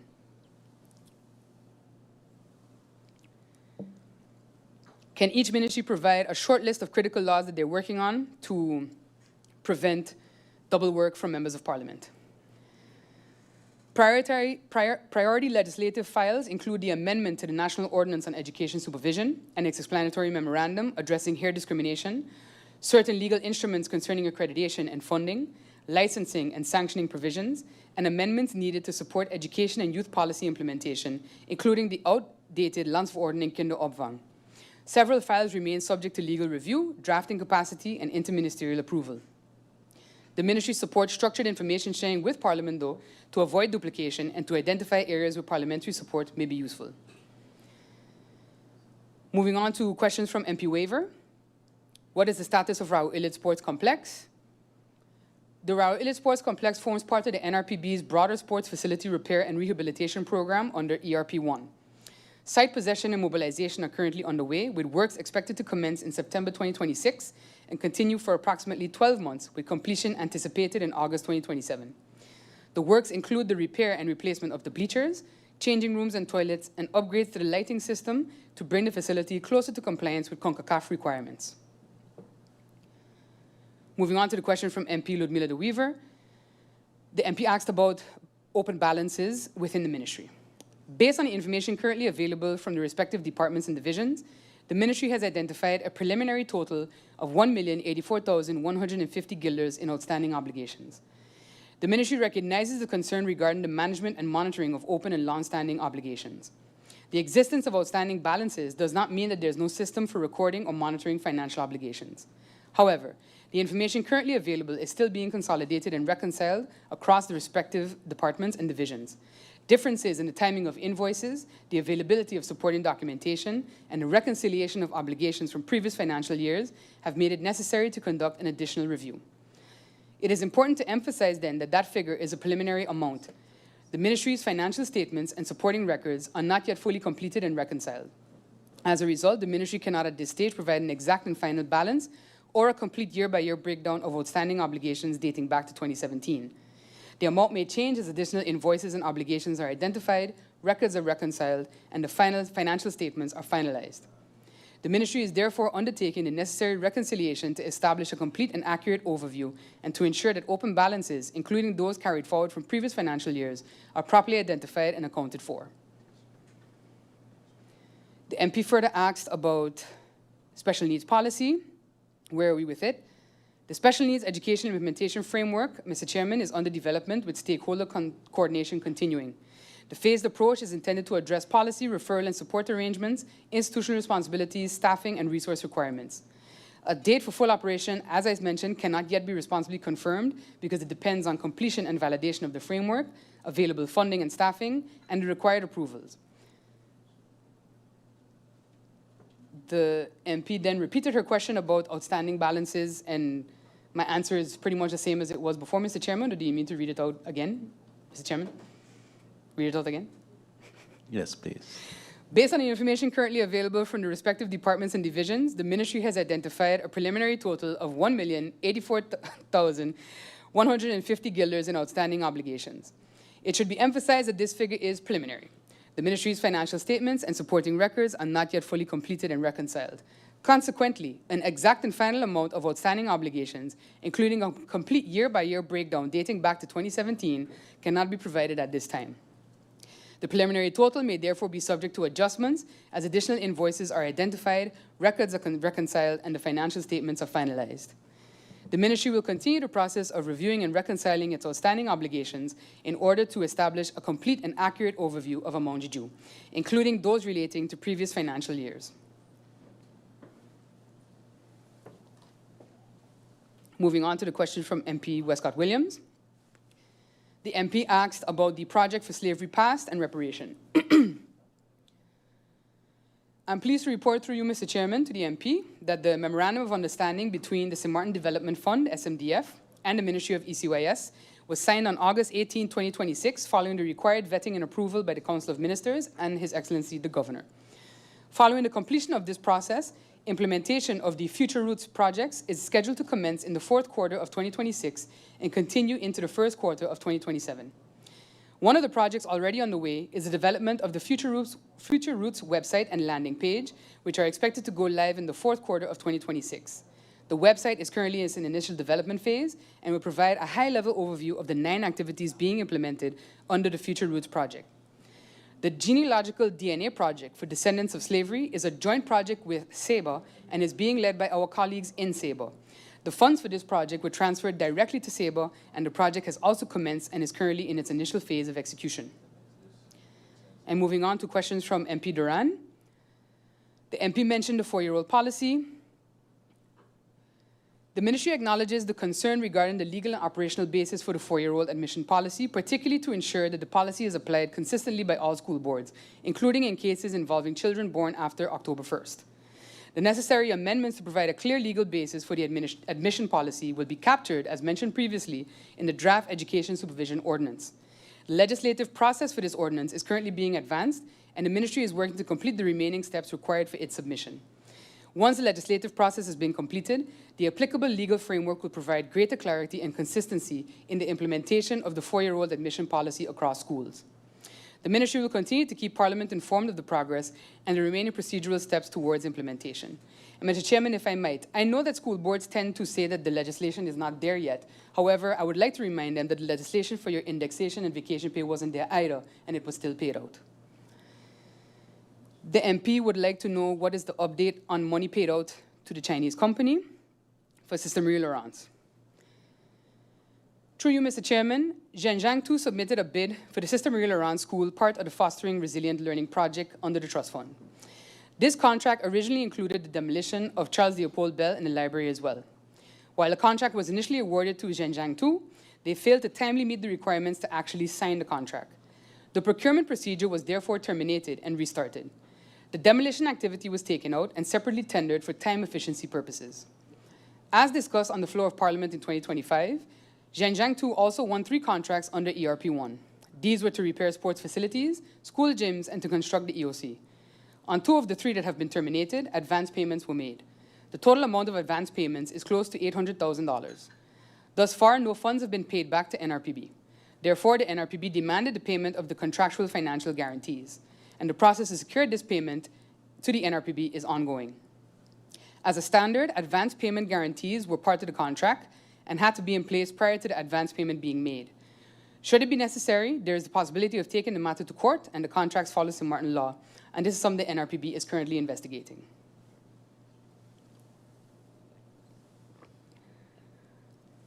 Moving on, the MP mentioned Oranje School and disturbing pictures and asked if the Ministry was aware. The Division of Public Education usually executes a summer maintenance and repair program, during which outstanding maintenance issues are identified, prioritized, and addressed. The necessary repairs to the bathroom facilities would have been completed before the opening of the school year. But through the summer, the community police reached out to assist. Because they were collaborating with Koyman and other contractors, the speed of the repairs would have been much quicker than the government procure-to-pay process. So the Ministry welcomed the collaboration and approved the repair works that were going to be carried out. There were other works that the community police requested to do, which the Ministry did not permit because the Ministry was in an advanced stage of the procurement process. I've mentioned time and time again, Mr. Chairman, that public education currently operates under a reactive maintenance system, where repairs are generally undertaken after defects are reported or identified, rather than through a structured preventive maintenance program.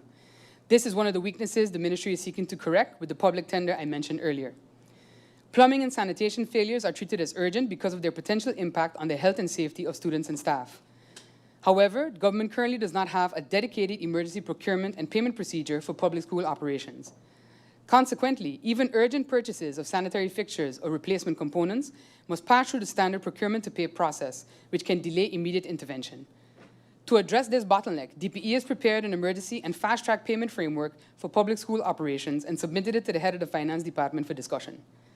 This is a preliminary step to work out the current internal procedures and workflow, because finalization will require the Minister of Finance and I to be signatory to this agreement. The proposed framework would allow qualifying emergency expenditures involving health, safety, and infrastructure failures to be processed within an accelerated time frame, while maintaining the necessary documentation, approval, and audit controls.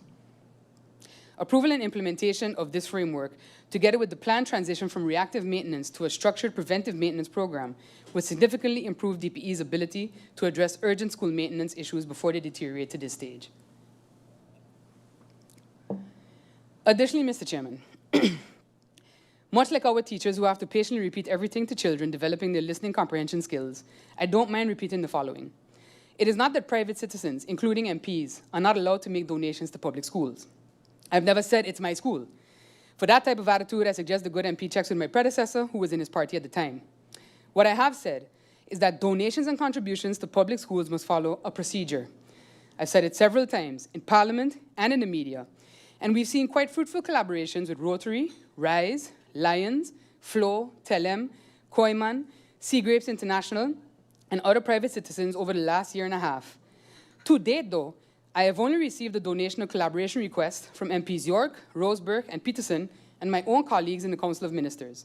So for the future for all MPs, if you would like to make a donation to a public school or collaborate on a project, my email address is melissa.gums@stmartengov.org, and I look forward to receiving these donation requests that the MP is so passionate about making. Additionally, we can provide all members of Parliament with the amount of pending works across all public schools if that would make it easier. And finally, Mr. Chairman, just to address a further comment made.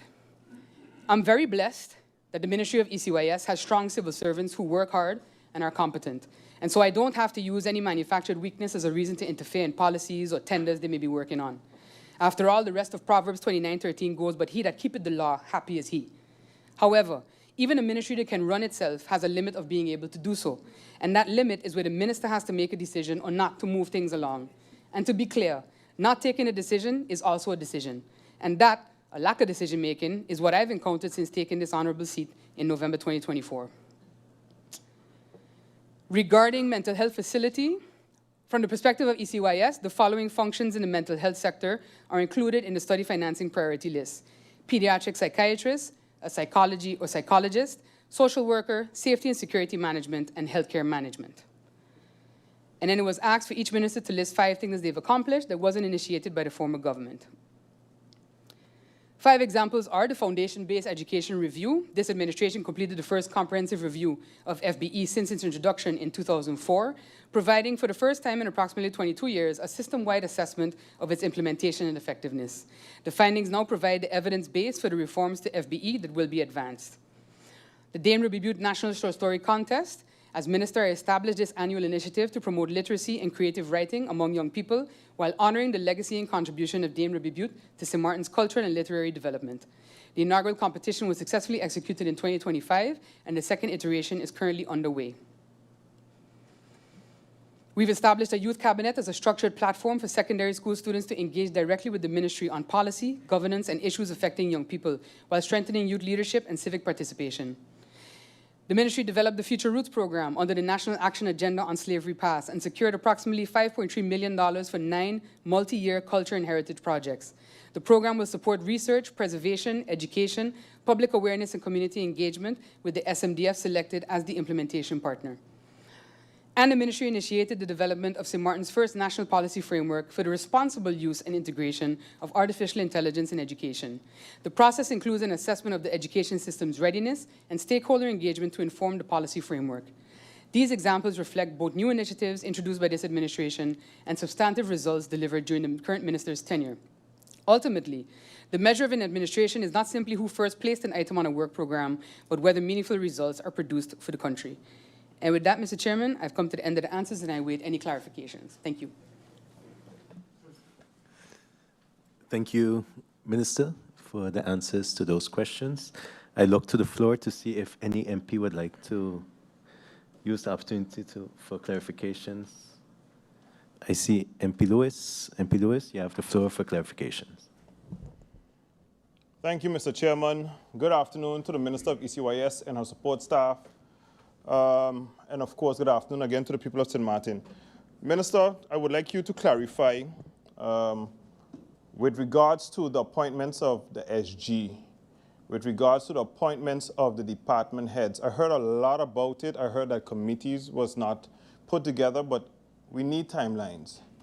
We need dates. As a minister, I think As a manager of an organization, you have to set timelines. I know things have to go through specific channels, but please give the people of Sint Maarten, because the acting SG that is sitting right here has been acting for a long time, and I think this government also, because I keep also hearing of you're reflecting of old governments, old administrations, old whatever. What you as minister is setting forth to get these things corrected. I need a timeline. You mentioned pertaining to the selection committee, if I'm not mistaken, a committee that was not put together. I need a timeline as to when this committee will be put to date. The people of this country needs to know. In order for us to get things happening within the organization, you mentioned the hardworking civil servants, they are supposed to be respected to the fact that they can actually get what they are worth. Thank you, Mr. Chairman. Thank you, MP Lewis. I look to the floor. I don't see any other need for clarification. Minister, are you able to? Sure. Yeah? Minister, you have the floor. Thank you, Mr. Chairman, and thank you to MP Lewis for the clarification. Through you, Mr. Chairman, as I mentioned, the acting head of Division Education and Innovation, that advice should be handled in the following Council of Ministers meeting, once we've wrapped, of course, this week. With regards to the appointment of the Secretary General, indeed, that interview process was able to be continued, and now we are awaiting the finalization of that advice to finalize the placement. I'm hesitant to give dates, of course, because while I am a manager, I'm a manager of ECYS and not a manager of all. So unfortunately, we do rely on departments that are also encountering severe shortages. However, as I mentioned, we have taken on an HR consultant to assist us as much as possible with pushing these forward. It is my goal, MP Lewis, to have them, through you, Mr. Chair, to have these finalized and regularized before the end of 2026. Thank you, Minister, for answering the clarifications. I will now adjourn the meeting for 2 minutes so that we can have the Minister of VSA take his seat to answer the questions posed in round 1. Meeting adjourned for 2 minutes.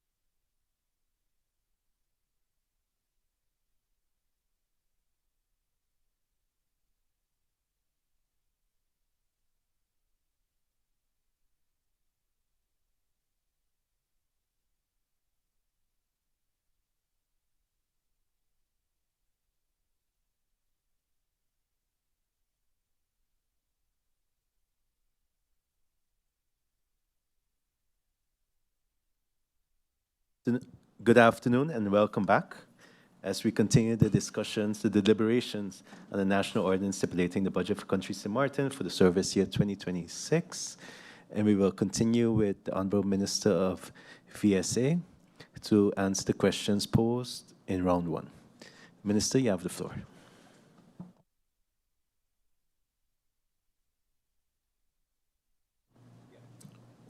Thank you, Mr. Chairman. Good afternoon to the honorable members of Parliament. Good afternoon to those who are listening in the Tribune and those in the various mediums. Mr. Chairman, I appreciate this opportunity to answer the questions that were posed in the first round. And I will begin with the question by MP La Cruz. MP La Cruz posed a three-part question, and the question reads as follows. Are you happy with the way things are going now? Are you happy with the direction of the country? And what is your plan to fix it? Mr. Chairman, I would like to start by saying that the challenges facing Sint Maarten today, they are real. And such a question is a very interesting question to open an answering session, because in my position, in my previous position before this appointment as the Director of NRPB, executing projects on behalf of the government, I've experienced a number of these challenges and what was and still is required to meet them. Personally, with access to over $500 million working on rebuilding Sint Maarten, with the reform measures TWO ongoing, this island is under heavy strain and extreme pressure.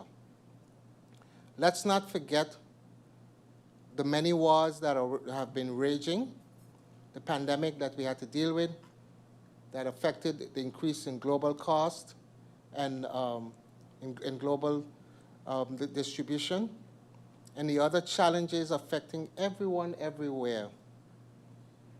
However, this island and its people are not immune to some of these issues. And if you ask me if I am happy, I would want to say that the people of Sint Maarten and we are blessed. Blessed despite these challenges. We are blessed to still have and still be part of a beautiful paradise such as this. And I've said in my opening when I took office that Sint Maarten, the product, it needs a little polishing. But what we have always been up to as a country is to take on challenges head on. And as the Minister of VSA, I would like to add that specifically with the experiences that we are faced with now in these challenges, the pressure that I see in VSA is on our healthcare system, the need for stronger social protection, along with financial sustainability in these systems, the labor market challenges, and capacity constraints within government. And at this time, there is also important work underway that provide a foundation for us to build on. So these challenges that we have faced are now set on a foundation that we can build on. But the focus must be on ensuring the reforms, policies, and investments being made translate into tangible improvements in the daily lives of the people of Sint Maarten. So to the MP, I said, yes, I feel the pain. I understand that we are struggling at this time, but I'm optimistic that what we are working towards and the foundations that we are building is for a better tomorrow. The MP also asked about additives and chemicals being allowed in Sint Maarten with request for a visit, a working visit by himself and the Honorable MP Duran. And Mr. Chair, I certainly look forward to that meeting with those both MPs. And it's important to note, however, so for the public knowledge, that legislation governing the labeling and commodities already exists. The National Ordinance on Commodities and the applicable national decree on labeling require products labels to be provided in Dutch, English, or Spanish.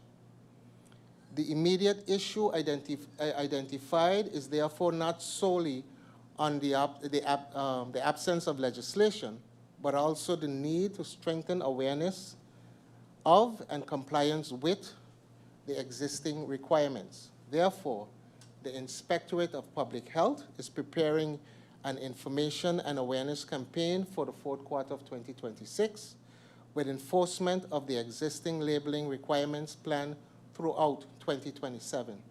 Strengthening food products and consumer protection is part of the modernization of the Public Health Ordinance. MP Irion, Mr. Chair, asks, in summary, he would like to know what can be done in the remaining of this year given the noted constraints. For the remaining of 2026, the focus will be on continuing and advancing the work while ensuring continuity of the essential services provided across public health, social development, and labor. The focus for the coming months is therefore to build on the work already ongoing, advance our priority initiatives to deliver tangible results. Key priorities include advancing GHI, healthcare professional registry, e-VSR, and mental health reforms, as well as continuing the day-to-day activities within the ministry. Within social development, work will continue on a household expenditure study, the ROV/RWW pension reform research, so ROV, the unemployment benefit scheme research, the financial aid reform, and the social registry. Within labor, the focus will remain on strengthening job placement and employability through NESC, advancing labor market initiatives and legislative reforms, and continuing labor inspections and compliance activities. The question was also asked by the MP, Mr. Chair, how much budget for the job fair was for the job fair last year and how much was spent? What was the return? So how many people were actually hired in that job fair? If the MP is referring to a job fair of 2025, there was none. There was no job fair in 2025. There was a job fair in 2024. 43 companies participated. Over 750 vacancies to approximately 500 job seekers resulted in 90 confirmed hires. That is for 2024. Mr. Chair, MP Janssen asked, of the 38.8 million to go to SZV for OZR, how much did the government pay in 2025 for the same OZR, and what is covered in that 38.8 million payment? What is being paid? What is being paid from it? And the MP also talked about the doctors not receiving their pay. The exact amount paid by government for OZR in 2025 was 38,231,000 guilders. The 38.8 million relates specifically, and that's for this year, to the OZR healthcare coverage for civil servants and represents the funding transferred to SZV for the medical costs covered under that arrangement. Have discussions begun, the MP went on to ask, with the unions about possible expenses for civil servants And with regard to the topic above, or the answer above, yes, discussions have taken place with the unions regarding the matter. The ministry has remained responsive to the unions throughout the process, including addressing in writing questions that were submitted. It is important to continue engaging with the unions as this matter progresses. Mpila Bega asked Mr. Chair about poverty reduction and how this translates into measurable and tangible results. The government agrees that poverty reduction requires a holistic, measurable, and coordinated approach across the entire government rather than efforts for any single ministry.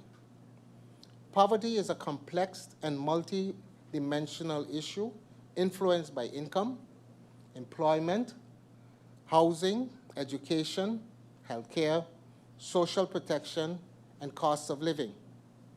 As such, meaningful and sustainable poverty reduction can only be achieved through cross-ministerial collaboration and long-term strategy. Within its mandate, the Ministry of ESA has prioritized several initiatives that contribute to strengthening social protection and reducing financial vulnerability. These include the review of the Financial Aid Ordinance, the Household Expenditure Study, which will establish evidence-based reference budgets per differing household types, research into the development of an unemployment benefit scheme, and the Awewe Pension Reform Project. Together, these initiatives aim to strengthen the social safety net, improve income security, and provide stronger evidence base for future policy decisions. Sustainable poverty reduction requires a long-term vision, clear strategy, measurable objectives, and strong cross-ministerial coordination to address both immediate needs and the structural factors that contribute to poverty and economic insecurity. The Honorable MP Otley, Mr. Chair, what is the status with the water production contract? MP understood that no water tender will go out as the contract is slated to end in 2027. Is this still the case? To the MP, through you, Mr. Chair, I would like to state that given the strategic importance of the proposed agreement and the potential long-term obligations it would have to conclude on behalf of this country, that government would have to conclude on behalf of this country, the ministry considers it essential that the draft also undergo an internal review by Yezet and Way as part of the required due diligence. Following this internal review by Yezet and Way, it was determined that the draft agreement requires additional information for final consideration and approval. Additional information and supporting documentation have been requested from 7 Seas to allow for the necessary legal, financial, technical, and operational due diligence to be completed. Given the strategic importance of this agreement, the country water security, infrastructure planning, and proposed investments, as government, we must ensure that all relevant matters are properly vetted before entering into any binding agreement. I would like to assure the members of Parliament that the government remains committed to advancing this matter in a timely manner. My intention is to obtain a full understanding of the water production situation, as it is imperative that Sint Maarten uninterrupted water production and distribution is sustained. There was a scholarship activated under the MP's tenure where someone would be sent to do water management, et cetera, MP would like to know, was that person ever given the scholarship? The matter raised concerning the water management scholarship and the candidate selected by GEBE predates my tenure, and I do not presently have the information available to provide to the Member of Parliament, Mr. Chair, with a complete update. I appreciate the member bringing this initiative to my attention. I will have the matter looked into, including the status of the scholarship, the candidates selected, and whether the scholarship was ultimately awarded. The relevant information will be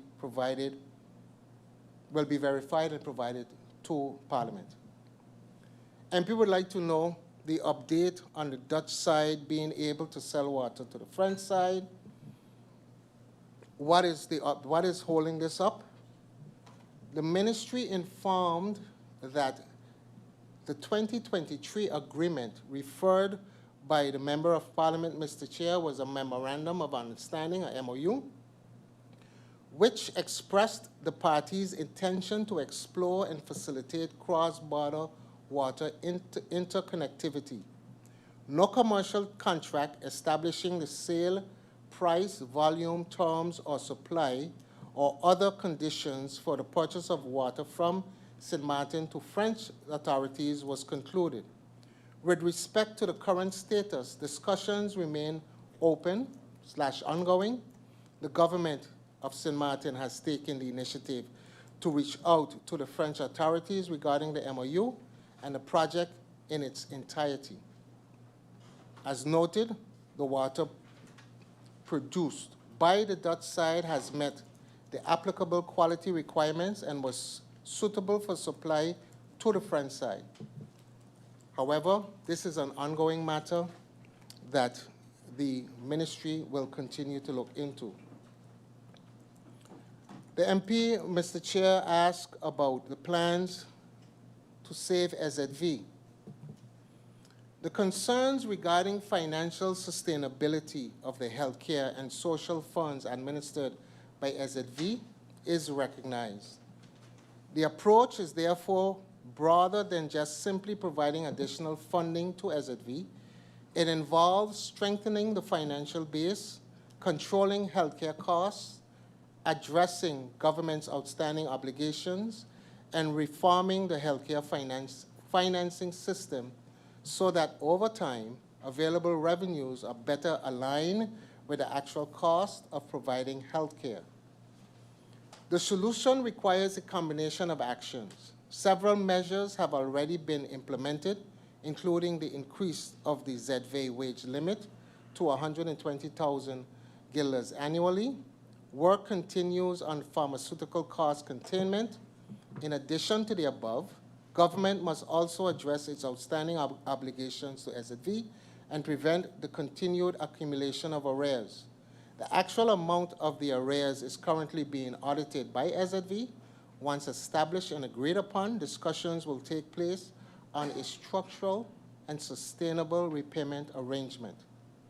The anticipated revenues from the tourist levy earmarked to SZV for government's outstanding obligations remain the objective. The long-term structure reform through GHI, based on its broadening of the contribution and reducing the fragmentation within the current financial framework, will contribute to a better financial footing. I have already engaged a preliminary discussion with SZV on a parallel phase implementation approach aimed at addressing existing gaps.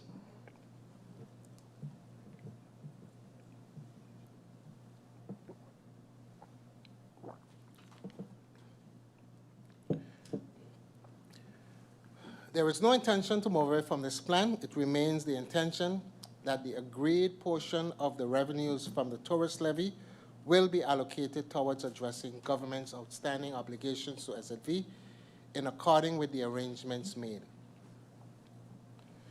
Mr. Chair, the MP would like an update on the cost of living assessment, livable wage study. The MP indicated that former Minister Bruch had started to pick it up.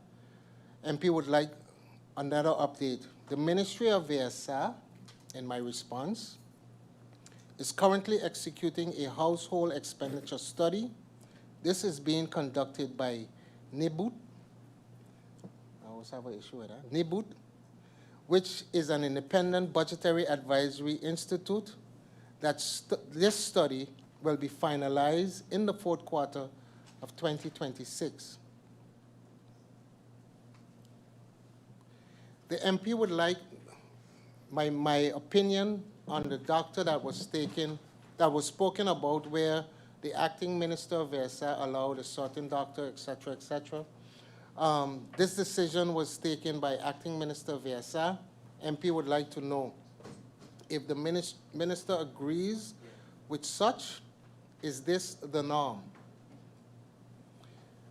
Mr. Chair, through you, concluded matters and decisions of my predecessor or predecessors that are part of the transition documentation requiring my review are ongoing, and I have no further comment on this case at this time. Moving on to MP York. MP York asks, does Midwork have a mandat slide from SZV? I would like to state in response to that question that no, they do not. And moving on to MP Roseburg.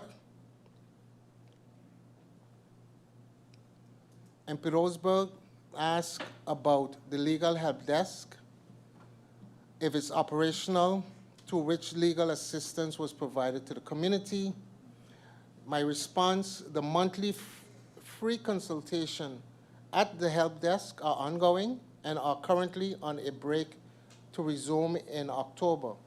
The information sessions planned for the remainder of this year will cover the following topics: immigration procedures, property rental contracts, and mediation services.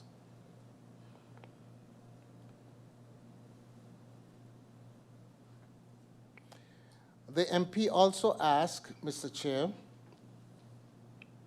to confirm the budget allocated specifically to second chance builders. My response, the Ministry of VSA, under the auspices of NESC, N-E-S-C, will work collaboratively with the Ministry of Justice for the realization of the Second Chance Builders Initiative. This initiative is funded by the Crime Fund. However, it is not yet finalized.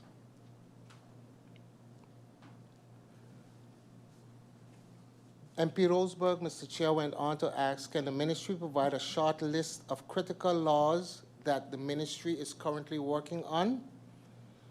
The laws that this ministry is currently working on in direct response to the question include the General Health Insurance, Healthcare Professional Registry, Mental Health Legislation, Public Health Legislation, Pharmaceutical Cost Containment Legislation, Social Health Insurance and Reparation Legislation, EVSA ongoing reform, financial aid legislation, and labor legislation. Mr. Chair, MP Waver asked, what is the status of the newly proposed BIG registry? How far is it?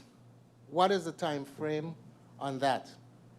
The Healthcare Professional Registry, commonly referred to, Mr. Chair, as the BIG registry, is actively progressing. The stakeholders' consultation, legislative analysis, and comparative review of registration systems within the Kingdom and the region have been carried out. And the project is now progressing towards finalization for the legislative framework.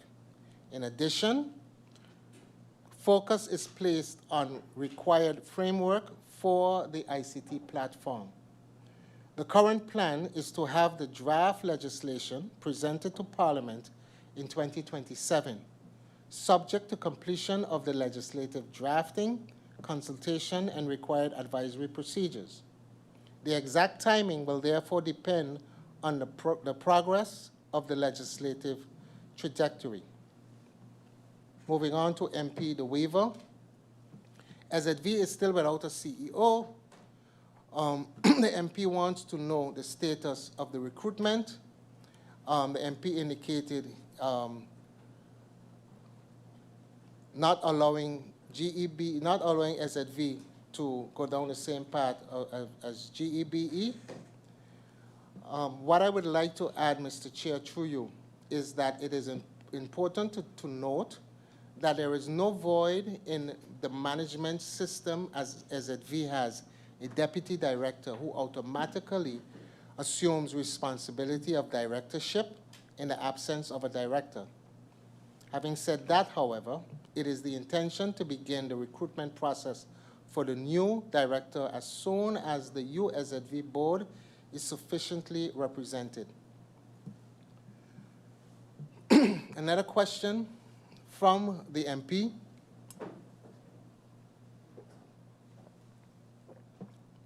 Is about the frustration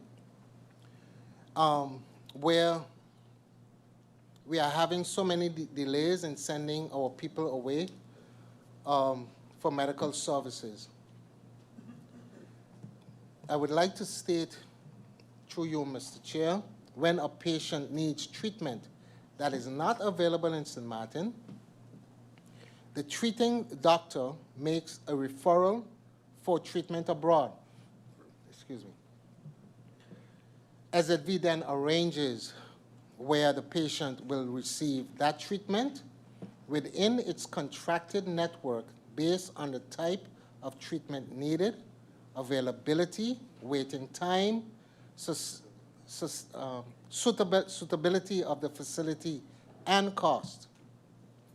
This is why the final destination may sometimes differ from what was initially discussed with the patient. According to SZV, outstanding balances with a healthcare provider do not determine where a patient is sent. Referrals for treatment abroad are prioritized based on medical urgency. Emergency cases are generally arranged within 48 hours, urgent cases within 2 weeks, and elective cases within 1 to 3 months, although exceptional cases may take some more time.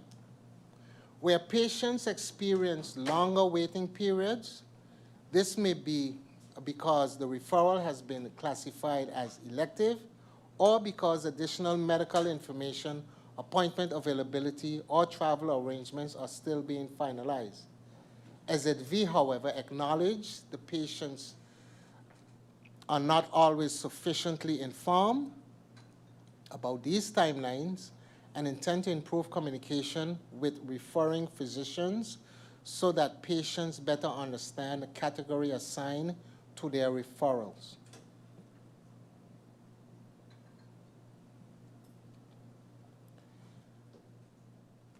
MP De Wever asked, while that turning point is not a direct responsibility in terms of subsidies from the Ministry of VSI, it does have an impact on what we do and what we decide as a government. This is in the question, Mr. Chair, concerning the substance abuse and the response of government pertaining to that. So this is also dealing with the legislation of cannabis. I would like to state on this very important topic that from a public health perspective, any move towards legalization or regulation of cannabis must take into account the potential impact on mental health, substance use, prevention, treatment services, and the capacity of our healthcare system. The concerns raised regarding the capacity of our existing mental health and substance abuse services are therefore valid and must form part of this discussion. These services already operate within capacity and resources constraints, and any policy change that could potentially increase demand must be accompanied by appropriate safeguards, preventative measures, and adequate treatment to support capacity.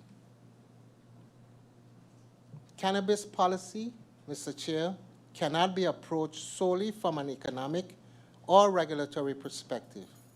The health consequences must be central to the policy discussions. The government, specifically this ministry, has a responsibility to take appropriate precautionary measures and establish adequate safeguards before designing the concept of cannabis regulation.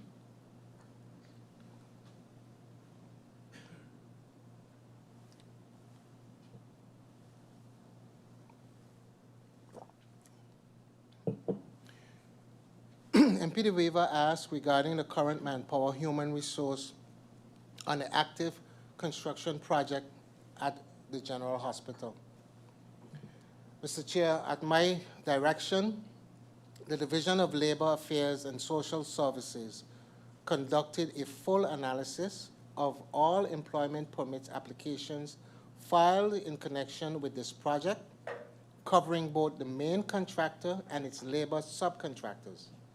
This review was then cross-referenced against the project plan submitted by the contractor, which sets out the project's current staffing and its month-by-month workforce forecast through completion.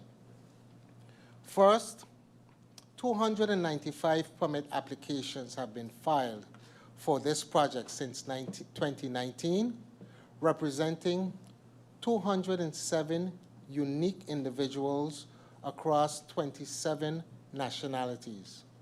Application volume has risen sharply alongside the project's construction ramp-up, from 49 applications in 2024 to 92 in 2025 and 102 already in the first 8 months of 26. Second, on compliance, the overwhelming majority of applications, 293 out of the 295, receive a grant recommendation from both the caseworker and the ministry's review. 2 applications, both first-time requests for the same position, filed on the same date, were declined or denied.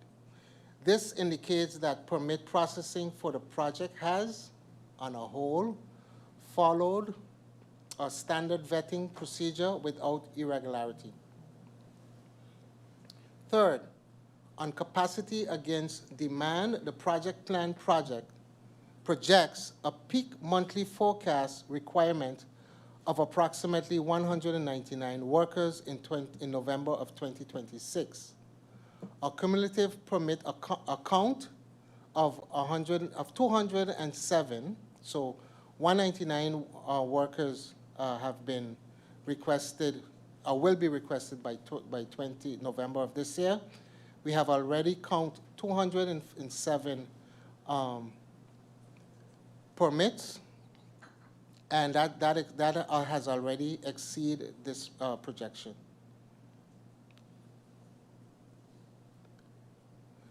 The ministry will continue to monitor employment permit issuance for this project on a rolling basis as construction progresses towards the main building's projected completion in June of 2027.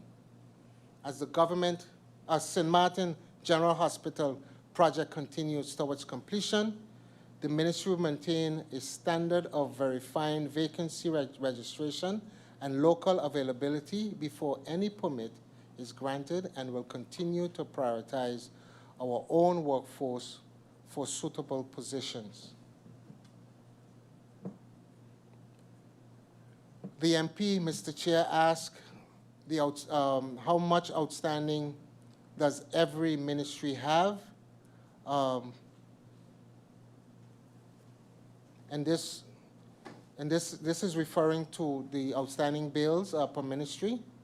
I would like to inform the Parliament through you, Mr. Chair, that this information is being compiled by the Ministry Financial Controller and will be shared once completed. MP Westcott, Mr. Chair, the Social Registry Project In the past, MP used to ask when there will be a poverty analysis. Where did the social registry project end up? Where is it?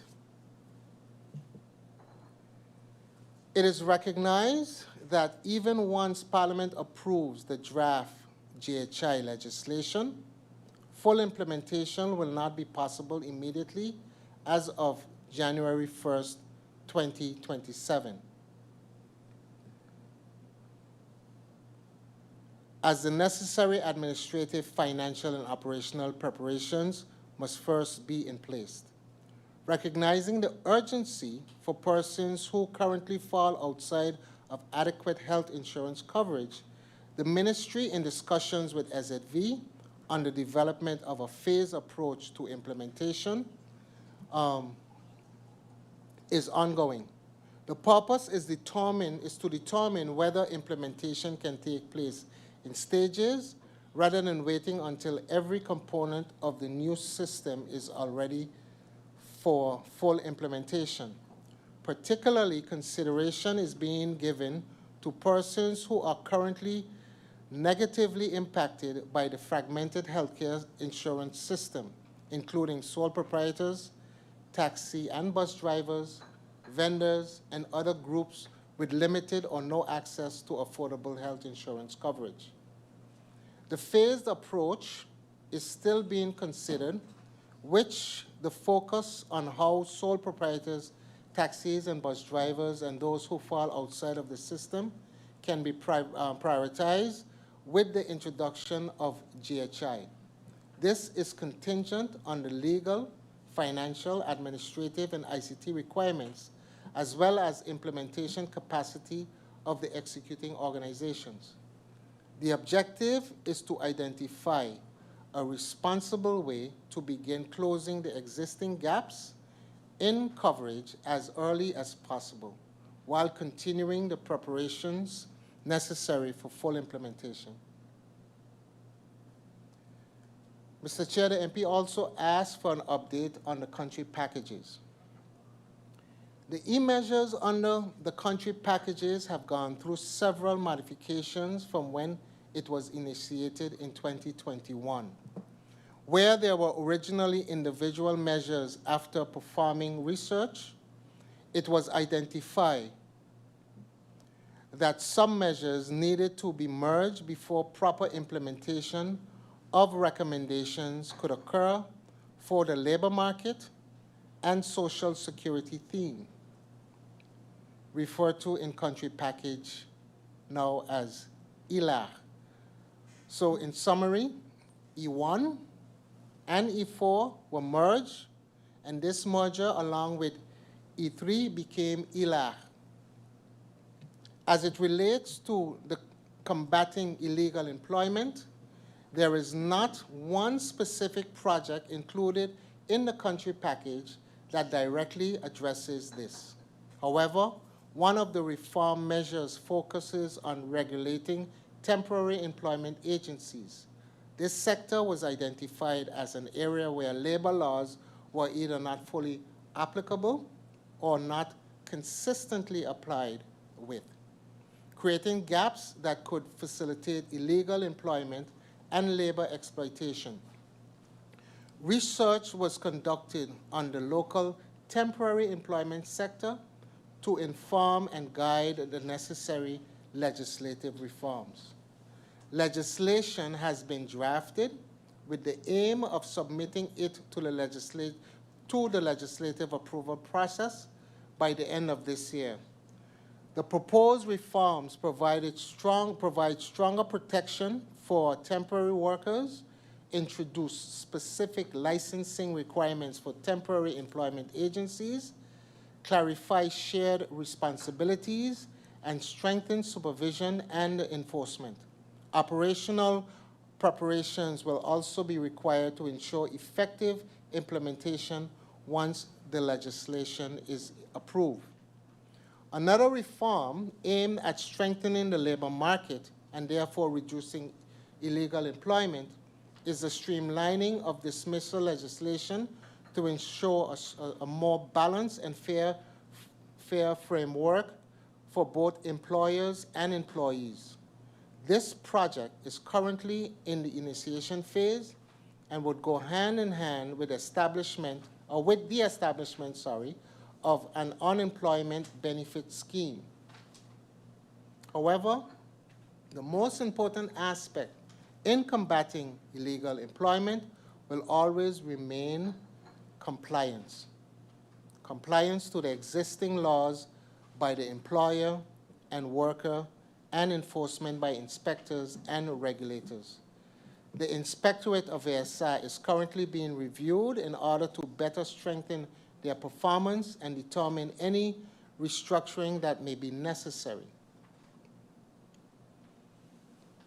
While this is ongoing and taking the current capacity issues into consideration, management, after performing a risk analysis, decided to perform more structured and targeted inspections, which would have a greater benefit for the community of Sint Maarten. Country Package F3, which covers the healthcare system, there were short-term and long-term solutions. Which of these? Where are these? It's a typo. Where are these? The Country Package F3 healthcare measures was designed to address both short-term and long-term reform for healthcare financing. A number of the short-term measures have already been implemented or substantially advanced. These include the increase of the ZV/OV wage limit to 120,000 guilders annually, thereby expanding access to SZV coverage for a larger group of employees. Pharmaceutical cost containment measures and improved access to medicine, improvement in health information and data exchange, and strengthening prevention. The STEPS survey was also completed and now provide important baseline information to guide our NCD prevention, non-communicable disease prevention, and intervention measures. Other cost containment and efficiency measures continue to be pursued. The longer-term structural reforms remains in GHI, which is intended to address the fragmentation of the current insurance system, broaden access to healthcare coverage, and improve the sustainability of healthcare financing. Mr. Chair, MP Duran asked about the healthcare fund. He said that it's running out. It's running an annual deficit of 50 million guilders. How long can the fund continue like this? What is the real plan to stop the reserves from draining? The financial sustainability of the healthcare funds remain a significant concern and cannot be addressed by allowing the reserves to continue absorbing structural shortfalls. The approach is therefore focused on both strengthening healthcare financing and controlling healthcare expenditures. Several measures have already been implemented, as mentioned, the wage limit of 120,000, while work continues on the pharmaceutical cost containment, prevention, and other measures aimed at improving efficiency and controlling healthcare expenditures. A cost containment and financial sustainability plan has also been developed by SZV, with measures covering operational efficiency, referral management compliance, fraud reduction, and prevention. The long-term structural reform remains GHI, which is intended to broaden the contribution base, address fragmentation with the current insurance system, and create a more sustainable healthcare financing framework. At the same time, government recognizes that the financial position of the healthcare funds cannot simply wait for full GHI implementation. Discussions with SZV therefore continue on the way forward, including cost containment measures, the possibilities of phased implementation of GHI, and addressing existing funding gaps and government outstanding obligations to SZV. Recent government SZV discussions have specifically included financial development and cost containment and GHI. The objective is not simply to preserve the reserves for as long as possible, but to move toward a situation where financing of the healthcare system is better aligned with actual costs of providing care. The specific annual deficit, current reserve position, and projections of how long the funds can continue under the present circumstances should be confirmed by SZV based on its latest financial figures.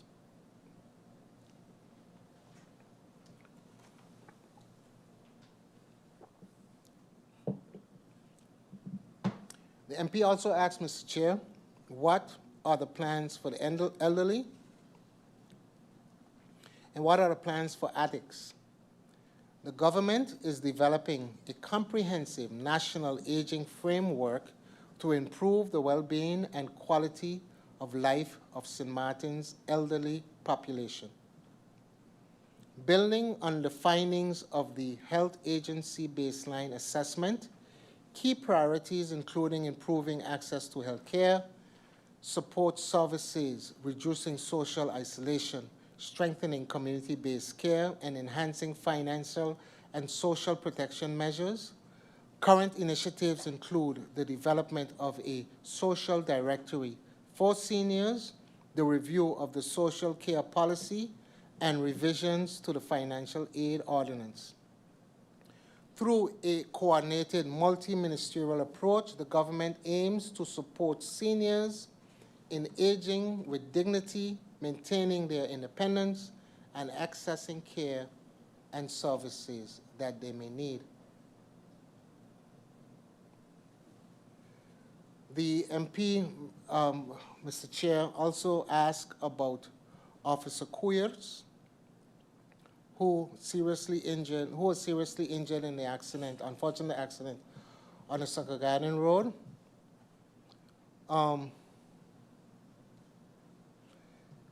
In that regard, Mr. Chair, the need for proper accident and risk coverage for frontline workers is certainly recognized, including frontline workers within VSR.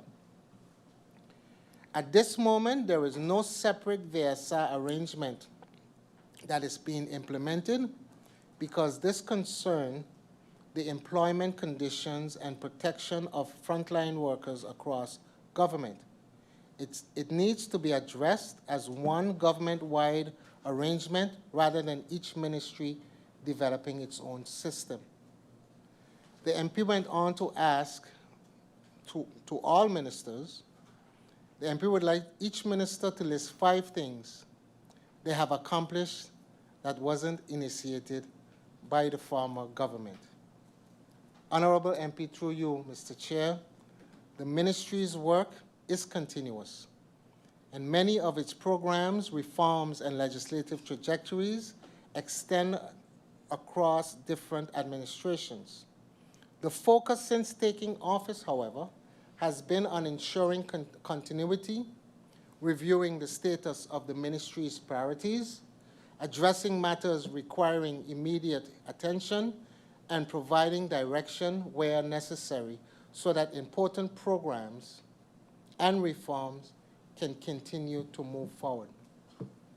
For the remainder of this term, the focus will therefore be on advancing the work of the ministry, addressing existing gaps, and where necessary, introducing new initiatives based on the needs of the population. With that, Mr. Chair, I come to the end of my responses to the questions asked. Thank you. Thank you, Honorable Minister. I now look to the floor to see if there's a need for any clarifications. I see MP Westcott-Williams would like the floor for clarifications. MP Westcott-Williams, you have the floor. Thank you, Mr. Chairman. Mr. Chairman, I want to thank, through you, the Minister for his responses to the questions, all the questions posed, as well as mine in particular. Mr. Chairman, the minister mentioned a question that I asked regarding the social registry. He mentioned it, but did not go into any answer with respect to it. That's one clarification I would like to have done. The minister also referred to the research that is taking place with respect to the medical coverage and the fact that the GHI in its entirety cannot be introduced on the 1st of January 2027, that there'll be a phased approach, especially where those persons who fall outside of the boat of medical coverage are concerned. Is there any type of timeline that the minister can indicate in this context? Thirdly, the minister said that with respect to the country packages, E1 and E4 have been combined, and along with E3, they form the ILA. So and what exactly does that mean is my question for clarification. And in F3 of the country package, is there still any attention for a general HIS, Health Information System, HIS? Thank you, Mr. Chairman. Those are my questions to be clarified. Thank you. Thank you, MP Westcott-Williams. I look to the floor. I see MP Otley would like the floor for clarification. MP Otley, you have the floor. Thank you, Mr. Chairman. Good day to the Honorable Minister. Thank you for your answers. There's a bit of clarification and I guess some homework I would send the Minister to do.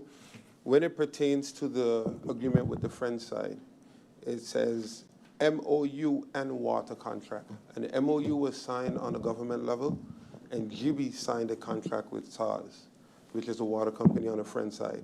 Pricing and everything was negotiated and discussed.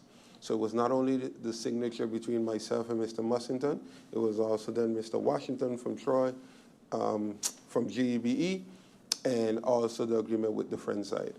It says MOU and contract. It says, although the memorandum of understanding and contract were signed today, the implementation process is expected to take place February 2024.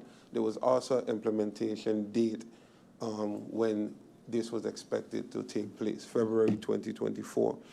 As it relates to the DDRP scholarship, Minister, I understand that you are new, but indeed some of your staff is not new. Government is indeed continuous. Please pick up the phone and call GEBE. If the answer is no, it's no, but I'm pretty sure through you, Mr. Chairman, that you, Minister, will get it going. So if it's not going, it's important to know, and I'm pretty sure that you will get it going. As it pertains to the doctor, I understand you have your due diligence to do. Just be cognizant that Parliament unanimously passed a motion asking the government to investigate into this matter before making any decisions further when it pertains to the doctor. So on my person, we will be monitoring your decision moving forward as it pertains to this doctor. Thank you, Mr. Chairman, for allowing me to speak. Thank you, MP Otley. I look to the floor. I see MP Roseburg would like the floor. MP Roseburg, you have the floor for clarification. Thank you, Chairman. Thank you, Minister Veza, for the answering of my questions and the rest of the questions, of course. I just had one clarification in regards to the laws that are on the priority list. I understood through you, Mr. Chair, that the labor law was mentioned, and I would like to know which part of the labor law is being looked into. Does it have to do with the dismissal procedure, the temporary employment, or is it something else, just for me to know what part of the labor law is being looked at? Thank you. Thank you, MP Roseburg. I see MP Duran would like the floor. MP Duran, you have the floor for clarification. Thank you, Mr. Chairman. I would like to start by thanking the Minister for the responses provided.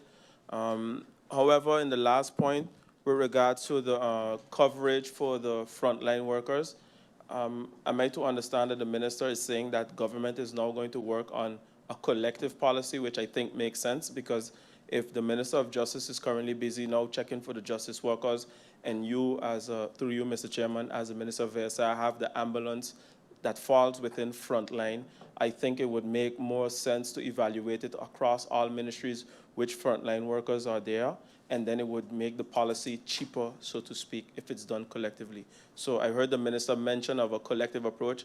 Is that what am I to understand? Or if not, can it be explained? Thank you. Thank you, MP Duran. I see MP York would like the floor for clarification. MP York, you have the floor. Thank you, Mr. Chairman. Once again, good evening to the Minister and the support staff. Mr. Chairman, I just have a few questions for clarification. As it pertains to the GHI, I didn't really get a expectation date to when we can expect that in Parliament. I know the Minister can't give an exact date, but if you could give us a tentative date or a time frame or something for us to look forward to, we would appreciate it very much.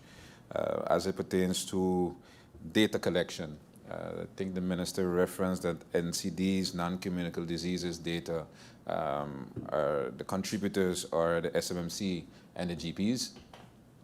I remember last year, maybe the year before that, in another conversation, I understood that that doesn't always go as smooth as it can go. So my question is, from the perspective of data collection, what kind of agreements does the ministry have with GPs or with SMMC on the matter? Is it based on an agreement? Is there a law? Is something being worked on?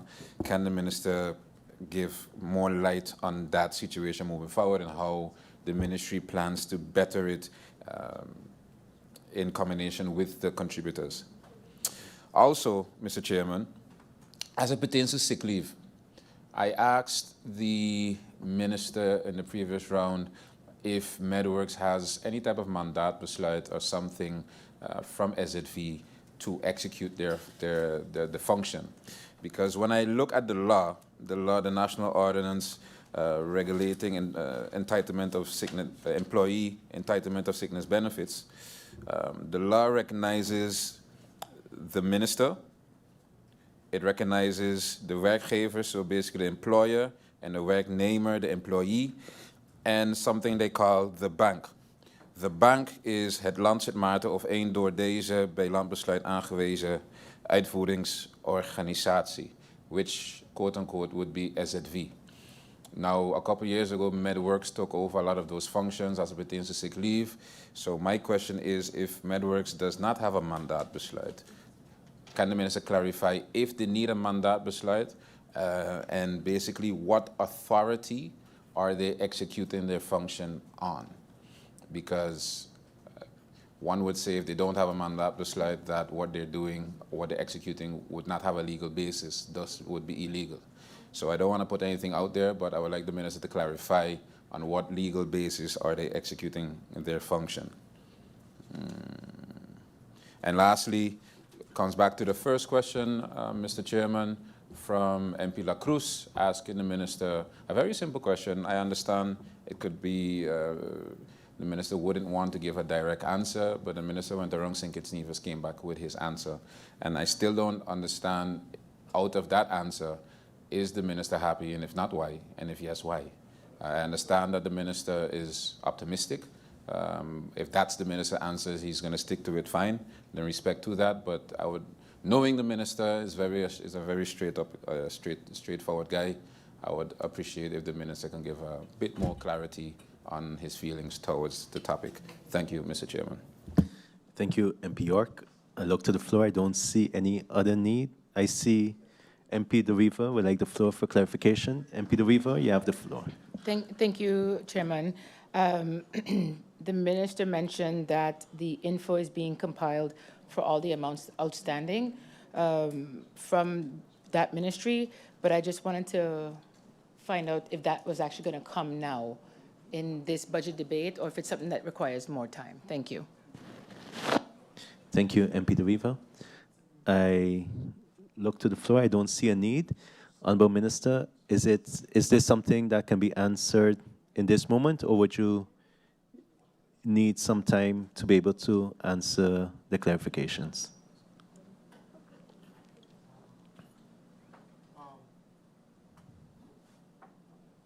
Thank you, Mr. Chair. Obviously, some of these questions we can answer directly, but I would rather prefer to get into the answers more in depth. Okay. And for that reason, I would like to answer these questions at length. That's fine. So what we'll do right now, we'll adjourn this meeting for 5 minutes so that the Minister of Romy can enter, and then the intention is after the supper break that we can continue with the answering of clarifications from the ministers that still have pending clarifications to answer. So meeting adjourned for 5 minutes to allow the Minister of Romy to take his seat. Meeting adjourned.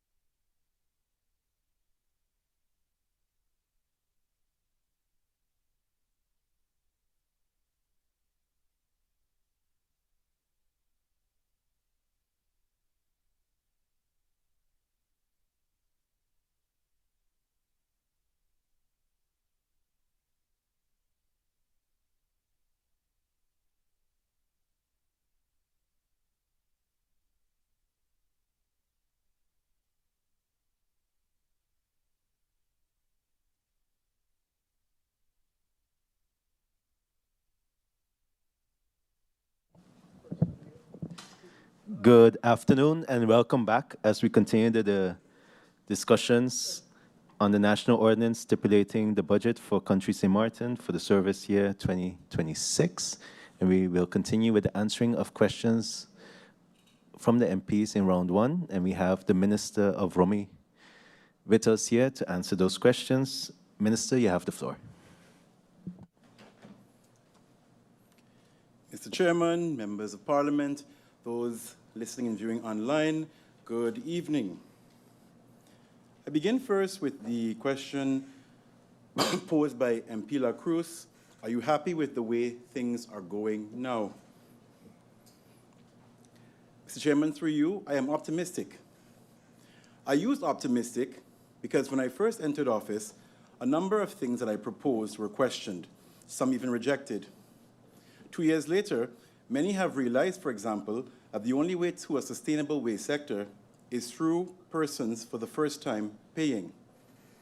When I entered office, the relationship with Cadastre, the Housing Foundation, and the Nature Foundation, three key stakeholders critical to the ministry's ability to execute its work, were at an all-time low. At the same time, I'm aware of the growing demands on the ministry. Our building code is from 1935, when most persons lived in a single-story, wooden, or in some cases, concrete home. Today, we are being asked to assess building permits under the same conditions of 1 month as 1935 St. Maarten. Mr. Chairman, look around. We are asked to have a turnaround time on processing domain affairs cases, carry out inspections, and maintain the roads with resources that only afford minimum intervention. This is the reality that the ministry is dealing with. All of this coupled with a ministry long plagued with issues of trust and victimization. So why optimistic? Mr. Chair, I am not delusional, but I see attempts to do it better. I see a relationship between minister, management, and staff that, despite the anticipated human conflict, encourages feedback, open dialogue, and learning. I see the increase in output over the last 2 years and the delivery of legislative amendments and policies that stood long pending. Finally, I see a ministry in transition. A ministry recognizes that change, sometimes as uncomfortable as it is, including communicating more actively with clients, is paramount to its success and the delivery of our mandate to the people of St. Maarten. Are you happy with the direction the country is going? I believe we are at a tipping point. While the focus has long been on developing the country, the larger economy as a whole, developing the people and the system to support the economic boom hasn't always been at the forefront. An increase in economic activity also means an increased demand for workforce, an increased strain on infrastructure, an increased demand for social and affordable housing, and of course, an increased demand on sewage and drainage systems. The focus going forward is not on how to attract, but how to retain and how to sustain. What is your plan to fix it? Important to recognize is that fixing these challenges requires more than just money. Recognizing that the St. Maarten we envision requires a societal shift and a collective responsibility and ownership of our challenges. When garbage litters the ground, we don't see it as the polluter doesn't care. We see it as government has failed. The Ministry of Romy is the most front-facing ministries, and none more than me, as the minister, knows and feels that. Every rockfall, every plastic cup, every stream of sewage, every permit request, I am expected to know about, while simultaneously focusing on long-term policy. The responsibilities and expectations are significant, and fixing them requires modern tools for modern governance. From the side of government, digitizing is progressing well, with a pilot expected at the end of Q4 for the submission and evaluation of building permits for further testing and development and rollout in 2027. Digitizing and updating the management of long lease and rental agreements will improve our database, delivery time, and improve our collection capacity. Use of drone technology, increased capacity, both short and long term, is important and is under implementation with the recruitment of additional capacity over the course of 2026. Finally, the fix must look at supporting personal and career development opportunities for the staff. Under challenging conditions, the staff often go above and beyond, and recognizing this and providing opportunities for growth, rebuilding trust is key to ensuring quality service, a restoration of the ministry, and the economic objectives of the country.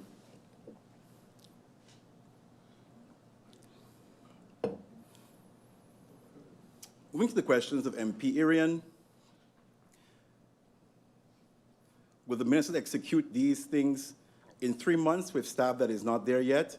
MP expected to hear that the presentation would somewhat be different at the end of the year instead of what he believes was presented as a presentation of January. Through you, Mr. Chairman, a significant part of the ministry's presented priorities have been achieved already. From a policy and works perspective, the housing policy has been launched and is currently being operationalized. The Mortgage Guarantee Fund is well underway, and work on the implementation of the new building code is finalizing. The ministry is working on road quality standards, and through our MOU with Cadastre, is working on the development of road assessment mechanisms. The ministry is finalizing the installation of stormwater pumps and has an active tender out for a study and later implementation of drainage in Coal Bay. Work is ongoing to clean up the cemeteries, starting with KB, and with the Ministry of VSA, with VSA, the ministry will meet in Q4 on the legal amendments and policies necessary for improved burial management. Work on the land issuance policy is steadily progressing, and the terms of reference for the island-wide zoning will be published in Q4. The approval of this budget will facilitate the start of this work. Legislation for a new waste ordinance will be submitted to Parliament as well in Q4, and work is continuing to address both solid waste and wastewater with 3 projects, 2 in Dutch Quarter and 1 in Cul-de-sac. Finally, from the service side, the ministry is working with Grant Thornton on the backlog of domain affairs and the introduction of digital solutions in both the domain affairs and permits department. From a financial point of view, the identified CapEx 2026 allocations for the remainder of the road resurfacing and harvesting projects have already been used. Following the signing of the settlement agreement with the insurance company 2 weeks ago, the allocation for the Prince Bernard Bridge upgrade can now be finalized. Moving now to the question of MP Labega. Outstanding permits. His question focused on if the ministry thought about outsourcing capacity, particularly with regards to complex requests. The response, of course, was yes. The ministry has considered and is already utilizing external consultants as an additional capacity measure to support the permits department in addressing the outstanding building permit applications. The objective is therefore not to outsource work, but to use external capacity strategically to reduce the backlog while building a more efficient and sustainable permitting system within government. This approach can create additional capacity within the department and allow permanent staff to focus on new applications, complex cases requiring government oversight, policy matters, and final quality assurance, while consultants assist in reducing the existing backlog. At the same time, the ministry recognizes the outsourcing alone will not resolve the structural challenges facing the permits department.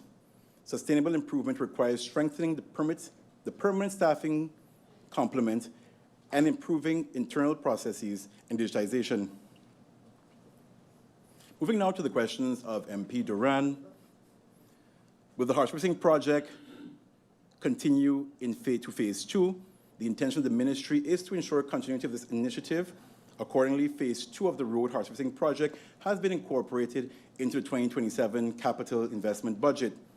The Department of New Projects have been digitally preparing for the upcoming procurement process, and the tender will be launched shortly. When will the road fund become operational? The road fund is intended to become operational as of January 1st, 2027. This is, of course, contingent on the final advice from the Council Advice and the on-time approval of Budget 2027. What is the status of the 1,200 homes project? What's the expected start date? The target of approximately 1,200 homes over a 10-year period remains a central objective of the National Housing Policy. With the policy now formally established, the next step is the development of a comprehensive implementation plan, which will further define the actions, partnerships, financing approaches, and implementation mechanisms required to achieve the target over the 10-year period. The immediate priority is the development of the implementation framework for the multi-year housing strategy. This framework will translate the policy objectives into concrete programs, projects, timelines, and performance monitoring to guide implementation. Once again, I wish to state that the 1,200 homes objective is not intended to be delivered through a single large-scale construction project or solely by the government. Rather, it will be achieved through a combination and sustained approach involving both public and private sector contributions over multiple years. The ministry recognizes that addressing St. Maarten's housing shortage is a long-term undertaking that requires consistent progress, strategic coordination, and ongoing investment. In this regard, several private sector housing developments are already contributing to the objectives of national housing policy, even where those developments were not initiated directly under the policy framework. These contributions will form an important component of the overall housing delivery target and be incorporated into the implementation plan as described in the policy. To support effective monitoring and reporting, the ministry intends to establish a housing monitoring and tracking system that will enable government to measure housing production, assess progress towards policy targets, and provide transparent reporting on the implementation of the national housing policy over time. To the MP's next question, were any water rights issued during the minister's tenure? And if so, how much land and water area was granted? With respect to finalized cases during 2024 and 2025 combined, a total of 5 water rights were approved and issued. The combined area granted under the approvals amounts to approximately 4,718 square meters of water rights. Why have the reported public restrooms deficiencies still not been addressed? The reported deficiencies have not been ignored. The ministry is currently assessing the condition of the affected facilities to determine the nature and extent of the required repairs and maintenance. This includes finalizing and identifying the issues related to plumbing, electrical systems, fixtures, general maintenance, and other infrastructure-related deficiencies. This will be done jointly with the Ministry of TEAT. The funds for this will be provided with the approval of Budget 2026. Status of the GB Housing Private Hope Estate. When GB purchased the land at Hope Estate, it was originally intended for developing housing for their employees, so to be funded via Villanova. The development was intended to be rental housing that would assist new employees until they were able to transition to other private housing arrangements. GB has since earmarked this land for development of a solar farm.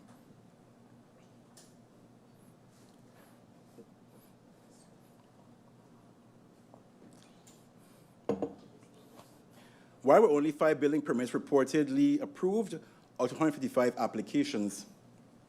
I wish to clarify the response given to earlier questions posed on the performance of the ministry as it relates to the processing of permits.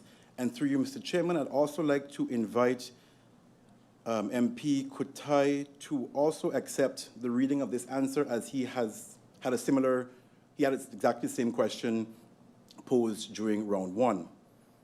And as it's quite lengthy, if that can be accepted, it'd be much appreciated.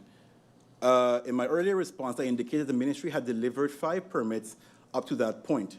The term delivered in this case is the same as the more common term used, issued. An issued permit means that an application has been approved, paid for, and collected by the applicant. For clarity, 5 of the applications submitted in 2026 have been completely finalized. There are additional applications that have been denied or approved and awaiting payment, and collection. In addition, the 5 applications does not mean that only 5 permits were processed or approved. Throughout this year, applications dating back to as early as 2018 have been processed, approved, or denied. Thus, the total permits covers a range of years, and only having finalized 5 from this year should not be seen as a reflection of productivity. At the request of the MP, this is MP Kutai specifically, I think it's valid information as well for MP Duran, when considering the overall throughput of the Permits Department, I am pleased to report the following. And the following being the request of MP Kutai for overview of permits processed over the period 2021 to 2025. In 2021, the ministry processed 207 permits, representing an average of approximately 17 permits per month. In 2022, the ministry processed 239 permits, representing an average of approximately 20 permits per month. In 2023, the ministry processed 187 permits, representing an average of approximately 16 permits per month. In 2024 and 2025, the ministry processed 152 permits, representing an average of approximately 13 permits per month. As of today in 2026, the ministry has already processed 187 permits, representing an average of approximately 23 permits per month. Based on the current trend, the ministry is on track to surpass the total processed permit applications over the period under review. This represents a significant increase of 80% in productivity and throughput compared to previous years 2021 to 2025. While these figures are preliminary, it is very promising and speaks to the efforts made to improve productivity. Additionally, since 2025, the ministry has implemented a standard operating procedure, SOPs, for the processing of building permit applications. In principle, the applications are processed in chronological order based on the date of submission. The SOP does, however, provide for clearly defined exceptions that allow certain applications to be advanced where justified. These exceptions include matters involving public health and safety, statutory or court-ordered deadlines, critical public infrastructure projects, disaster recovery efforts, and environmental threats requiring urgent mitigation. With this clarification, I trust I have more accurately addressed the questions and concerns raised and provided a clearer picture of the ministry's performance and progress being made in reducing permit processing backlogs. To the MP Duran's next question, the status of the land issuance policy, the ministry can confirm that it remains on track to finalize and deliver the land issuance policy within this year.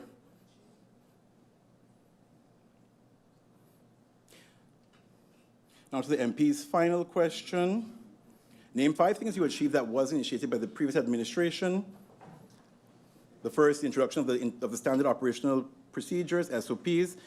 SOPs are simply put guidelines that create uniformity in processes, gives clarity to civil servants on how to handle requests, and provides a simple step-by-step manual for new employees on how to carry out their tasks. 2, preparation of delivery of draft waste ordinance and financial framework. This will modernize regulations and provide funding for the waste sector in the future. Land issuance policy for delivery of a draft policy on issuance of land. This is particularly important because for the first time there will be a clear, transparent method for the issuance and rental of public land. 4, repair of critical infrastructure via public-private partnerships. Where government funding fell short, the ministry was and continues to be proactive, engaging private sector to play a role in directly building the country. Mobilization for realization of the road fund, securing 1.4 million euros for funding for capacity building the ministry, and finally negotiated inclusion of additional 158,183 square meters of land in Belvedere for heritage and cultural preservation. Moving now to the questions of MP Westcott Williams. Where are we with the National Adaptation Strategy? The National Adaptation Strategy, NAS, remains on track and has made significant progress during 2026. The ministry received the final draft of the National Adaptation Strategy just before 2026 school break, marking the completion of the drafting phase. The project has now entered the validation stakeholder consultation phase, which is a critical step before finalization and adoption. To support this process, the ministry has secured continued technical assistance from Climate Adaptation Services, CAS, until November 2026. An interministerial validation process is currently being organized, involving policy specialists, relevant stakeholders from across the government to review, validate, and strengthen the ministry's the strategies, recommendations, and implementation framework. What is the update with regard to traffic and mobility on Sint Maarten? What exactly is the Ministry of ROMI doing? In January 2026, the Ministry of ROMI signed a letter of intent with UNOPS to execute a mobility study. Since that signing, a decision was taken that TEAT and their study on mobility would lead and that UNOPS and ROMI would support once infrastructure-related solutions were identified. ROMI, with its managed infrastructure, has been working to maintain road quality and procurement of signage. In addition, with support of Justice Ministry, ROMI is busy with infrastructure upgrades and 2 changes to traffic direction proposals. Finally, the ministry is working on a financing model for the development of the Ring Road. To the MP's next question, where will the new Parliament building go? The site of the former government building has been identified as the location for the new Parliament building. What is the update of the countrywide zoning and licensing matters raised previously by the minister? At the moment, ROMI is developing a terms of reference assistance from TBO to recruit a project manager for the zoning project. This project will consist of merging and updating the current zoning plans into one countrywide zoning plan.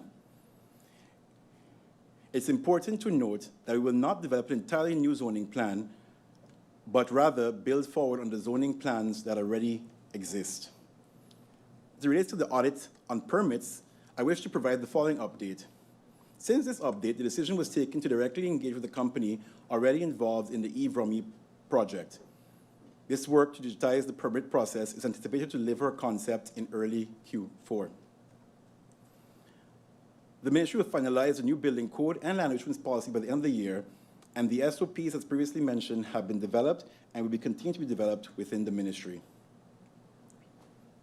What capital projects are already in execution? Capital projects already in execution, resurfacing of the road, hard surfacing of the road, upgrading Prince Bernard Bridge. The current amount presented in CapEx is remain of the loan amount as execution has already taken place and are finalizing or pending continuation. The Dutch Quarter Road and project, the contract for the project execution has already been signed with the selected contractor. Which projects are shovel-ready and only waiting funding approval? As mentioned, the work on updating the draft zoning and the realization of the full Coal Bay drainage project.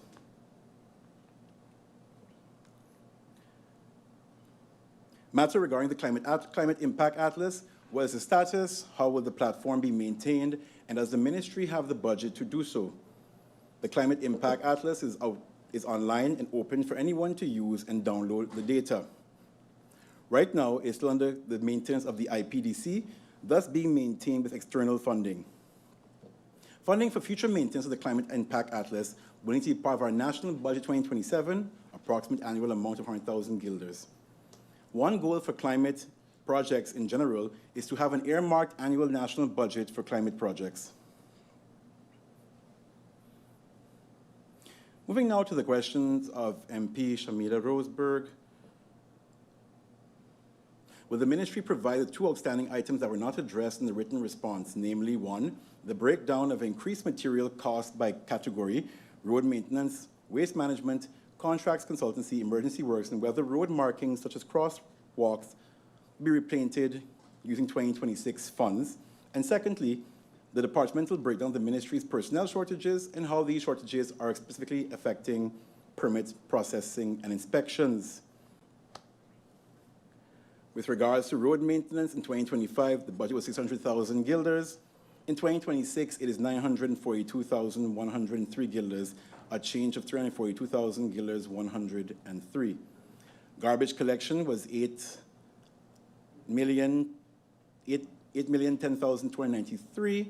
It is $6,850,000, a change of $1,160,293 guilders. Landfill operations, as it is very efficiently, 3.37 in 2025, 3.88 in 2026, a change of 505,000 guilders.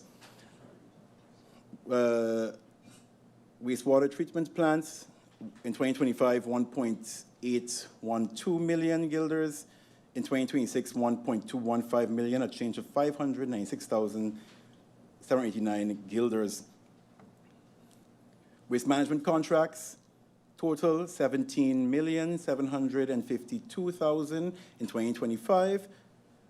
We have 16,636,000 in 2026, a change of 1.1 million.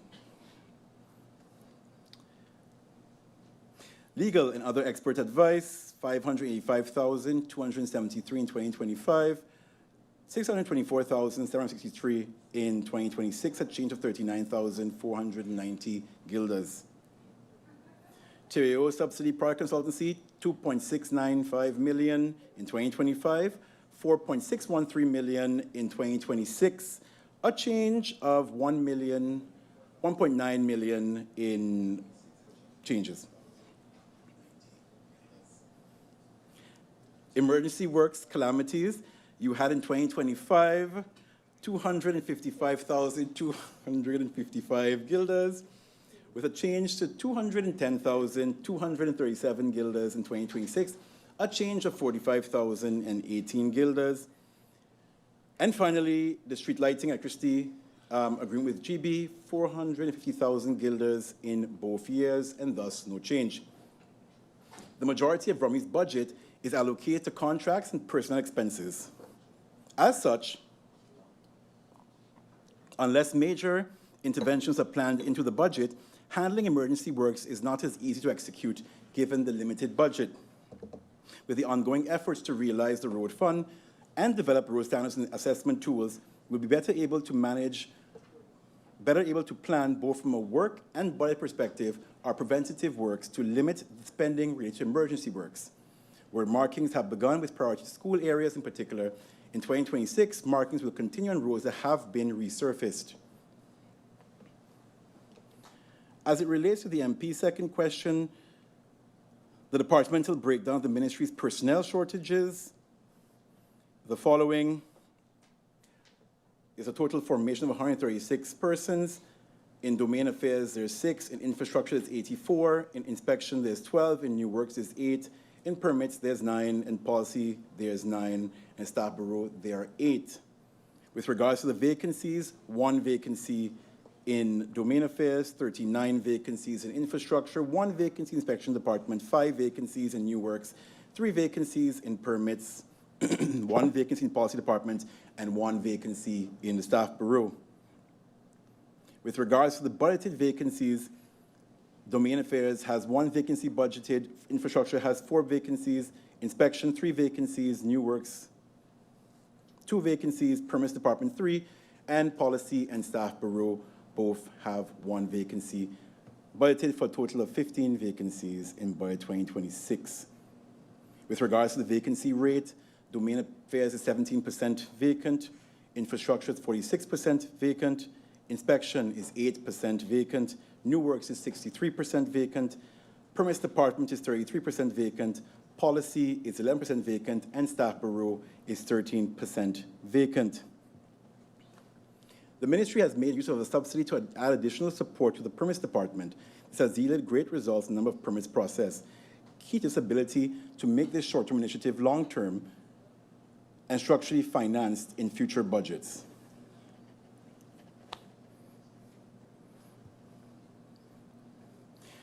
To the MP Roseberg's next question, can the ministry indicate for each listed capital project in the capital expenditure table whether funding has been secured, requested, or not yet sought, so that Parliament can better understand the status of each project?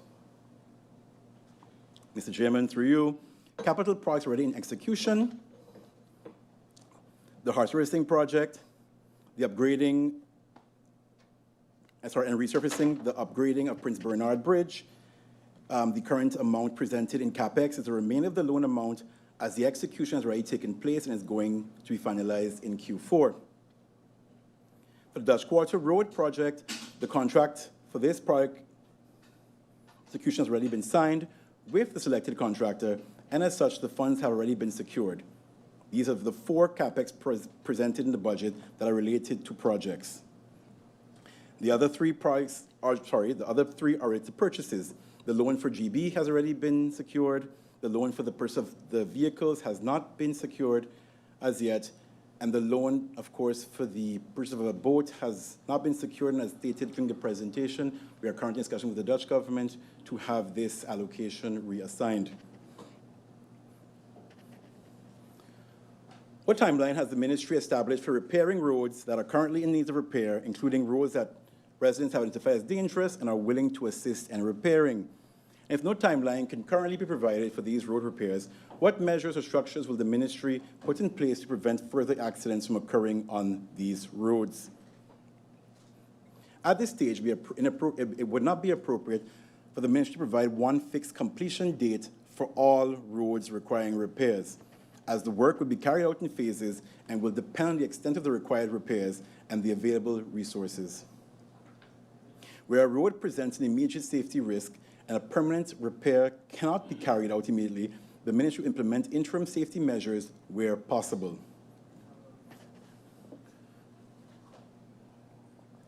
These may include temporary repairs, improved signage and road markings, barriers, or other appropriate warning measures, and increased monitoring of particularly hazardous locations.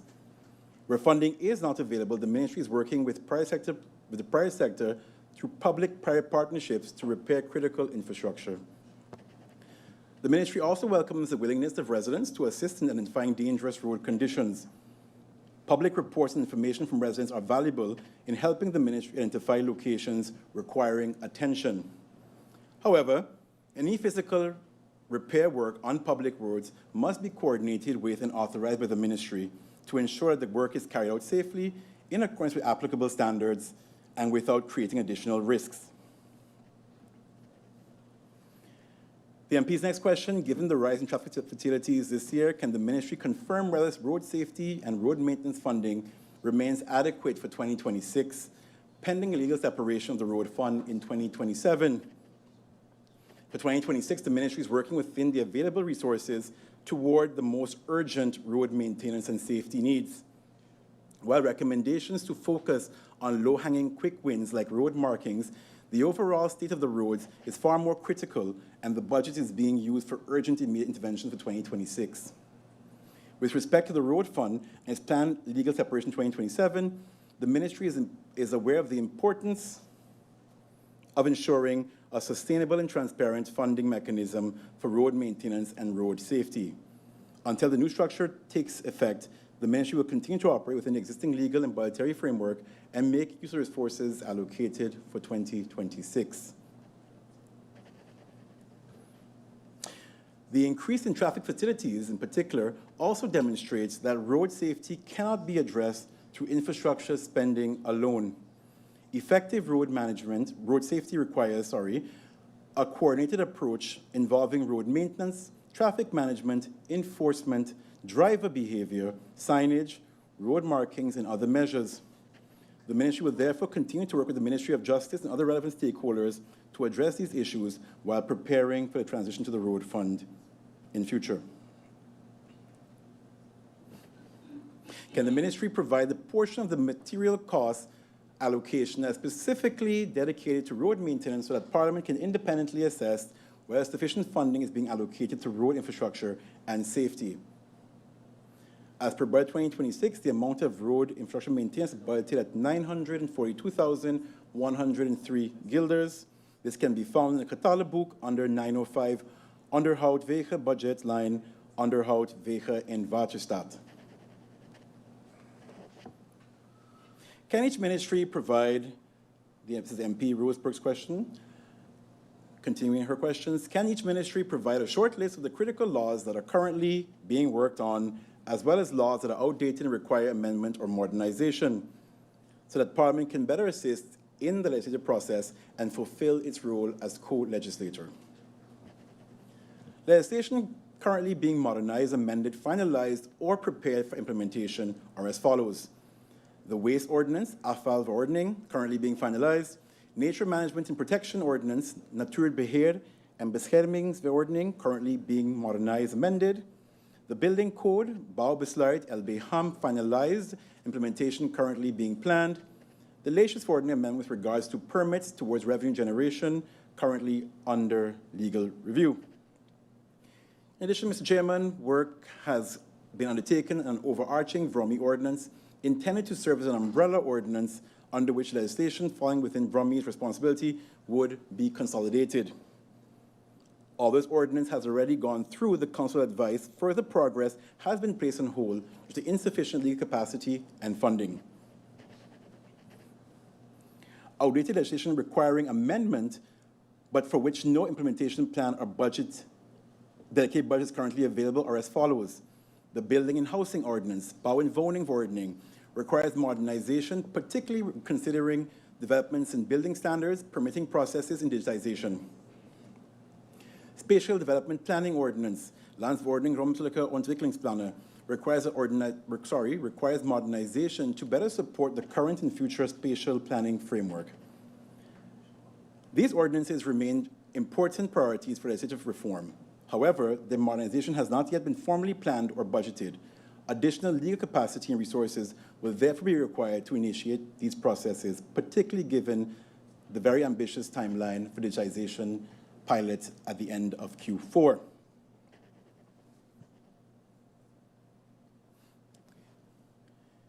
The MP's question, final question, is there an initiative for the introduction of a $5 to $10 environmental tax at our borders? The financial framework developed and endorsed by the government of Sint Maarten this year for solid waste management recommends that the introduction of a visitor environmental fee as a priority measure to support sustainable waste management and financing. The proposed fee, if for every visitor upon arrival, or alternatively, a smaller nightly fee. The policy identifies this as one of the highest priority and most feasible revenue instruments for waste management, and therefore environmental management, and recommends implementation in the early phases of the waste sector reform program. Revenue generated would be earmarked to support strategic integrated solid waste management and landfill reforms in line with the polluter pays principle. This is envisioned to be taken into legislation related to the tourism levy that is being led by the Ministry of Finance.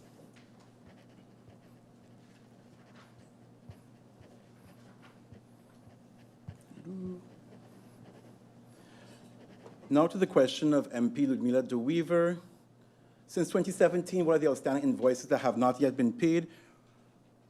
In 2025, the Ministry of VROMI paid 500,000 Caribbean gills in outstanding to one vendor.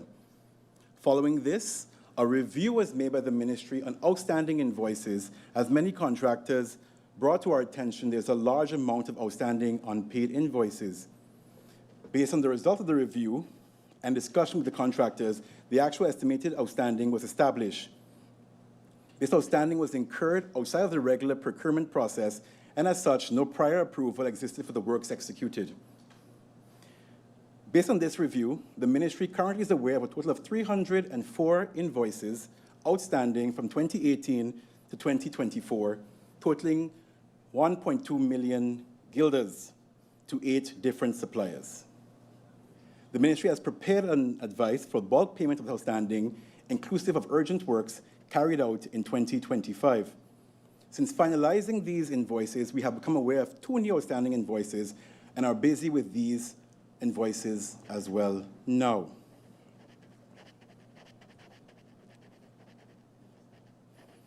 Moving now to the questions of MP Janssen. I've lost it. 1 second. Yes. MP Janssen asks, has the ministry identified, together with TEAT, land that farmers can use for agriculture, and particularly for animal husbandry, example, chicken farming? And what arrangements are put in place to accommodate activities while minimizing nuisance to surrounding communities? The ministry has held discussions with the Ministry of TEAT in relation to existing as well as future land acquisitions. There is limited land in our current draft zoning plan that has been designed for agriculture.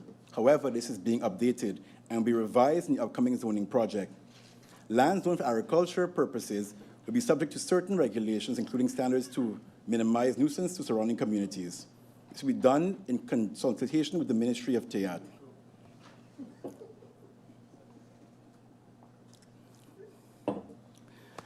The MP stressed the impact of litter on tourism, quality of life, public perception, and crime. The question was what will be done in the meantime while the garbage collection tenders are being processed to address the visible accumulation of garbage around the island. What immediate measures will VROMI implement to clean roads, public spaces, and beaches until the new contracts become operational? The ministry is currently undertaking initiatives to facilitate a countrywide cleanup in preparation for the upcoming hurricane season, while the formal procurement process is ongoing.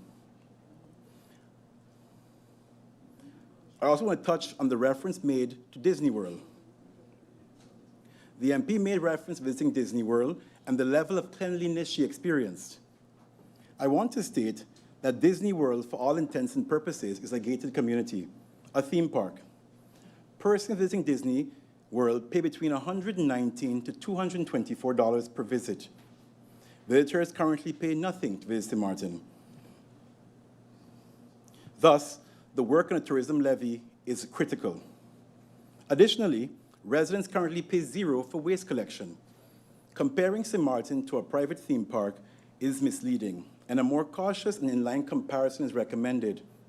Thus, the proposal for household contributions and a tipping fee are very critical to supporting a financially sustainable waste sector. The middle-aged lady who let herself go, the comparison referenced by the MP of what Sint Maarten looks like, can only pick herself back up when the funds are available from a thorough and sustainable makeover. If being Disney World is as the aspiration, this costs, and the Ministry of VROMI looks forward to all MPs' support for the proposed legislation on the introduction of fees for waste disposal. How will the Ministry of VROMI work together with the Ministry of Justice to address the long-standing issues of derelict vehicles and abandoned car wrecks around the island? The Ministry has already commenced the countrywide car wreck removal initiative. As part of this initiative, a dedicated team conducts daily field operations across the various districts to identify, tag, and arrange for the removal of car wrecks. The Ministry of Justice is supporting the removal of abandoned cars. Following the recent court judgments against government involving injuries caused by a poor infrastructure, has the ministry conducted inspections in high tourism areas such as Phillipsburg and Maho, identify and repair potholes, uneven sidewalks, protruding metal spikes, and similar hazards? A second countrywide survey, the first of which started earlier this year, is currently being conducted to identify additional hazardous road conditions. Once identified, urgent repairs will be carried out to address the most critical areas and improve the safety of motorists and road users. What does the Minister of VROMI have planned for the upcoming tourism high season to alleviate traffic congestion? In the short term, the ministry, within its mandate for infrastructure, has identified improving road conditions, carrying out necessary road repairs, and implementing localized traffic flow measures where appropriate, along with the Minister of Justice. Where road works are necessary during high season, the ministry will seek to properly coordinate the works, provide advance notice to the public, and implement appropriate traffic management measures to minimize disruption. Important to note is that mobility in its broadest sense falls under the Ministry of TEAT. What transportation products or transportation strategy does the ministry currently have? Once again, it's the Ministry of TEAT, not the Ministry of VROMI, who is charged with transportation projects. Where a project requires support of VROMI, this support is given. What measures will be taken to improve safety on Browers Road, commonly referred to as most people as Colby Hill Road, given the number of accidents and fatalities occurring there? Improving safety on AGC Browers Road, as raised by the MP, is a matter that requires a coordinated assessment and approach between the Ministry of VROMI and the Ministry of Justice. Given the concerns regarding traffic accidents and fatalities along this corridor, Both ministries will need to assess the situation, evaluate the contributing factors, including road infrastructure, traffic management, enforcement, and road user behavior to determine the most appropriate interventions. Once assessment has been completed and priority measures have been identified, the ministry can carry out works and actions and plan to implement it according with available funding and budgetary priorities. We already know that from a structural perspective, the culverts on AJC Brower Road must all be replaced. Built with beach sand over 40 years ago, the lack of maintenance caused the first collapse in 2024. In addition, there are several erosion-prone areas on the island. The ministry has identified solutions that will be able to be rolled out with the forthcoming additional financing. The government remains committed to enhancing road safety and will continue to pursue practical measures aimed at reducing accidents and improving the safety of all road users.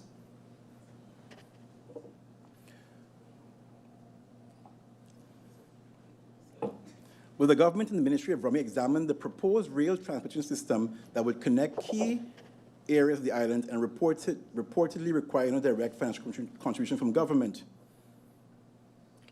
Allow me once again to reiterate that public transportation falls under the Ministry of TEAT, while the Ministry of Rummy supports mobility initiatives. In most cases, this comes from the perspective of infrastructure and spatial planning. Overall, the government, through the Ministry of TEAT, has not made a decision to proceed with the proposed transportation system via rail. At this moment, the government is busy developing a broader approach to mobility and traffic management, which will inform the decision on what intervention would be best suited. Moving now to the questions of MP Kotai. The first question was clarified with his indulgence when answering the question of MP Duran that related to the story of the permits and how much, of course, was given over the period 2021 to 2026. To the MP's second question, why not examine outsourcing part of the administration technical processes to a qualified external company through a transparent procurement process? The ministry is certainly open to a strategic outsourcing of permit processing activities and in practice has identified or utilized, external capacity in 2026. However, outsourcing should not be viewed as a standalone solution to permit backlogs. We must remain mindful of how work is strategically outsourced while also addressing the underlying structural issues that contribute to these backlogs. The key root causes include insufficient personnel, limited focus on competence development, and competence management, and the dire need to be better capitalized on digital transformation and process modernization within the organization. As an example, during the year 2026, the ministry has strengthened capacity within the permits department by engaging multiple additional professionals on a contractual basis. The possibility of transitioning to civil service positions in the future.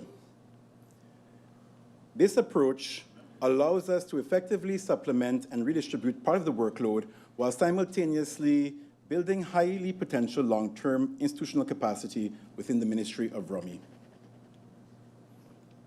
Rather than relying solely on external providers, it enables the ministry to retain critical knowledge, skills, and experience within the department, thereby creating a more sustainable solution to permit processing challenges while preserving continuity and service quality for the public. Moving to MP Kutai's following question, has the Rummy explored a tiered fee-based expedited permitting process system? No, the ministry has not taken any concrete steps toward a comprehensive study towards the implementation of a tiered permit processing system. However, previously indicated, such a proposal would require careful and deliberate consideration, taking into account legal, policy, operational, financial, and social implications. Any future consideration of such a system would need to ensure that it aligns with principles of transparency, fairness, and equal access, while helping to improve service delivery and process efficiency.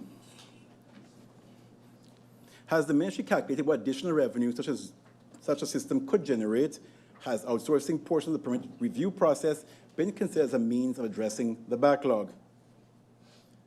As we have not taken any concrete steps towards a comprehensive study, It has therefore not been calculated, nor are we in a position to reasonably assume what additional revenue such a system could generate. As mentioned earlier, the ministry is certainly open to strategic outsourcing of permit processing activities, and in practice already does so. It's undertaken with due consideration of the underlying structural issues that contribute to permit backlogs, including capacity constraints, the need for competence development, and the continued modernization of administrative services. Moving now to the MPs. Next question. What additional staffing or external capacity would be required to guarantee defined processing times? Looking specifically at the human capital needs, additional capacity would be required in the following areas. The first, permit evaluators and technical staff. Additional permanent permit evaluators are needed to increase the department's capacity to review applications and provide continuity in the permitting process. 2, specialized technical expertise. External consultants where specialized expertise is required, particularly for fire safety, fire department, environmental impact, nature foundation, and complex structural solutions where there is a solution being worked on to be delivered, and complex structural matters where there is indeed a solution being worked on to be delivered in 2027. And finally, administrative and processing support. Additional administrative capacity is necessary for application intake, completeness checks, correspondence with applicants, as outlined before on how to get it fixed, tracking of outstanding requests and requirements, and coordination of advice from other departments.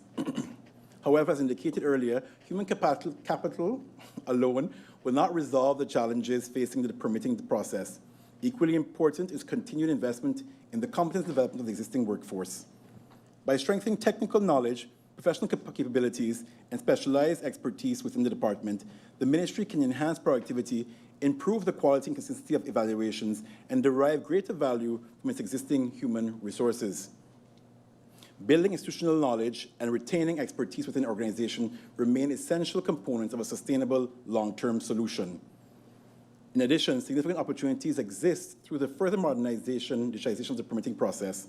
Staffing increases alone will not guarantee predictable processing time. Continued investments in digital permitting infrastructure is necessary to improve application tracking, document management, interdepartmental referrals, communication with applicants, workflow automation, and overall operational efficiency. It should further be recognized that the permits department cannot unilaterally guarantee processing times for every application. The duration of the review process depends not only on the department's internal capacity, but also on the completeness, accuracy, and quality of documentation submitted by the applicants, as well as the timeliness of advices and approvals from other governmental departments, agencies, and external stakeholders. A truly efficient permitting system, therefore, requires coordinated improvements across the entire permitting ecosystem rather than within the single department alone. Could the additional revenue generated be used to strengthen the department's capacity and improve the permitting system as a whole? In principle, any additional and sufficient funding will certainly be expected to contribute positively to strengthening the department's throughput and improving the permitting process as a whole. However, as previously indicated, there is no single solution to addressing the challenges currently faced by the department.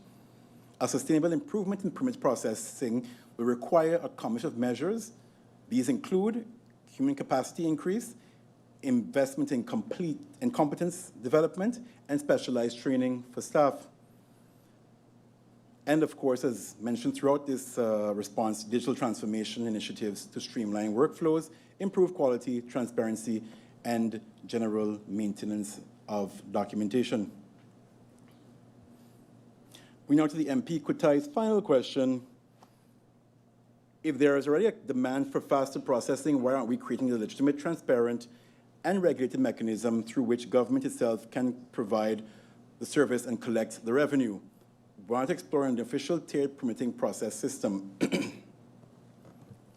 While the proposal of an official expedited processing fee should not be dismissed outright, it requires careful consideration from a legal, policy, and social perspective. Government must comply with general principles of proper administration, including equality, legal certainty, proportionality, and the prohibition against arbitrary conduct. Any distinction between applicants who receive standard processing and those who opt for an expedited service must therefore be objectively justified, transparent, and established through an appropriate legal framework. Ultimately, however, the primary objective should be to ensure the regular service remains accessible, fair, efficient, and delivered within reasonable timeframes for all applicants. Consideration should also be given to whether there is sufficient evidence to support the introduction of a legally expedited processing service would effectively address possible integrity risks. If a lawful and transparent expedited service mechanism would reduce incentives for unofficial payments by creating an official and auditable process, it is not without risk. If poorly designed, it could institutionalize a pay-to-jump-the-line system, disadvantaging lower-income applicants, distort administrative decision-making, and create new opportunities for integrity breaches. Any such mechanism would therefore require robust safeguards to preserve public's confidence in the principle that all persons are entitled to equal and impartial treatment by government. With this, Mr. Chair, I come to the end of my questions and remain available for any clarifications from the floor.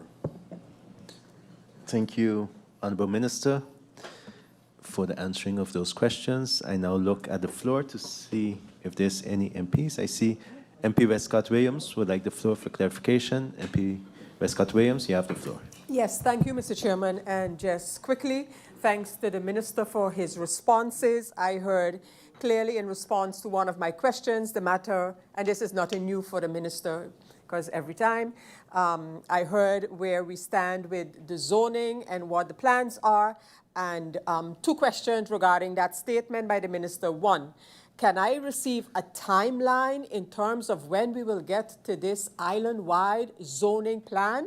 Question. And in the meantime, is my question based on the Minister's answer. The Minister referred to the matter of capital projects, and he cited the Union Road. And this is a matter that the Minister and I have been discussing. And the Minister informed me previously that this tender has been extended. Indeed, it has until the 10th of September. And it is for the design, the preparation, and construction management for drainage system, Coal Bay, Union Road to Simpson Bay Lagoon. Thank you, Jesus, for that. That is on the books. I mean that dead serious.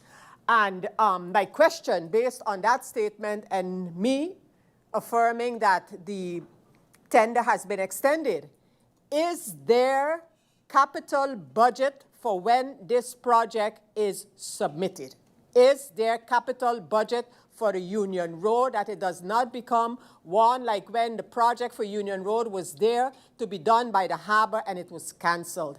In the meantime, on every meter in Coal Bay, construction is taking place. That's my question. Is there capital budget for the project once designed and prepared and designed? Thank you. Sorry, I'm not done yet with my clarifications. Thank you, Mr. Chairman. With respect to the building permits and the numbers that we got from the Minister regarding same, after all of those processed building permits, what is the backlog now? That's my specific question to his answer. And then, with respect to the garbage, and I have a proposal for the Minister that will come in the second round, but what about the promised environmental controllers? Thank you, Mr. Chairman. Thank you, MP Westcott-Williams, for your clarification. I see MP Otley would like the floor. MP Otley, you have the floor for clarification. Thank you, Mr. Chairman. Mr. Chairman, thank you to the Minister of Vrummy for your responses. Honorable Minister of Vrummy, as stated in a news article, I was one that pointed out that I realized even coalition members have been very vocal on what is going on in the ministry. And today, after hearing your answers, I must say to MP Labega, Kotai, Webster, all of them, something is definitely wrong. And I guess they owe you an apology, Mr. Chairman, because when I listen to this presentation, nothing is wrong in Vrummy. Nothing. So for clarification, are my colleagues delusional? Because I don't hear any acknowledgement. I hear excuses. MP, I hear you, but I don't think the minister can clarify what the other MPs are feeling or what they are. Yeah? So, Well, I would MP. like to clarify. Are you saying that everything is okay in Vrummy? Because from the presentation, I hear no acknowledgement. I didn't hear my colleague mention about going away and seeing the difference within St. Maarten, and I didn't hear, yes, we plan to do X, Y, Z. I heard stop misleading the people. So is the minister saying that everything is A-okay in Vrummy? Thank you, Mr. Chairman. Thank you, MP Utley. I see MP Duran would like the floor for clarification. MP Duran, you have the floor. Thank you, Mr. Chairman. I think there's a lot of delusion going on in this room. Because, Mr. Chairman, I'd like to start by this point then, before I go to the delusional part. With regards to phase 2 for the side road project, I'm happy to hear that it's taking place. I remember asking in previous meetings and hearing that it will not continue, but I'm glad now that today there's a new light at the end of the tunnel, so to speak. Mr. Chairman, I asked a question also during the first round. Why wasn't any road tenders carried out since I left office? I did not hear it addressed. Was the 2025 or 2026 road tender carried out? If not, why not? That was a question that I asked during the first round. It was skipped. Mr. Chairman, with regards to the whole 1,200 homes, right? The housing policy, let me quote it that. The minister came out a couple months ago and said that they will be building 1,200 homes in 10 years. Then it became, no, it's a policy, et cetera, et cetera. Mr. Chairman, I was just made to understand that the policy just finished. The minister mentioned that it was presented to Parliament. I don't know when that was presented to Parliament.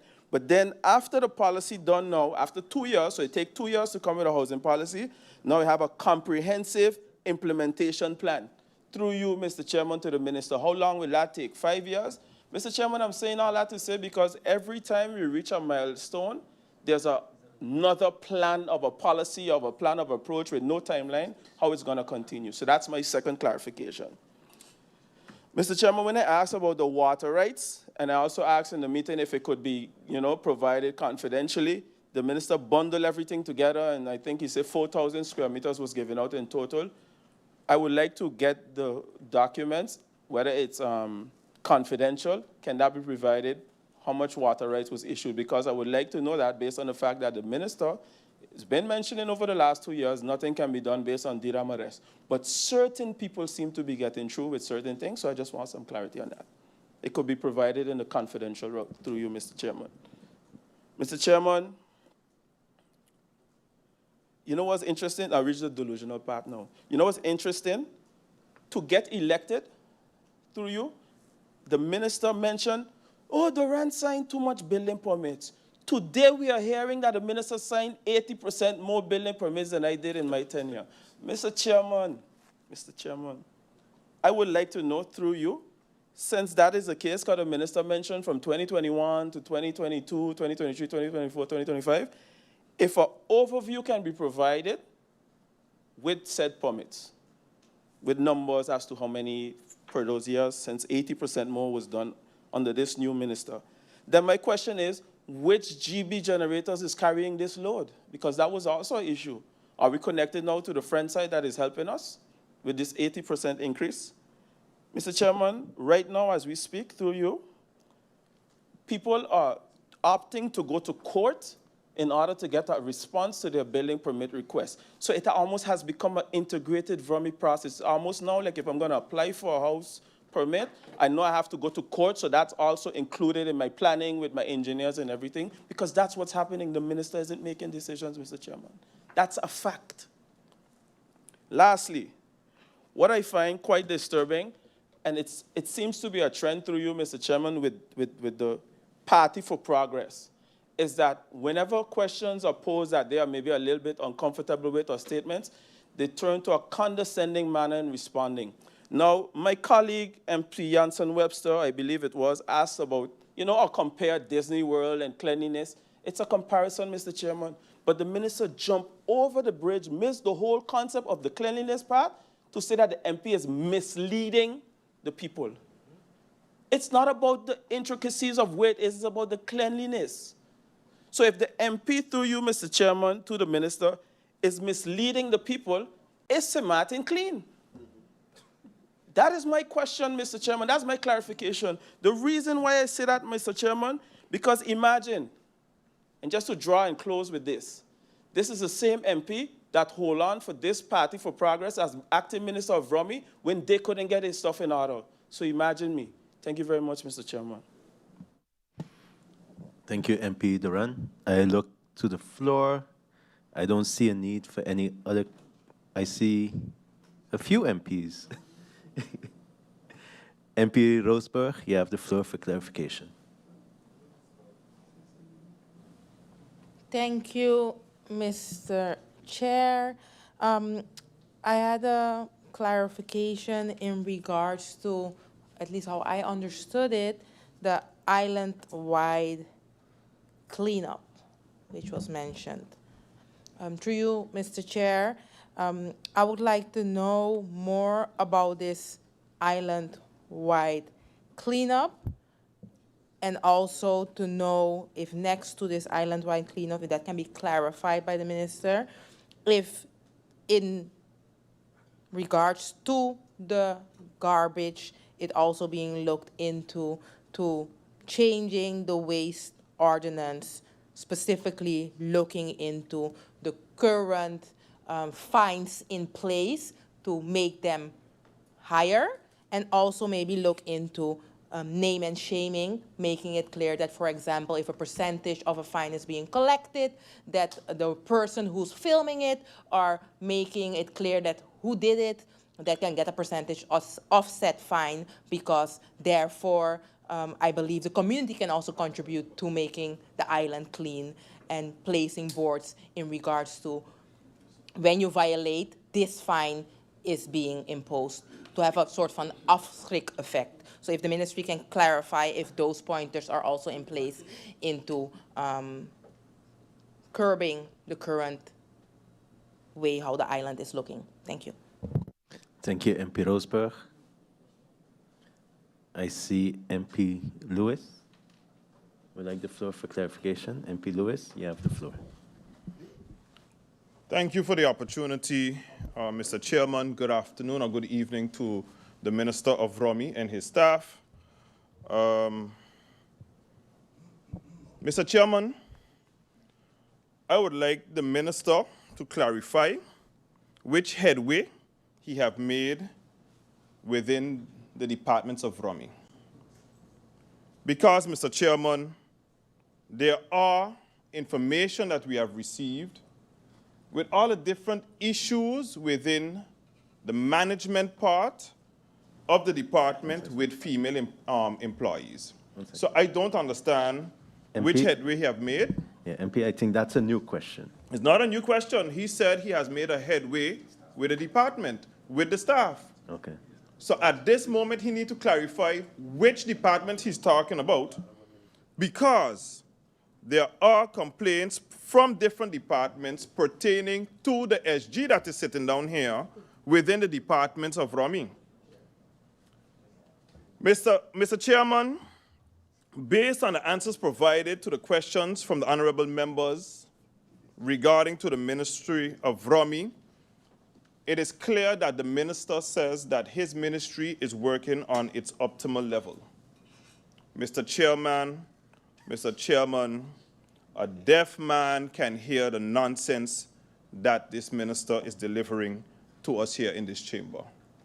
and we should not be taken for fools. Thank you, Mr. Chairman. Thank you, MP Lewis. I see MP Duran. You have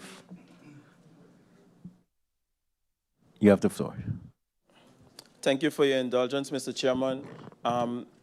During the first round, I asked each and every minister if they can list 5 points or 5 initiatives and accomplishments that were started during their tenure. Every single one answered except for the Minister of Rummy. And these are the ones that I would know for sure. So I would really look forward to getting these. Thank you very much. Thank you, MP Duran. The reason I gave the floor back to MP Duran is he indicated to my person that that question was missed. So therefore, I gave him the floor back. So it's not that he got a second clarification to... Yeah, the MP already had one clarification. So it's not that he had a second round of clarification. Yeah? I see. MP Arian, you have the floor for clarification.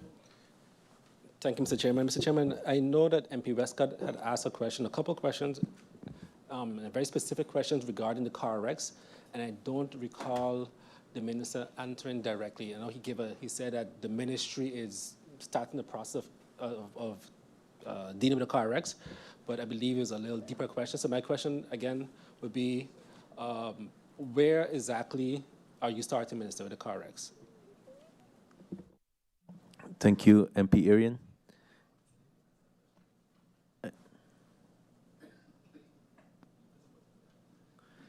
I see MP York would like the floor for clarification. MP York, you have the floor. Thank you, Mr. Chairman. Mr. Chairman, I have just a few clarification points. Mr. Chairman, when I sat here and I heard the minister started with his presentation, listing all the things that he feels is going good with the ministry and good with the works of the ministry, not speaking about the civil servants specifically, but just in general. Mr. Chairman, I was here on Friday. And before being here on Friday, I walk outside, I'm around in the public, and when you hear things from the public, when you hear things from inside this chamber, from both sides of the room, not just this side of the room, both sides of the room, Mr. Chairman, before you can start to fix something, you first admit where it's going wrong. And in listening to the minister today, one would assume everything is peaches and cream, there's no issues, false alarm, nothing is an issue. You would almost think that the Ombudsman report this year never existed. You would almost think that the not one, but 2 media articles based on complaints from the staff never existed. You would almost think that ever since the minister has been in office, Mr. Chairman, I've asked the minister, and this is the point of clarification that I'm getting to, I've asked the minister every time for updates on what the backlog of the permits are. The first time I got the update, it was 365, then it was 502, now it's 662, but yet I'm getting the answer from the minister that permits is going better. So can the minister explain what exactly is going better with permits? Because every time the question is posed, that backlog seems to be getting bigger, and from the day the minister started to now, the backlog has more than doubled. So if the minister can explain, clarify what the backlog is and where it stems from, I would appreciate that very much. The minister also mentioned that he presented the housing policy to Parliament. I would like the minister to clarify, when he said present, did he mean that he held a meeting on it with Parliament, or did he submit the policy to Parliament? Can the minister clarify that? Also, the minister mentioned that the road fund will be active as of January 2027. Can the minister clarify how it's being funded? Because if it's going to be operational, which means it's going to have funds, which means I think the people would like to know how the road fund is going to be funded. Can the minister clarify that? Also, the minister made mention of the UNOPS, the infamous UNOPS report. I sent a letter with inquiries based on the deliverables, inquiring on the deliverables of this report. The minister never had the decency to answer that letter. I asked it as well during the CC. I didn't get an answer to that either. Can the minister, seeing that the minister brought it up again, can the minister explain what are the exact deliverables of the UNOPS report, and has he received any findings for UNOPS to date?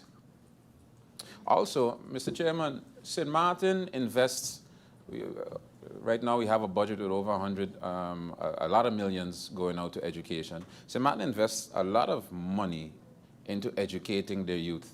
And they send them away, they spend more money, and sometimes we're lucky enough that they actually come back to the island.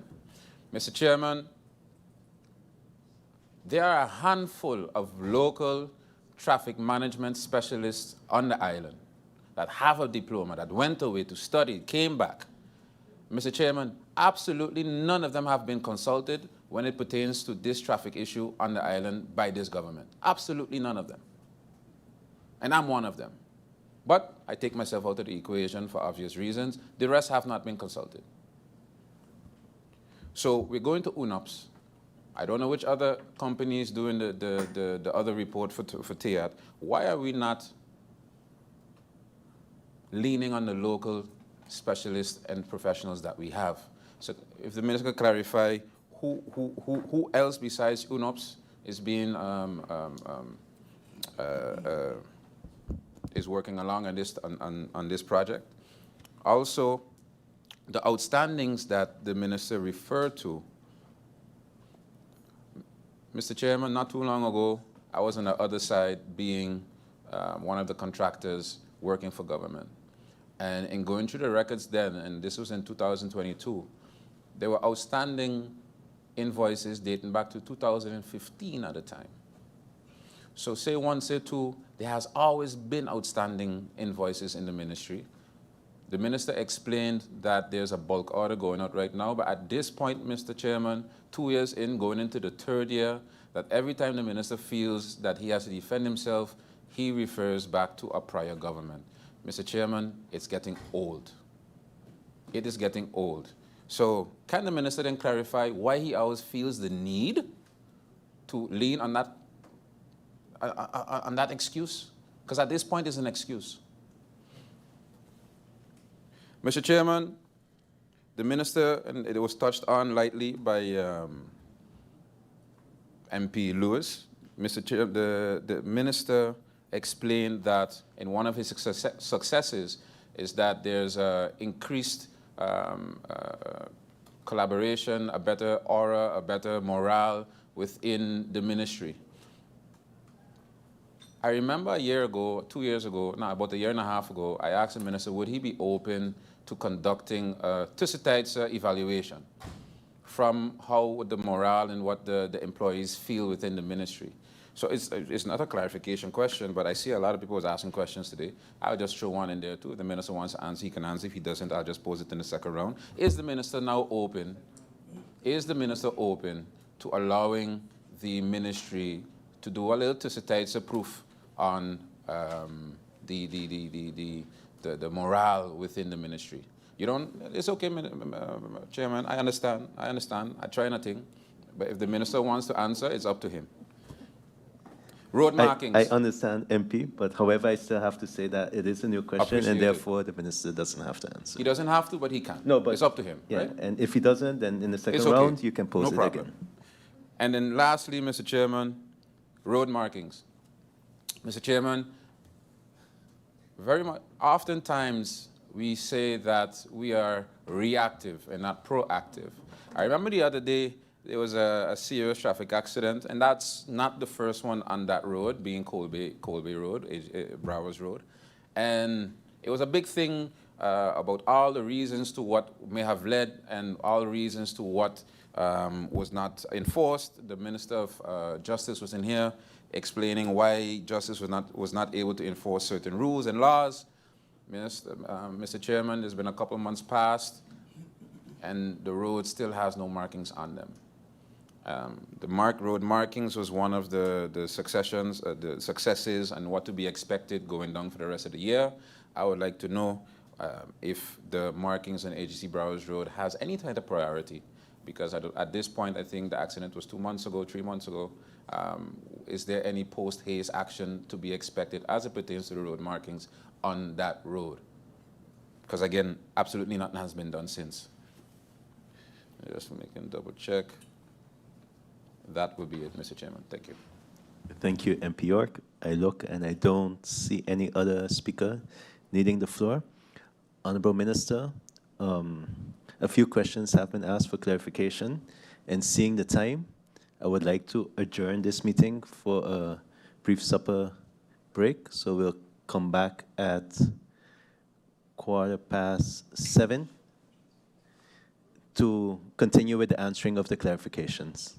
Yeah, so in this moment, I would adjourn this meeting until 7:15 p.m. Meeting adjourned.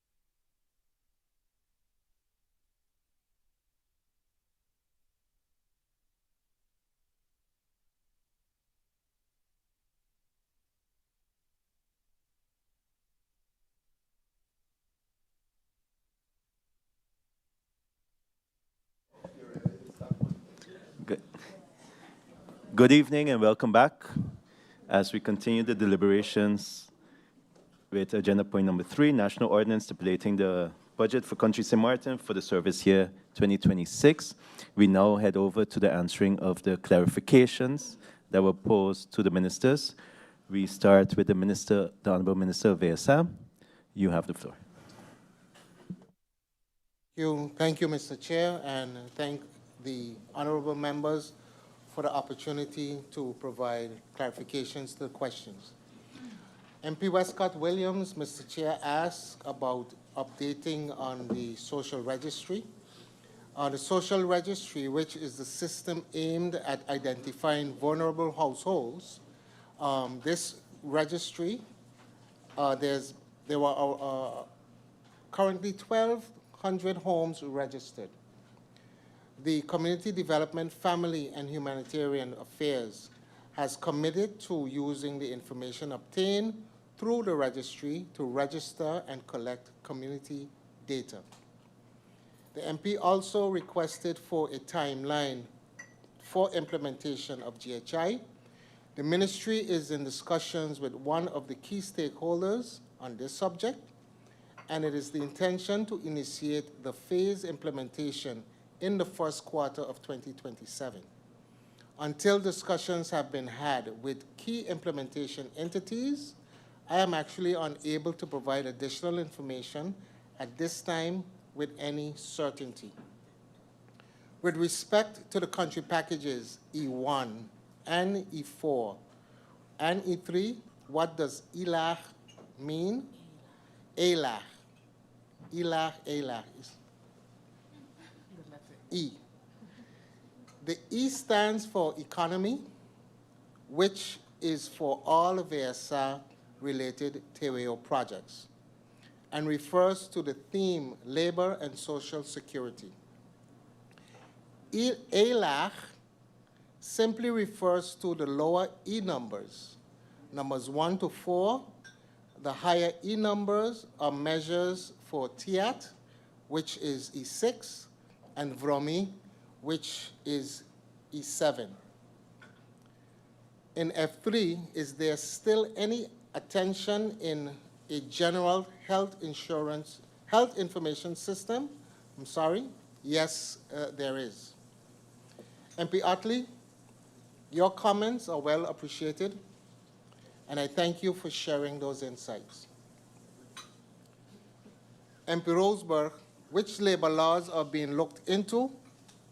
The laws that is being looked into presently is the temporary employment agencies, the dismissal legislation, El-Beham on foreign workers, unemployment and benefit scheme, amendments to the National Ordinance on administrative enforcement. MP Duran, Mr. Chair, asked regarding the coverage of the frontline workers, and I indeed would say that it is my intention to recommend that, that we proceed collaboratively in the interest of efficiency and expediency. MP York, Mr. Chair, MP York also inquired on the expected implementation of GHI. As indicated, similarly to the Honorable MP Westcott Williams, the ministry is in discussions with one of the key stakeholders on this subject, and it is the intention to initiate the phase implementation approach in the first quarter of 27. Until those discussions are had with the organization, again, to provide additional information, it would not be certain at this point. The MP also touched on the challenges on data collection. This is indeed a challenge, and the ministry is actively working with healthcare providers to improve the availability and consistency of health data. This is being addressed through multiple approaches. And lastly, on the information regarding MedWork, MedWork provides a private service to employers on Sint Maarten and is not mandated to execute this service on behalf of SZV. On my question on being happy, that was requested initially by MP La Cruz. My response to that remains as is. I am extremely confident and optimistic about the future of this country. And as the good books say, as a man thinketh, so is he. MP De Weaver asked about the ministry conducting, on your question, MP De Weaver, through you, Mr. Chair, the ministry is busy conducting the query based on the questions asked, and I'm doing my utmost to have this ready by latest next week. Those are the answers to the clarification questions, and Chair, I thank you for the opportunity.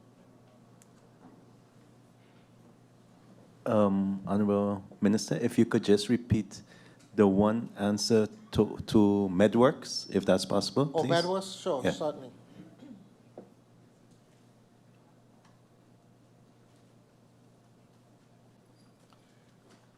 The answer to MedWorks is that it provides a private service to employers on St. Maarten.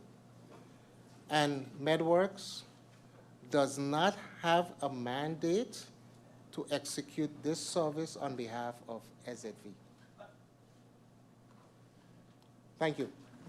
Thank you, Honorable Minister, for the clarifications. I will now adjourn for 2 minutes to allow the Prime Minister to take his seat to answer the clarification I will pose to him. Meeting adjourned for 2 minutes.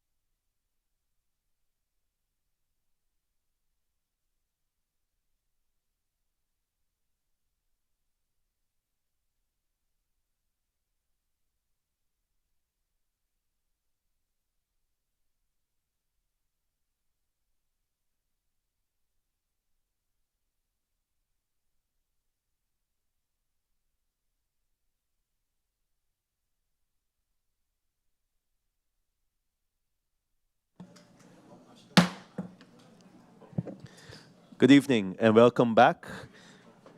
As we just took a brief adjournment to allow the Prime Minister to take his seat to answer the clarifications that were posed to him by the MPs.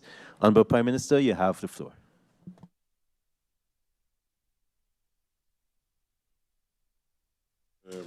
Secretary General, members of Parliament, Minister present still, support staff, and the people following on social media, via social media, and the people of Sint Maarten in general, good evening. I will immediately start with giving some answers to the clarifications requested by the members of Parliament. First, I'm going to start with MP Doran.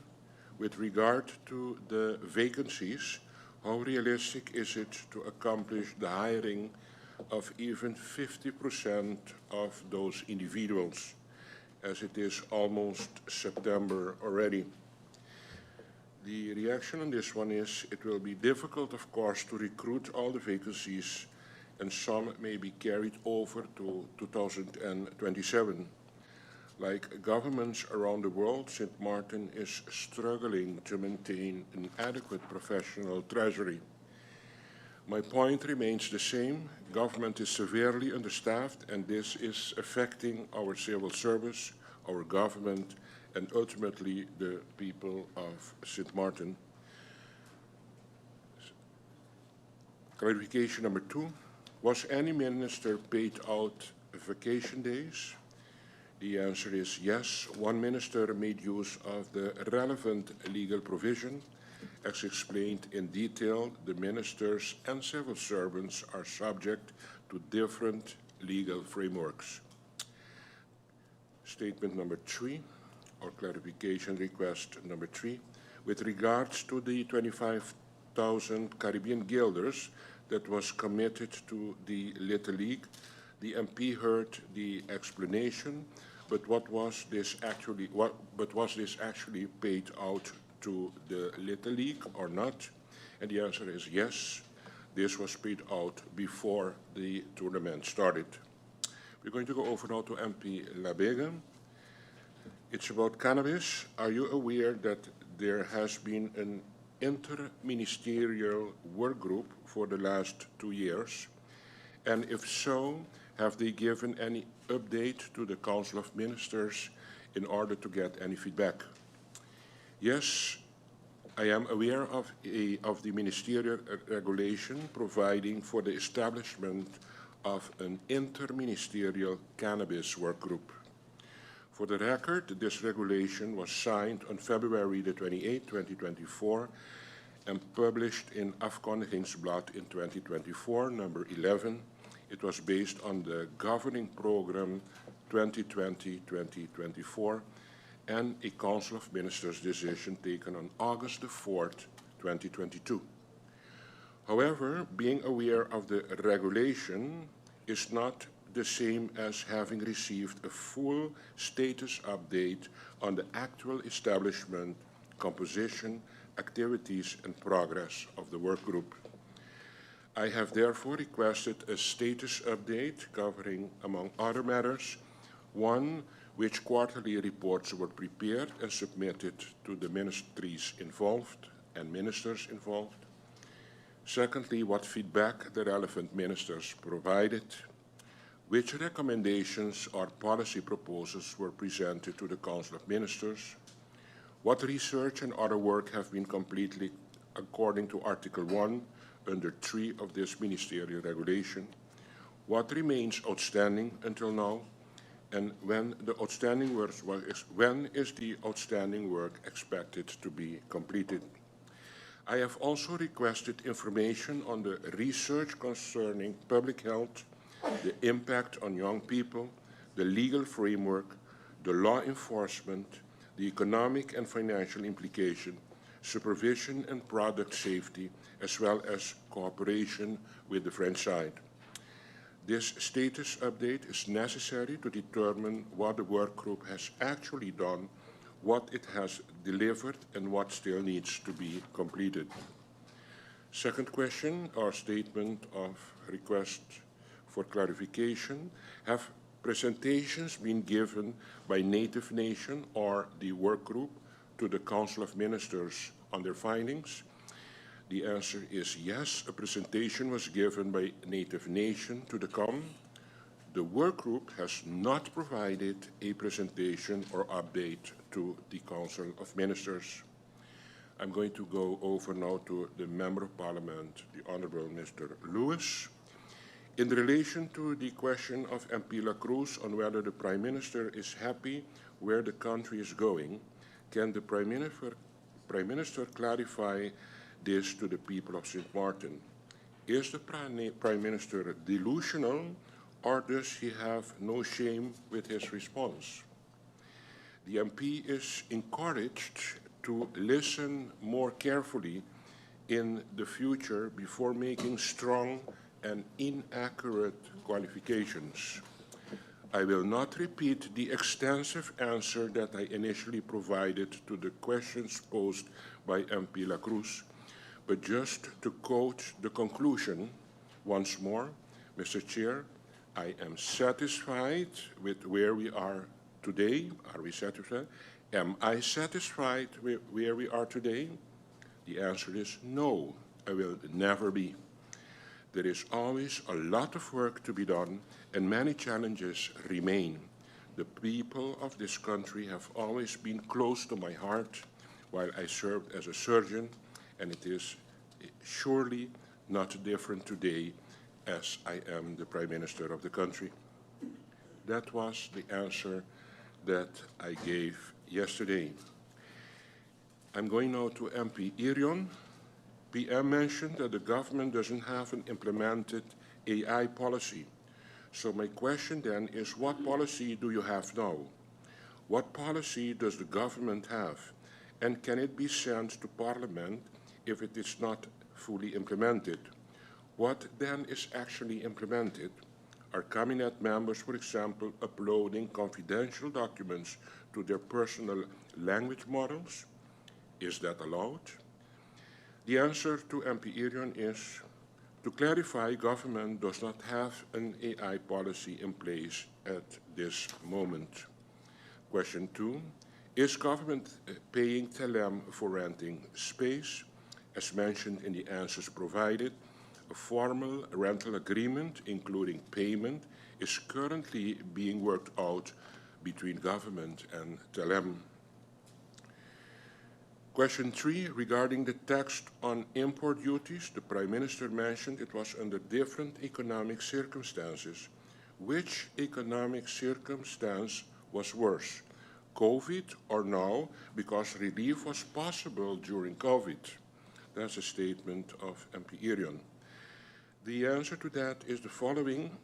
If I'm asked which circumstance places greater long-term pressure on Sint Maarten, I would say that the current geopolitical situation presents a different and, in many respects, more complex challenge.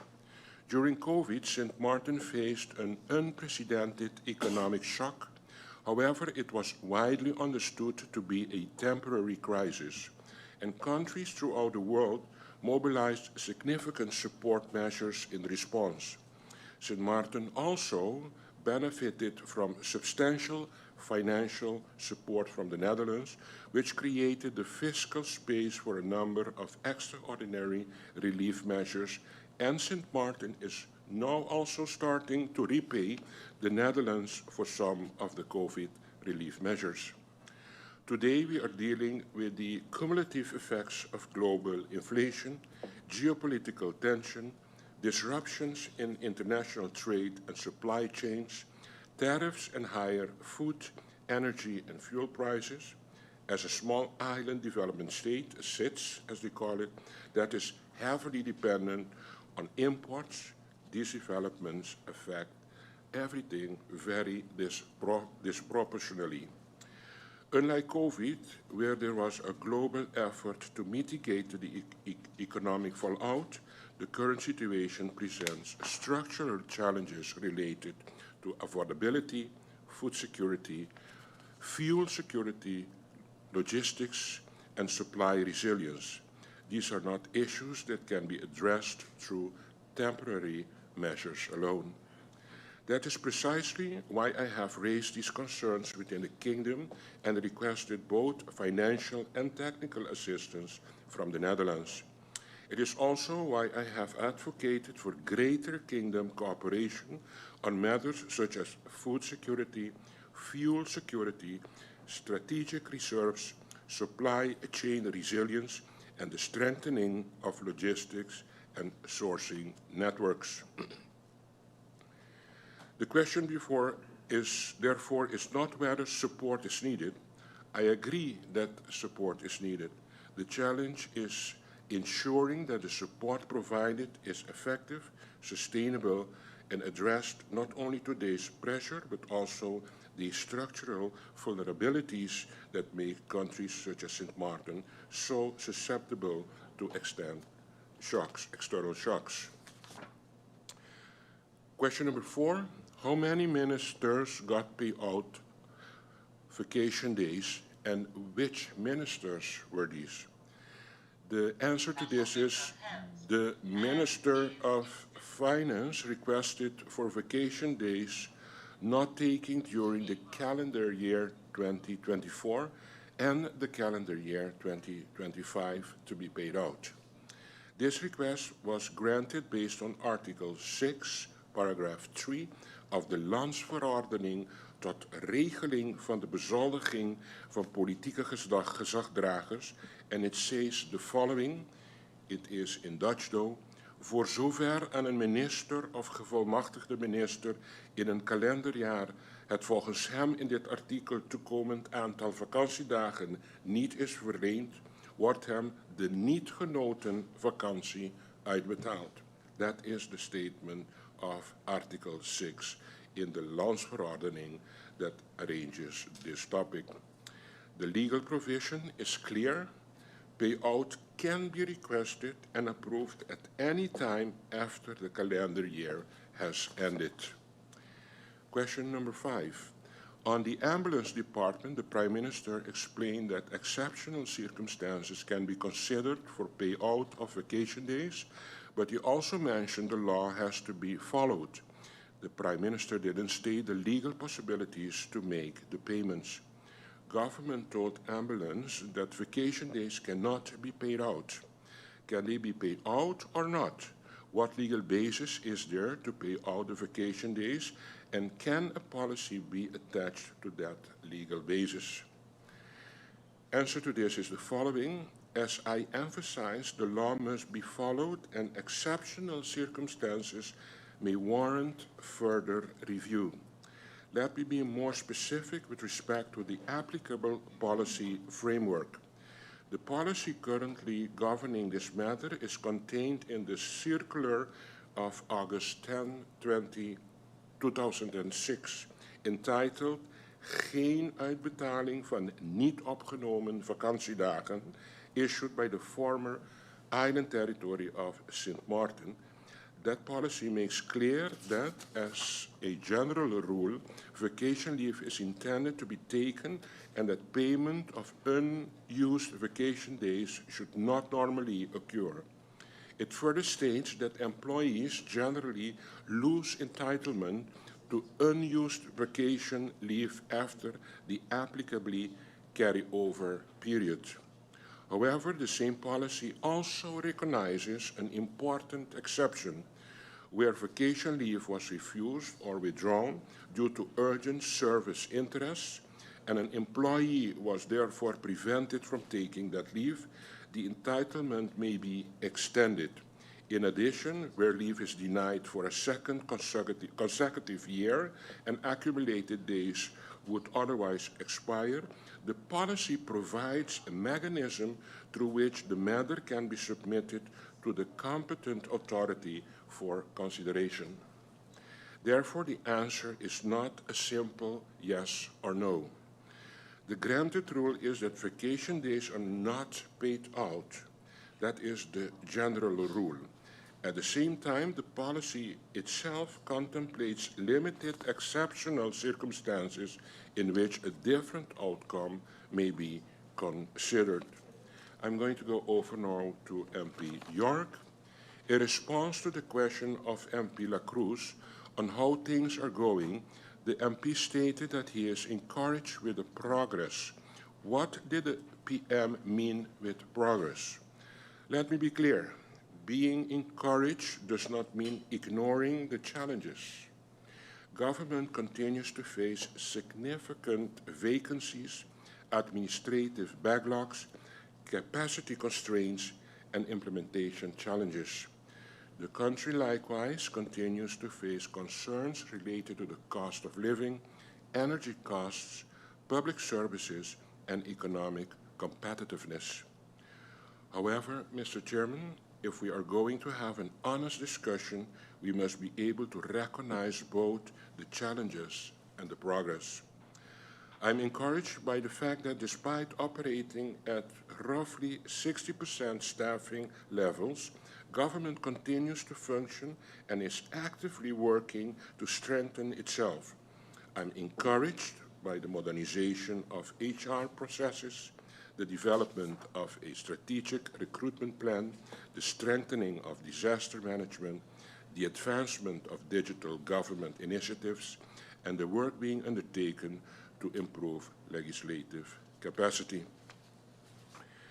Moving forward now to question 2, what policies of the last 2 years that were implemented are being built on basis on positive results? MP would like the Prime Minister to clarify what are the measurable results that these policies are going to be built on moving forward.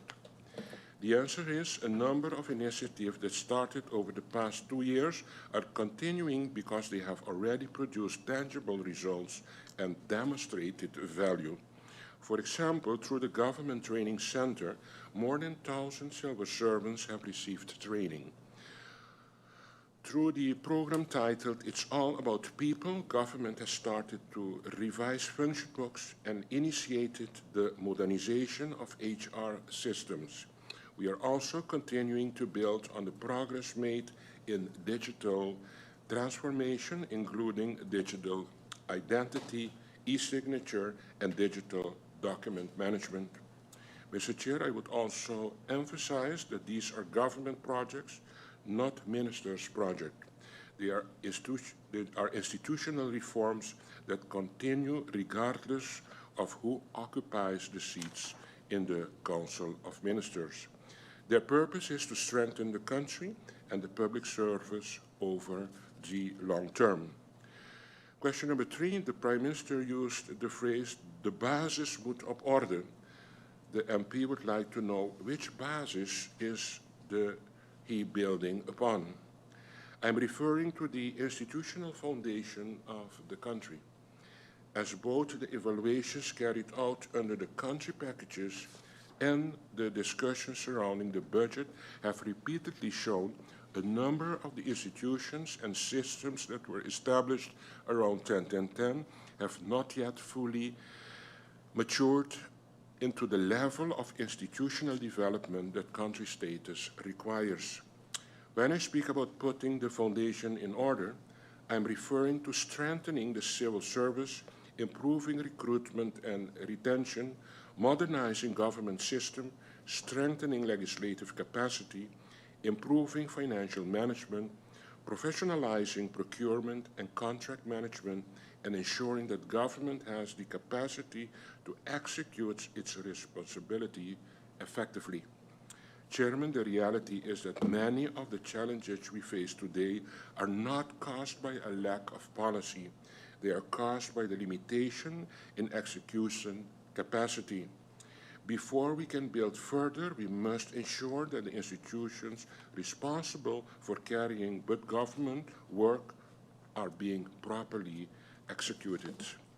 So when I say that the foundation must be put in order, I'm referring to completing the institutional development that is necessary for Sint Maarten to fully function as a mature and resilient country within the kingdom. That remains one of the central objectives of this government. Question number 4, the Prime Minister stated that a lot of these problems cannot be solved in one budgetary year. The MP wants the Prime Minister to elucidate on the things that the people can expect. Answer to this is, as I just indicated, many of the reforms this government is pursuing are focused on putting the foundation in order and therefore do not always produce immediate results within a single budget year. That being said, the people can already point to tangible progress.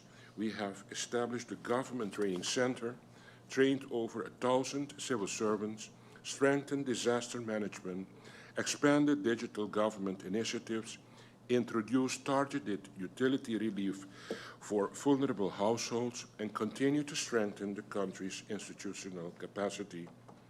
These may not always be the most visible accomplishments, but they are investments in a stronger public service, better service delivery, and a more resilient country.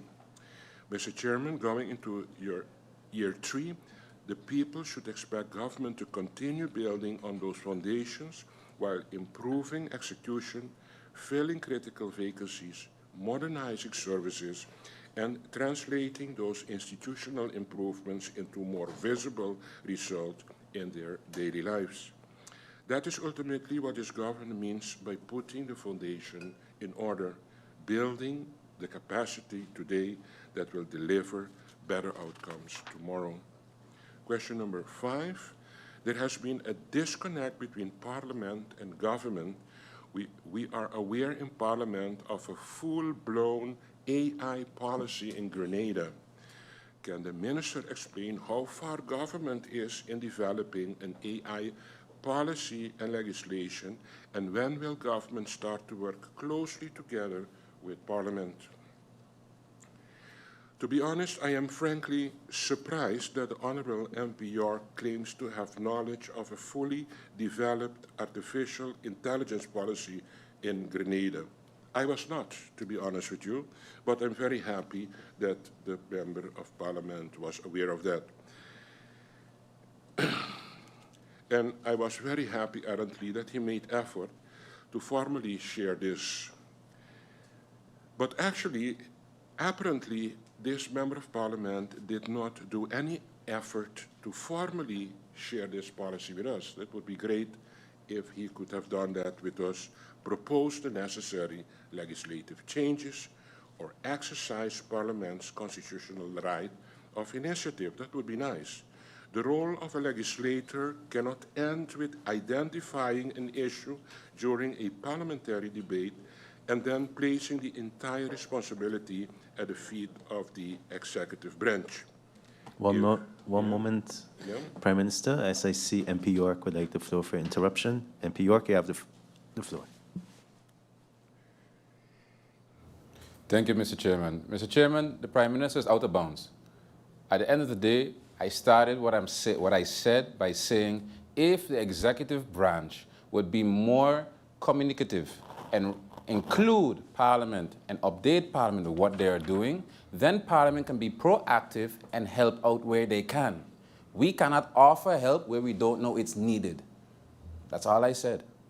So the Prime Minister could say, I could offer this and offer that, but if they don't say what they're doing and they're not open about it, and we hear it for the first time here during a budget, then you will get the answer you got from me with the intro that we don't know.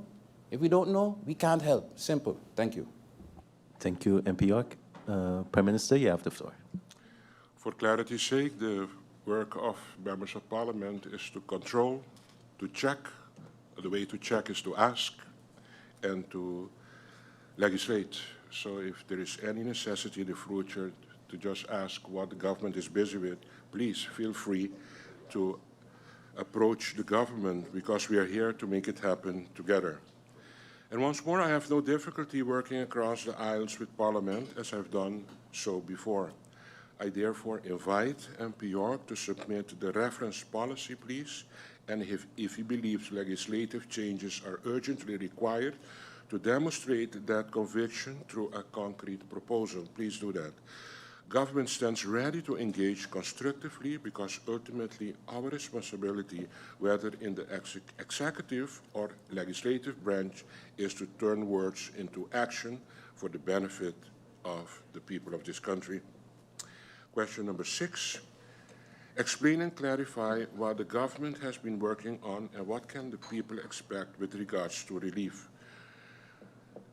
Would like the Prime Minister to clarify what he meant by saying just because you're not seeing it does not mean it's not there.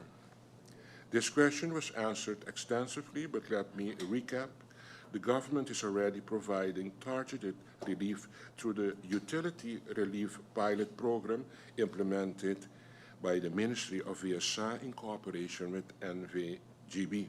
Under this program, vulnerable households can receive assistance up to 250 Caribbean guilders per month toward their electricity and water bills. The program runs through November 2026 and will be then evaluated thereafter.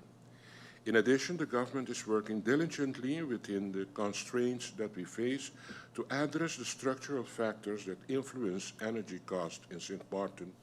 That structural approach includes strengthening the regulatory framework through BTP, improving transparency and oversight of electricity tariffs, investing in more reliable and efficient generation capacity, and creating the conditions for greater integration of renewable energy into the country's energy mix. Government is also supporting initiatives aimed at improving long-term energy resilience, including renewable energy development, energy efficiency measures, battery storage opportunity, and reducing the country's dependence on imported fossil fuel.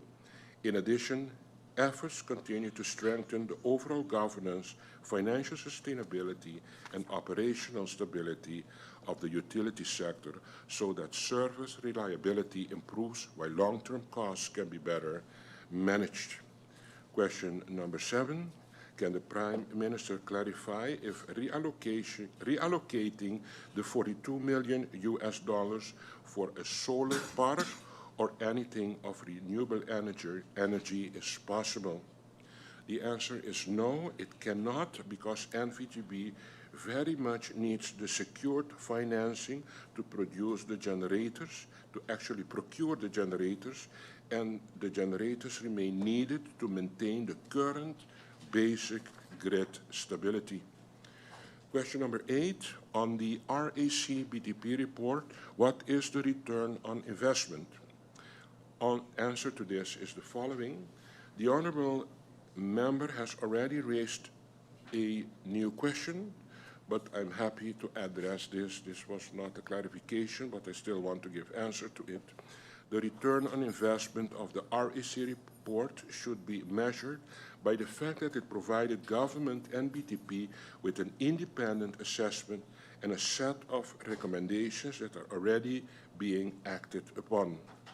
One of the key recommendations was strengthening regulatory oversight of the utility sector. For many years, there was very limited oversight, and the report helped identify areas where improvements were needed. It also highlighted challenges related to access to data and information, which BTP is now obtaining as part of its ongoing review.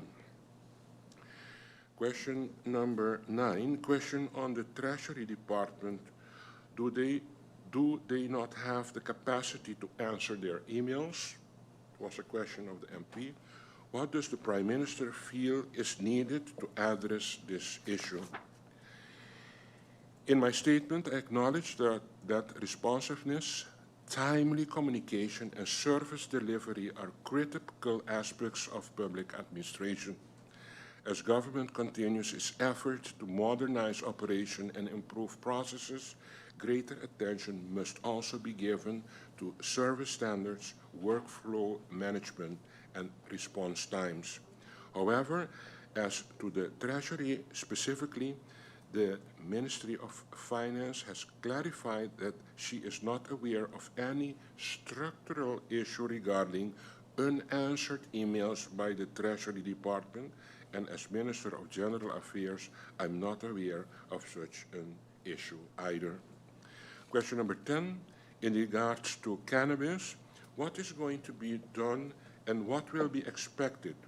How does that add up to what is being done on the outside? The MP does not see where the connection is to what the Prime Minister thinks and what is being executed by his government. What is the silver lining? Answer to this is the following. The connection is clear.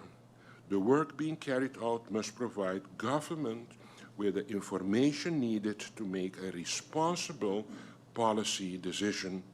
The Cannabis Work Group was established in February 2024 under the governing program 2020 to 2024.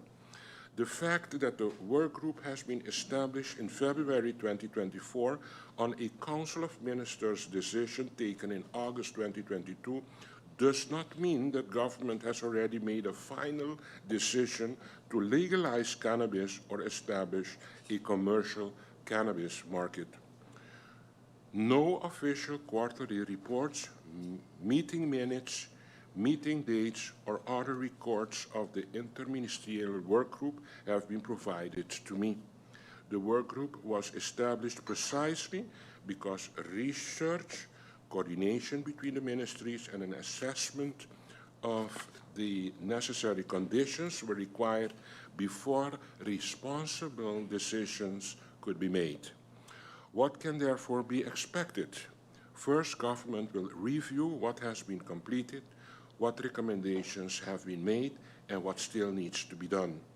Second, government must decide what cannabis policy is right for Sint Maarten. What type of policy will fit this country? Commercializing should not be treated as the main automatic outcome. Third, we must determine whether Sint Maarten has the legal framework and the capacity to implement, supervise, and enforce the chosen policy. This includes public health, youth protection, mental health and addiction services, licensing, product testing, law enforcement, and cooperation with the French side. Only after these matters have been properly assessed should government decide whether Sint Maarten is ready to take the next step. One moment, Prime Minister, I see MP Labega would like the floor for interruption. MP Labega, you have the floor. Thank you, Mr. Chair. And I'm thankful that the Prime Minister said these things because that was exactly my point. If we're waiting for all its assessments to come back and the government to use the assessments to take a path forward with cannabis regulation, then I don't see why all the sensationalism and the not the personal ideas, but the personal attacks on the process itself when the company was tasked with just that. Get the information, get the data, bring the data back to government, and then the government will proceed. So what the Prime Minister said is exactly what I've been saying. Let's wait until we receive the data, and then we move forward with the decision. Thank you. Thank you, MP Labega. Honorable Prime Minister, you have the floor. Thank you, Mr. Chair. We are moving further to question number 11. Clarify if the draft legislation for cannabis has been submitted to the High Council or has been submitted to the Council of Ministers. And if that is the case, how is that and if that is the case, how is it that the research that Native Nation was contracted to do has not yet been finished? The answer to this is the following. A draft of the National Ordinance regulating the cultivation, the import, production, processing, distribution, sale, and consumption of cannabis and cannabis products was submitted to the Department of JZMW for a legislative and technical review. I'm going to repeat, for clarity's sake, a draft of the National Ordinance regulating the cultivation, the import, production, processing, distribution, sale, and consumption of the cannabis and cannabis product was submitted to the Department of JZMW for a legislative and technical review. After that review was concluded, it was submitted to the Ministry of Fiat. The draft has not yet completed the formal legislative process and has not been sent to the Council of Ministers or the Council of Advice. Concerning the research that Native Nation Sint Maarten was contracted to carry out, I have requested further information from the ministries involved and the interministerial work group to clarify what research has been completed. Until I receive that information, I do not want to speculate. We're going over now to MP Roseberg's questions. When can consumers expect GB's disconnection policy to be completed? Has GB provided a timeline when this will be finalized and published? The answer is, unfortunately, NVGB has indicated that they are not in the position to provide a timeline. Government is in discussion with NVGB to establish now actually a timeline the soonest. I'm going to move further over to MP Otley. The Honourable Member of Parliament is asking, did the government pay for the 10 and 20 megawatt generators that was mentioned as an achievement? The answer is, as GB financed the generators, but government played a key role in preparing and implementing the plan to procure the 10 and the 20 megawatt generators. That is the answer, Honourable Member of Parliament, that I can give you. Going now to your second question, MP Otley, have blackouts stopped since then? If we think back to the significant amount of load shedding and blackouts we experienced during 2024, when the Marcelina I government took office, it is clear that since the installation of the 10 and the 20 megawatt generators, there is no load shedding or blackouts anymore. The last blackout, I checked that out to make sure, was March 22, 2025, for a duration of 4 hours.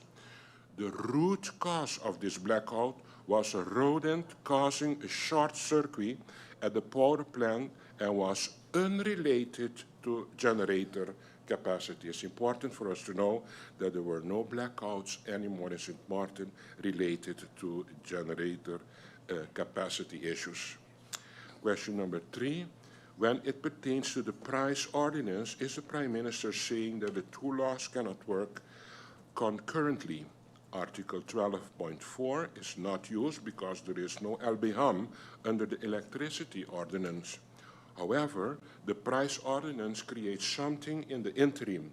Can this not be done by ministerial regulation? That is a concern and a question of the MP.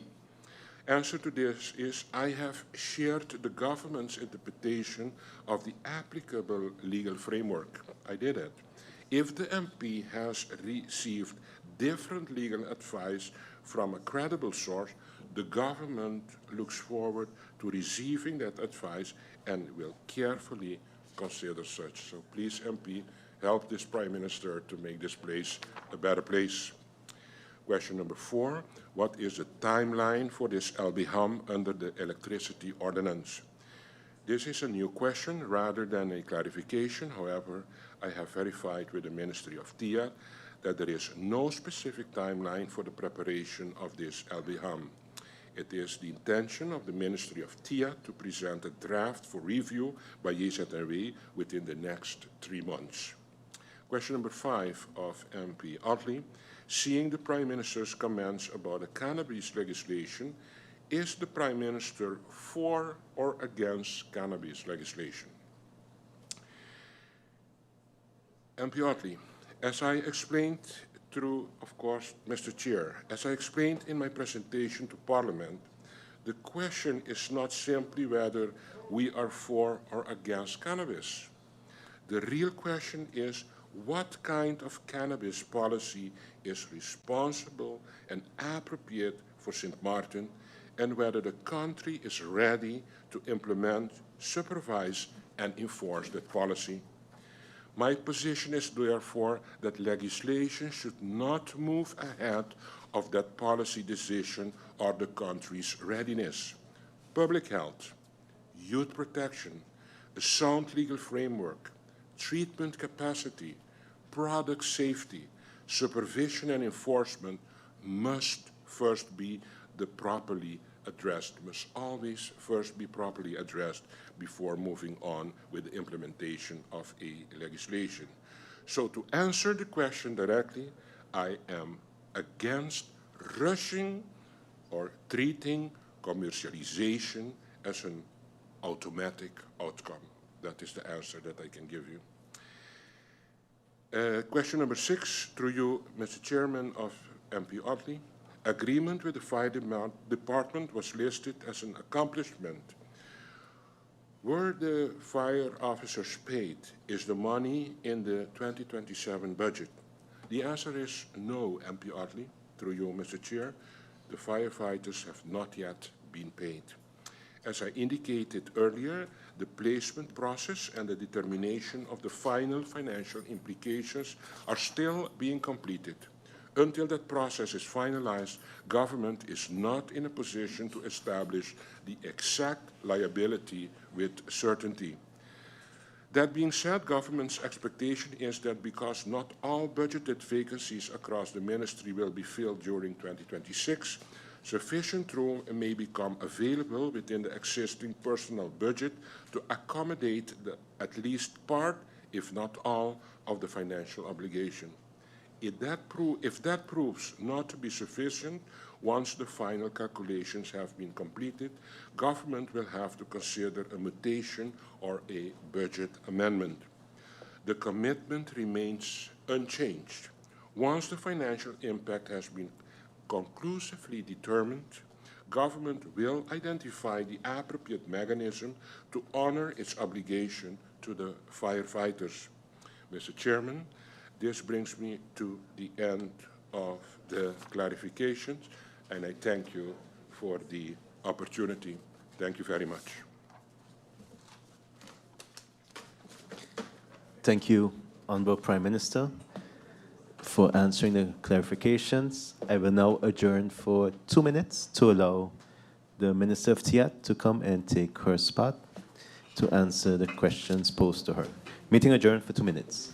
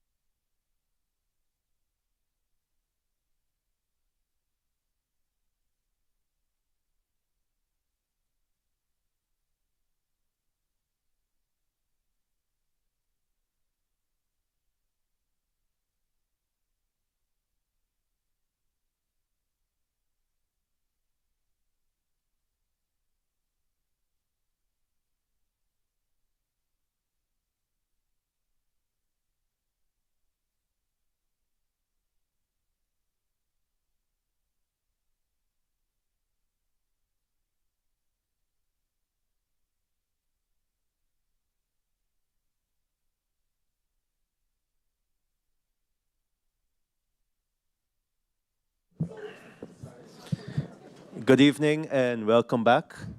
As we took a brief adjournment to allow the Minister Tia to take the seat to answer the clarifications posed to her by the members of Parliament. Honourable Minister, you have the floor.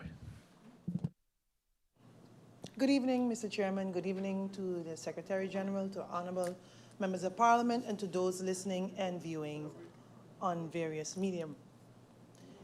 I would like to start with a clarification posed by Member of Parliament Duran. And it was mainly asked when he needed clarification of when last the list of the basket of goods was updated and are businesses getting fines based on the old list, and has the yearly hurricane list been published for the current hurricane season, and if it has not been published, why not?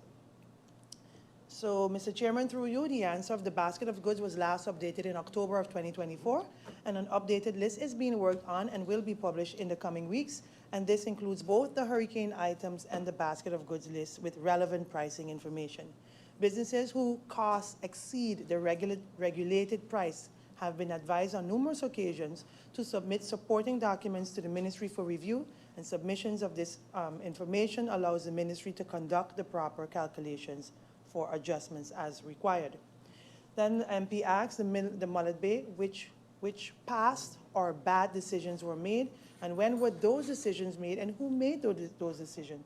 Through you, Mr. Chairman, I was simply referring to, then when I responded to that question, I was simply referring to the conclusion that the court stated that the court found that the land immediately behind the shoreline belongs to Sun Resorts, and that previous government action, specifically granting of building permits, leases, and operational rights on that private land, were unlawful.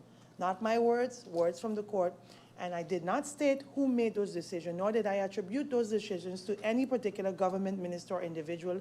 Nowhere in my response did I personally imply who made those decisions. I was just simply stating what the court found. Then he wanted clarification on SMGA, what is taking so long, and the authority was completed, and why can't we get a clear timeline? The Gambling Authority has not been legally established. What has been substantially completed is the technical and preparatory work required to establish it. So the member is correct that the gambling reform has taken a long time, and this is not a new issue. So since 1966, more than 19 major studies, reports, and reviews have been examined, have examined the sector, and the recommendations has been consistent, stronger regulation, stronger supervision, and an independent gambling authority. So the focus now is implementation. So the current target is to complete consultation in Q4 of this year, 2026, followed by the required advisory and legislative reviews in Q4 of 2026 and Q1 of 2027, and the submission to Parliament targeted for Q1 or Q2 of 2027.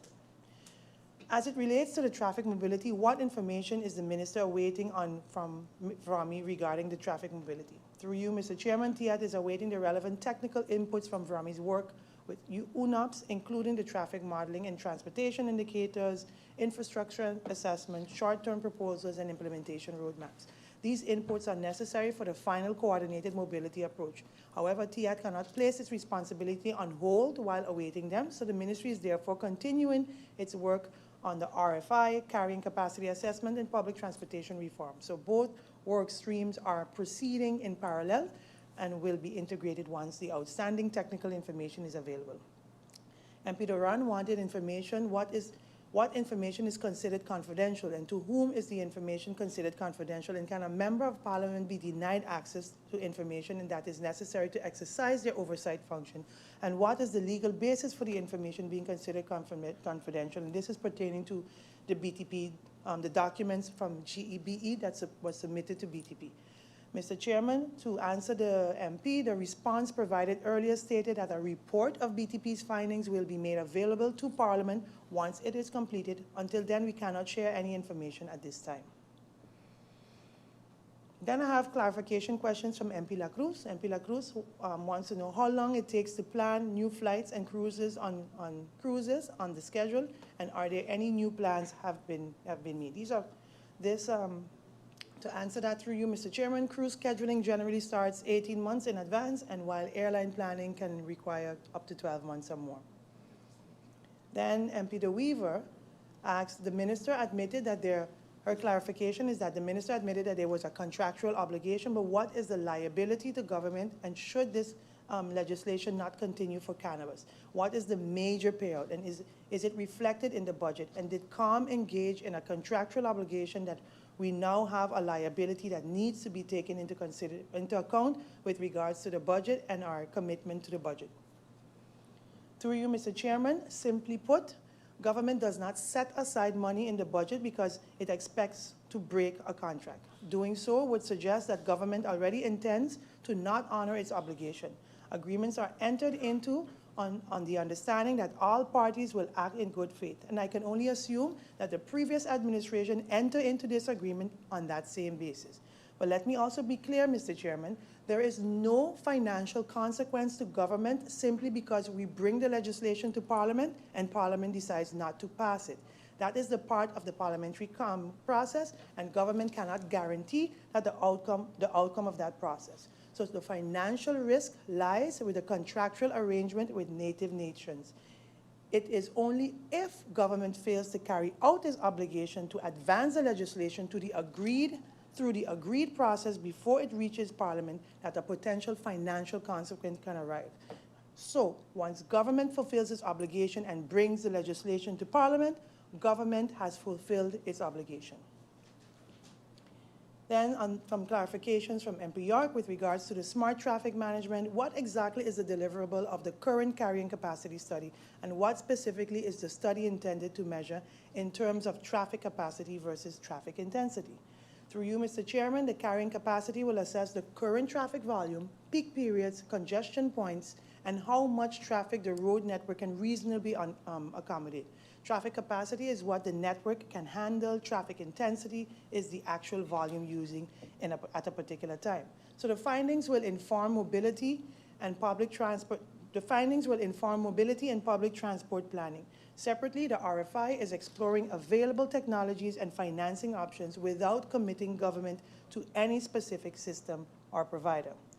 Next, can the minister clarify what TIAT is requesting in relation to the traffic and what VROMI and UNOPS is requesting? Through you, Mr. Chairman, TIAT's RFI is identifying available traffic mobility solutions, technologies, and systems, and VROMI, together with UNOPS, is working on the technical mobility study and recommendations. The two processes are separate but complementary and are moving forward in parallel. Then regarding taxi fares, when the minister stated that there has been no official documentation or no official communication regarding requests from the Taxi Association, what exactly did she mean? The MP referred to, through you, Mr. Chair, to an email chain suggested that an association had not received a response. However, that email chain was forwarded to the MP at 9:56 a.m. this morning while we were already here waiting to start the meeting. So it does not reflect the full story of the communication between the ministry and the association. So on November 21, 2025, the association received a letter outlining the required procedure and information for submitting its request. My cabinet subsequently arranged a follow-up meeting on May 28, 2026, with both the Taxi and Bus Association because no formal submission has been received. During that meeting, the requirements were explained again, including the need to consider the concerns identified in the publicly identified in the publicly available SARE report concerning a similar request. So therefore, the ministry did not state that there had not been no communication with the association. The record shows communications on more than one occasion. What remains outstanding is the association's formal request through DIV. And I personally responded to that email today and again advised that the request must be formally submitted through DIV at the government administration building before it can be processed. Then the Member of Parliament York, when it comes to casinos, I asked the minister how many casino license holders are in compliance within TIAT's mandate, and can we get an update of their compliance? Through you, Mr. Chairman, within TIAT's mandate, the minister I cannot give a blanket yes or no on the overall compliance of overall casino license holders as compliance is assessed against specific licenses and regulatory requirements. That is precisely the role of SMGA, and to ensure that the appropriate companies' structure and laws are in place, and once established, to monitor and report on compliance accordingly. So regarding the specific hotel room requirement raised by the member, all existing fully operational hotel casinos are currently in compliant. Then, through you, Mr. Chairman, is the minister considering setting up an interministerial task force for compliance? Mr. Chairman, yes, the casino compliance involves several authorities, including tax, SFA, labor, but the minister will therefore consider a coordinated compliance mechanism during the transition to the gambling authority using the existing H2 governance structure where appropriate to avoid duplication. Then I have clarification questions from MP Arian. MP Arian would like to know the RFI. Why is a parking lot being done without a RFI, and the public is wary of all the studies and we are aware of the problem? So what's the study, and so what study was done to ensure the parking lot was done? The Clemland Baker Square, through you, Mr. Chairman, proposal is not just a parking lot. The concept places parking below a park attraction. Above that will be an attraction strengthening our tourism product. The need for additional parking and improved public space in Phillipsburg is well documented, including in the Tourism Recovery Priority Action Plan, which identifies weak infrastructure and unattractive public spaces as key challenges. Consultations with the Traffic Department and VROMI also confirmed that the current layout around the Clemla Baker Square is insufficient for the level of activities in that area, and the conceptual design reflects these findings. And with that, Mr. Chairman, I have come to the end of the clarification in round one. If the members of parliament felt I missed any questions, these questions to me were new, they can pose them to me in the second round. Thank you, and I look forward to round two. Thank you, Minister, for your answers to the clarification. I will adjourn for 2 minutes to allow the Minister of Romi to enter to answer his clarifications that were posed to him. Meeting adjourned for 2 minutes.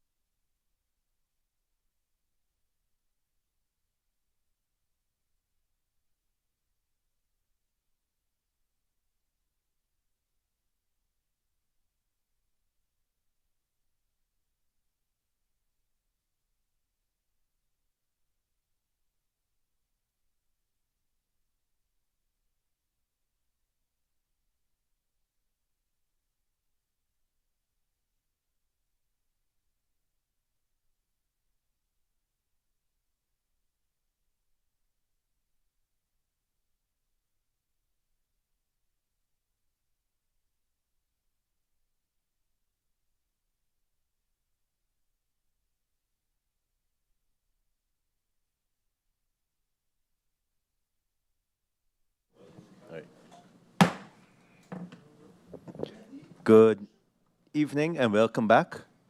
As we continue with the answering of the clarifications that were posed to the ministers, we have the Minister of Romy to answer the clarifications that were posed in by the members of Parliament. Minister, you have the floor. Chairman, members of Parliament, those viewing and listening, good evening once again. I'll begin first with the clarifications of MP Irian. When is starting with the where is the minister starting with regards to the car wrecks? The ministry is starting by addressing all car wrecks located on public roads, public spaces, and government property. ROMI is currently coordinating identification and removal of these vehicles as part of the broader cleanup effort. To the questions, the clarifications of MP Duran, phase 2 of the roadside projects.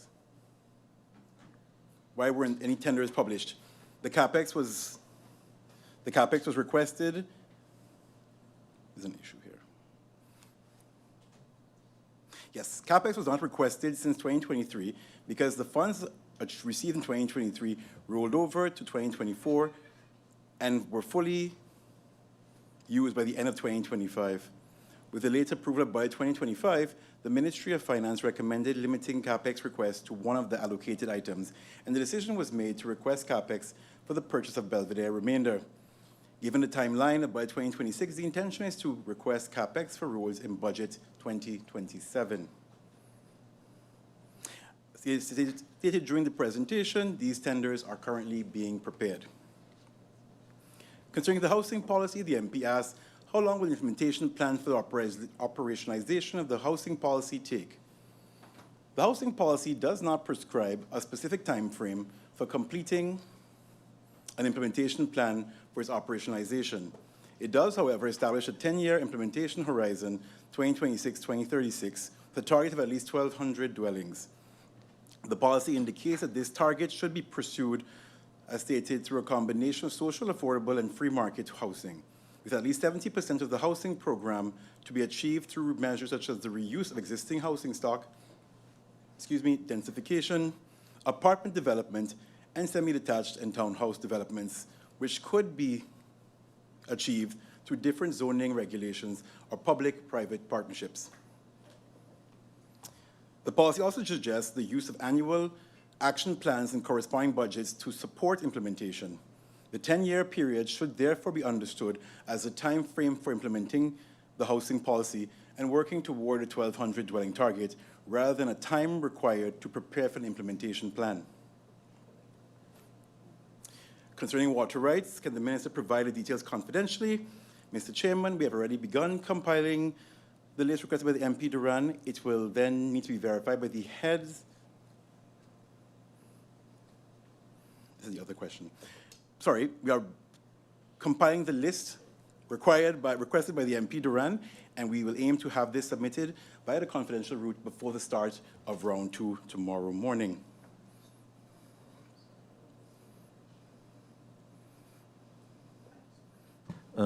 Excuse me, Minister, just briefly, because I understood there was a question posed by, a clarification posed by MP Duran, and you mentioned CAPEX, but I think the honorable member meant the road repairs. Yeah, so not CAPEX, but road repairs in general, the tenders of the road repair. So this was expressly expressed why they weren't published. We did, I can read it again if you'd like, yeah? Why weren't any road tenders published? The CAPEX was not requested since 2023 because the funds received in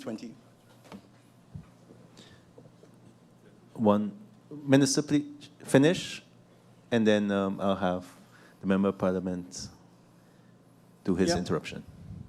So, with the late approval of the budget 2025, the Ministry of Finance recommended in limiting CAPEX requests to one of the allocated items. That, of course, as stated, was Belvedere remainder. Given the timeline by 2026, the intention is to request CAPEX for roads in by 2027, and as stated during the presentation, those tenders are being prepared. Thank you, Minister. I see MP Duran would like the floor for interruption. MP Duran, you have the floor. Thank you, Mr. Chairman. I've noticed a trend where, I don't know if it's deliberate, but I think I was very clear. I never mentioned CapEx. I say I'm glad that phase 2 is continuing with the side road project. I asked why wasn't any regular road repairs, any tender done for 2020, since 2024 when I left office. So regular road repairs. So to mix it up with CapEx and side roads to confuse is not the intention. So the road repairs, the regular annual road repairs that is carried out, why hasn't that taken place ever since I left office? That tender. Thank you very much for the opportunity, Mr. Chairman. Thank you, MP Duran. Minister, you have the floor. Yep, thank you, Mr. Chairman. We left off at, yes, okay.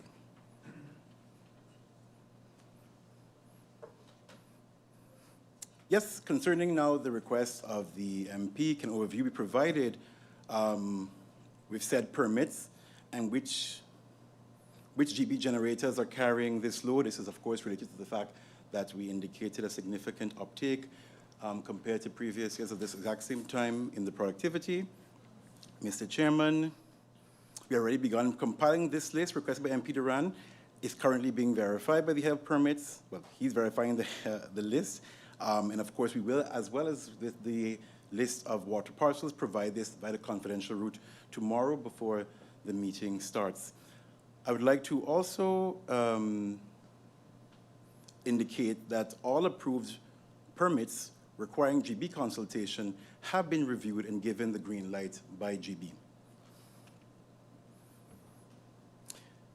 Cleanliness, the MP asks, is Sint Maarten clean? Directly, no. I would not characterize the current situation as being fully satisfactory, as clean as we would like it to be. However, when taking the current circumstances into account, the island is visibly cleaner. The island is visibly working to be cleaner than it was a year ago.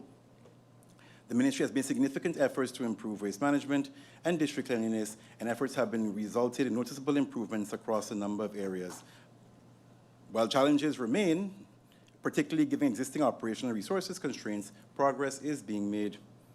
Looking ahead, the ministry is actively working on establishing new waste collection contracts as well as district cleaning contracts. These are intended to strengthen service delivery, improve the regular collection of waste, enhance the cleanliness of public spaces, and support a cleaner and more sustainable Sint Maarten. The next question of the MP, clarification, sorry, of the MP. He stated that I did not answer the question of the 5 accomplishments. For the record, I did, and I will, of course, I can, of course, repeat them again. 1, the introduction of a standard operational procedure, SOPs. I stated SOPs are simply put guidelines that create uniformity in processes, gives clarity to civil servants on how to handle requests, and provides a simple step-by-step manual for new employees on how to carry out their tasks. The second accomplishment that I focused on, preparation of and delivery of draft waste ordinance and financial framework. This will modernize regulations and provide funding for a sustainable waste sector in the future. The third accomplishment listed was the land issuance policy for delivery of a draft policy on issuance of public land. I indicated with this, we will for the first time have a clear, transparent method for the issuance and rental of public land. The fourth accomplishment, repair of critical infrastructure via public-private partnerships where government funding falls short. The ministry was and continues to be proactive, engaging the private sector to play a role in directly building the country. I gave the fifth accomplishment, mobilization for the realization of the road fund. I gave a sixth accomplishment, secured 1.4 million euros funding for capacity building in the ministry. And finally, I gave a seventh accomplishment, negotiated inclusion of the additional 158,183 square meters of land in Belvedere for heritage and cultural preservation. Moving now to the clarifications of MP Westcott Williams.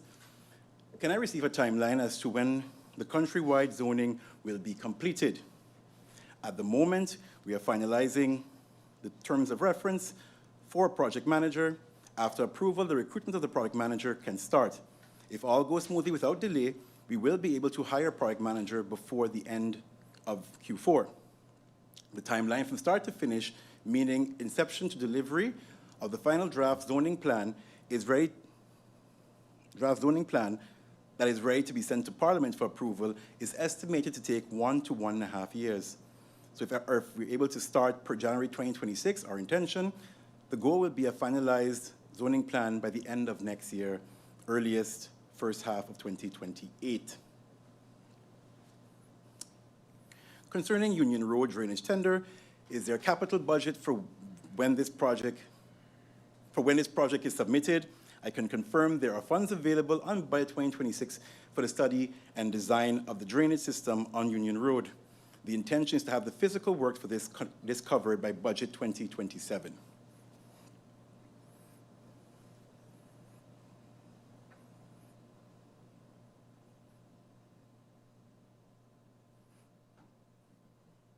I'm not sure if this is a question of MP Westcott Williams regarding the backlog. Give me 1 second. This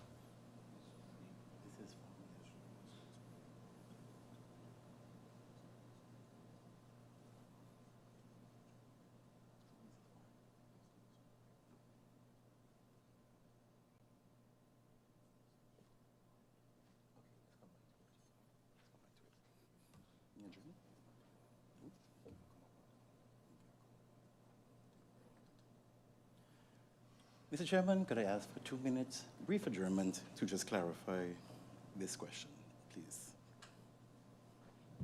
Yes, no problem. Meeting adjourned for 2 minutes.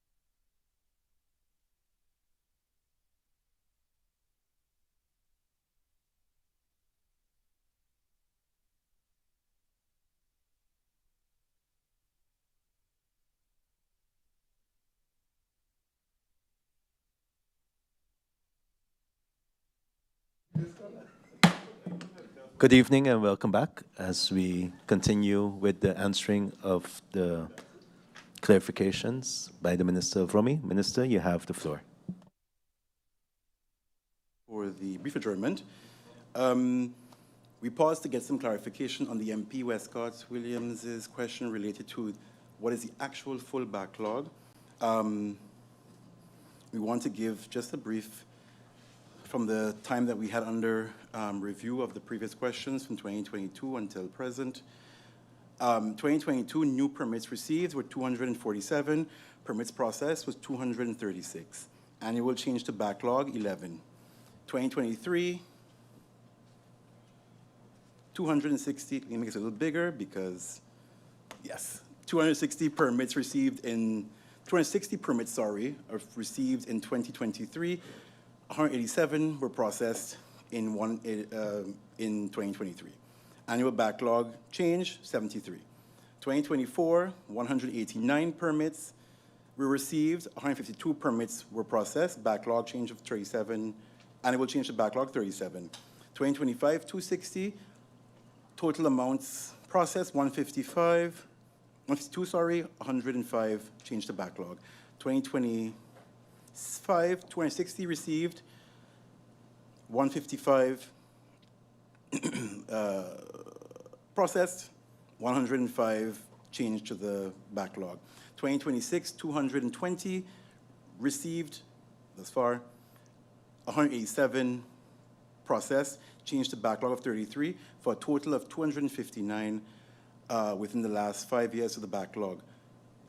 A disclaimer, the number does not contain hindrance permits.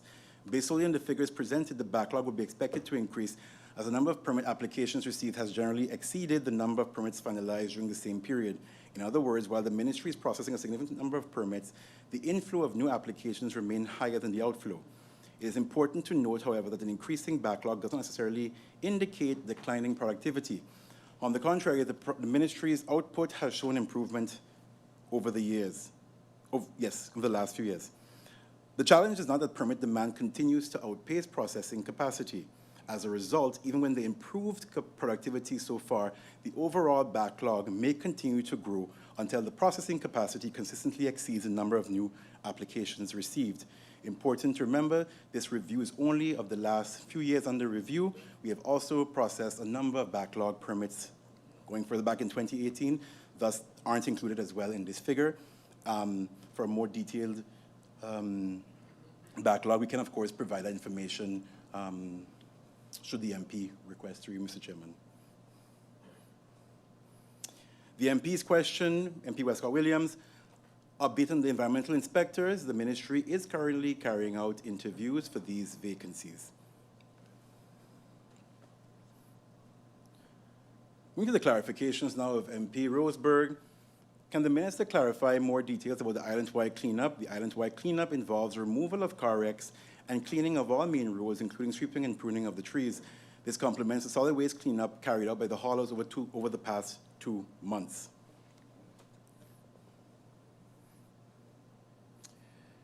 Waste ordinance enforcement. Will the waste ordinance be amended, specifically raising the current fines and introducing a name and shame element whereby a percentage of the fines collected goes to the person who films reports the offender, so that the community contributes to keeping the island clean and enforcement actually has effect?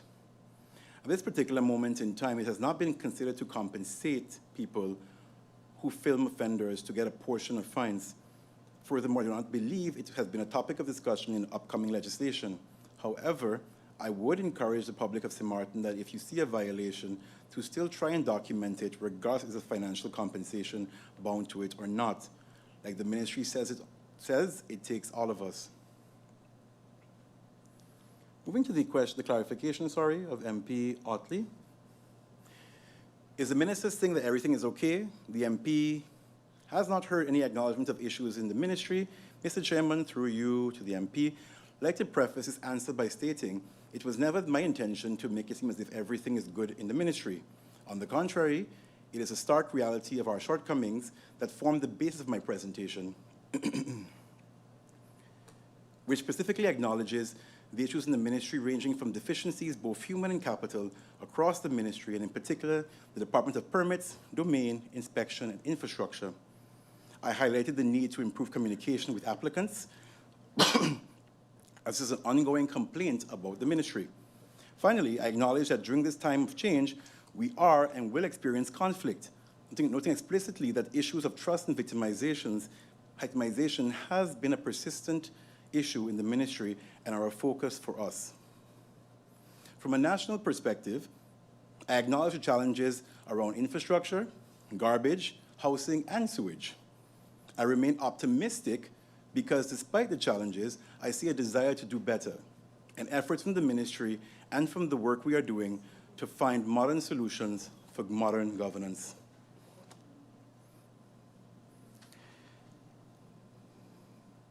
MP Lewis, headway within VROMI. The minister says that he has made headway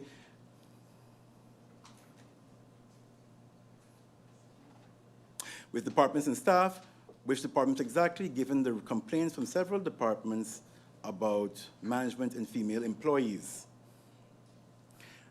This is the question of the MP. Steps have already been taken, including up until this morning, to address this matter. And I think we are going to find a solution and a way forward to ensure a safe environment is entrusted and ensured for all persons within the ministry. Moving to the clarifications now of MP York. What exactly is going better with permits if the backlog is growing? What is going better with permits is that the productivity of the ministry is again improving. As indicated in several of my previous responses, the ministry has experienced a notable improvement in output and efficiency. At the same time, we recognize that further efforts are required to continue enhancing overall permit processing performance. Initiatives such as continued digitization of the processes, workflow optimization, and capacity strengthening will be essential to achieving sustainable improvements. Nevertheless, it is important to acknowledge the positive gains already realized by the ministry. These improvements demonstrate that the measures implemented to date are yielding results and provide a solid foundation for continued progress. Did the minister hold a meeting with Parliament or presented the housing policy to them? At the end of March 2026, I appeared before Parliament to present the National Housing Policy. During that meeting, I introduced the need for the development of approximately 1,200 homes to be delivered over a 10-year period as part of the long-term strategy to address the housing needs of Sint Maarten. How will the road fund be funded? In its first year, the road fund will be funded by the road tax as well as CapEx contributions. UNOPS, what are the exact deliverables expected from their work? Who else besides UNOPS is working on the project? UNOPS will provide technical assistance to develop the Sint Maarten Mobility Improvement Program. Key deliverables include SWOT analysis of main roads, public transportation, active mobility, and freight transport, main road microscopic traffic modeling, and transportation indicators, short-term mobility improvement proposals, and roadmap for future mobility improvements. This is, of course, done jointly as presented in collaboration with the Ministry of TEAT and their initiative and lead on mobility. Concerning outstanding invoices, why does the minister always feel the need to refer back to previous governments? Mr. Chairman, through you to the MP, raising the outstanding invoices was not done as a defense mechanism, but was a direct response to the question of MP De Wever, who asked how many outstanding invoices from 2017 exist.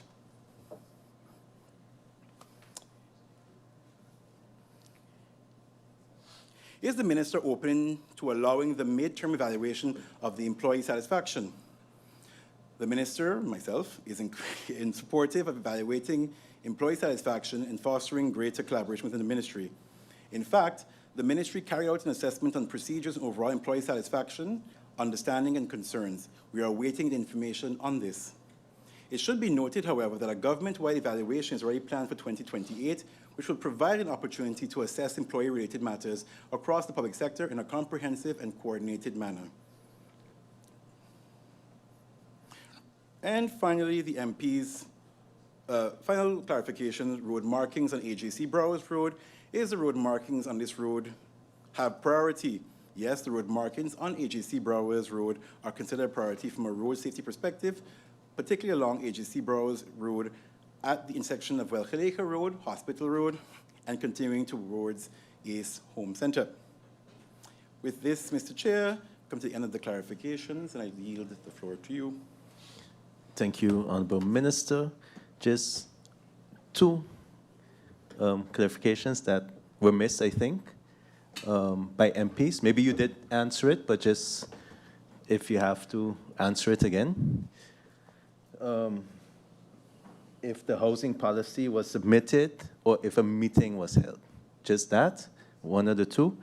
And then also, I think what MP Duran was mentioning, if there was any tender for road tender, if any of that was carried out. So just those two, if you could just clarify that briefly. Thank you.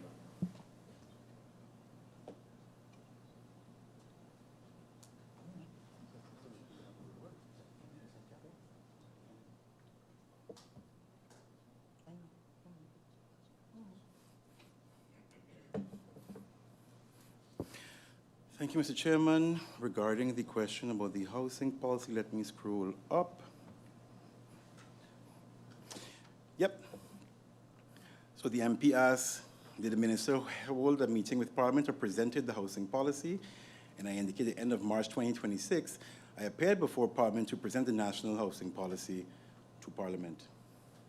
And then on the question, of MP Duran on why there was no road tendering being done for road repairs or road works. Is that the correct?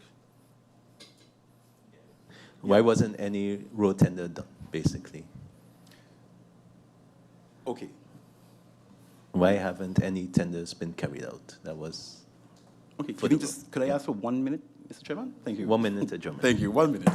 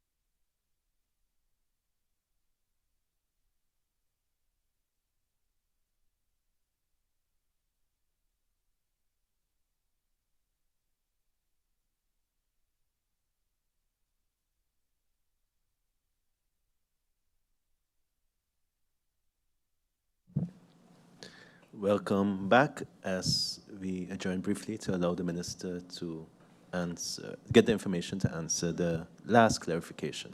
Minister, you have the floor. And I just want to preface to why the inclusion of CapEx in this answer was simply because of the significant decrease in our actual national budget for road repairs over the course of 2025 and then now with an increase in 2026. What's also important, so then all of the road repairs that took place were tendered through were tendered via the CapEx, and repairs were carried out through that. What we did do is actually use and safeguard as much as possible the limited national budget for emergency interventions. And this is why you would find that there is no public tender for road repairs, because it all was done via our CapEx funding. Thank you, Minister. And that brings us to the end of the clarification round for the questioning and answering by the MPs and the Honourable Minister. And then I would like to first thank all the ministers. I want to thank the support staff for all the work they've done so far as well and staying up past hours with us. And I would like to adjourn till tomorrow morning at 10 a.m. when we start round 2. Meeting adjourned. I already adjourned the meeting. Huh? I didn't have. MP, a proposal of order? Thank you for your indulgence, Mr. Chairman. Mr. Chairman, the minister clearly stated that the meeting hasn't ended, the second round, because there's still pending information to be provided. So if you adjourn now and close it off, we would then not have that. So I don't know how that's going to work out based on the fact that the minister hasn't completed the clarifications, the land issuance that was required, and also the permit list that was required, which the minister stated would be handed over prior to us going into the second round. Thank you very much, Mr. Chairman, for your indulgence. Honorable MP, I've taken note of it, and the Honorable Minister did say that he's going to submit the documents, and therefore, as the documents will come in, we are going to the second round tomorrow, awaiting also, you will have those documents, but we'll start the second round tomorrow at 10 a.m. Meeting adjourned until 10 a.m.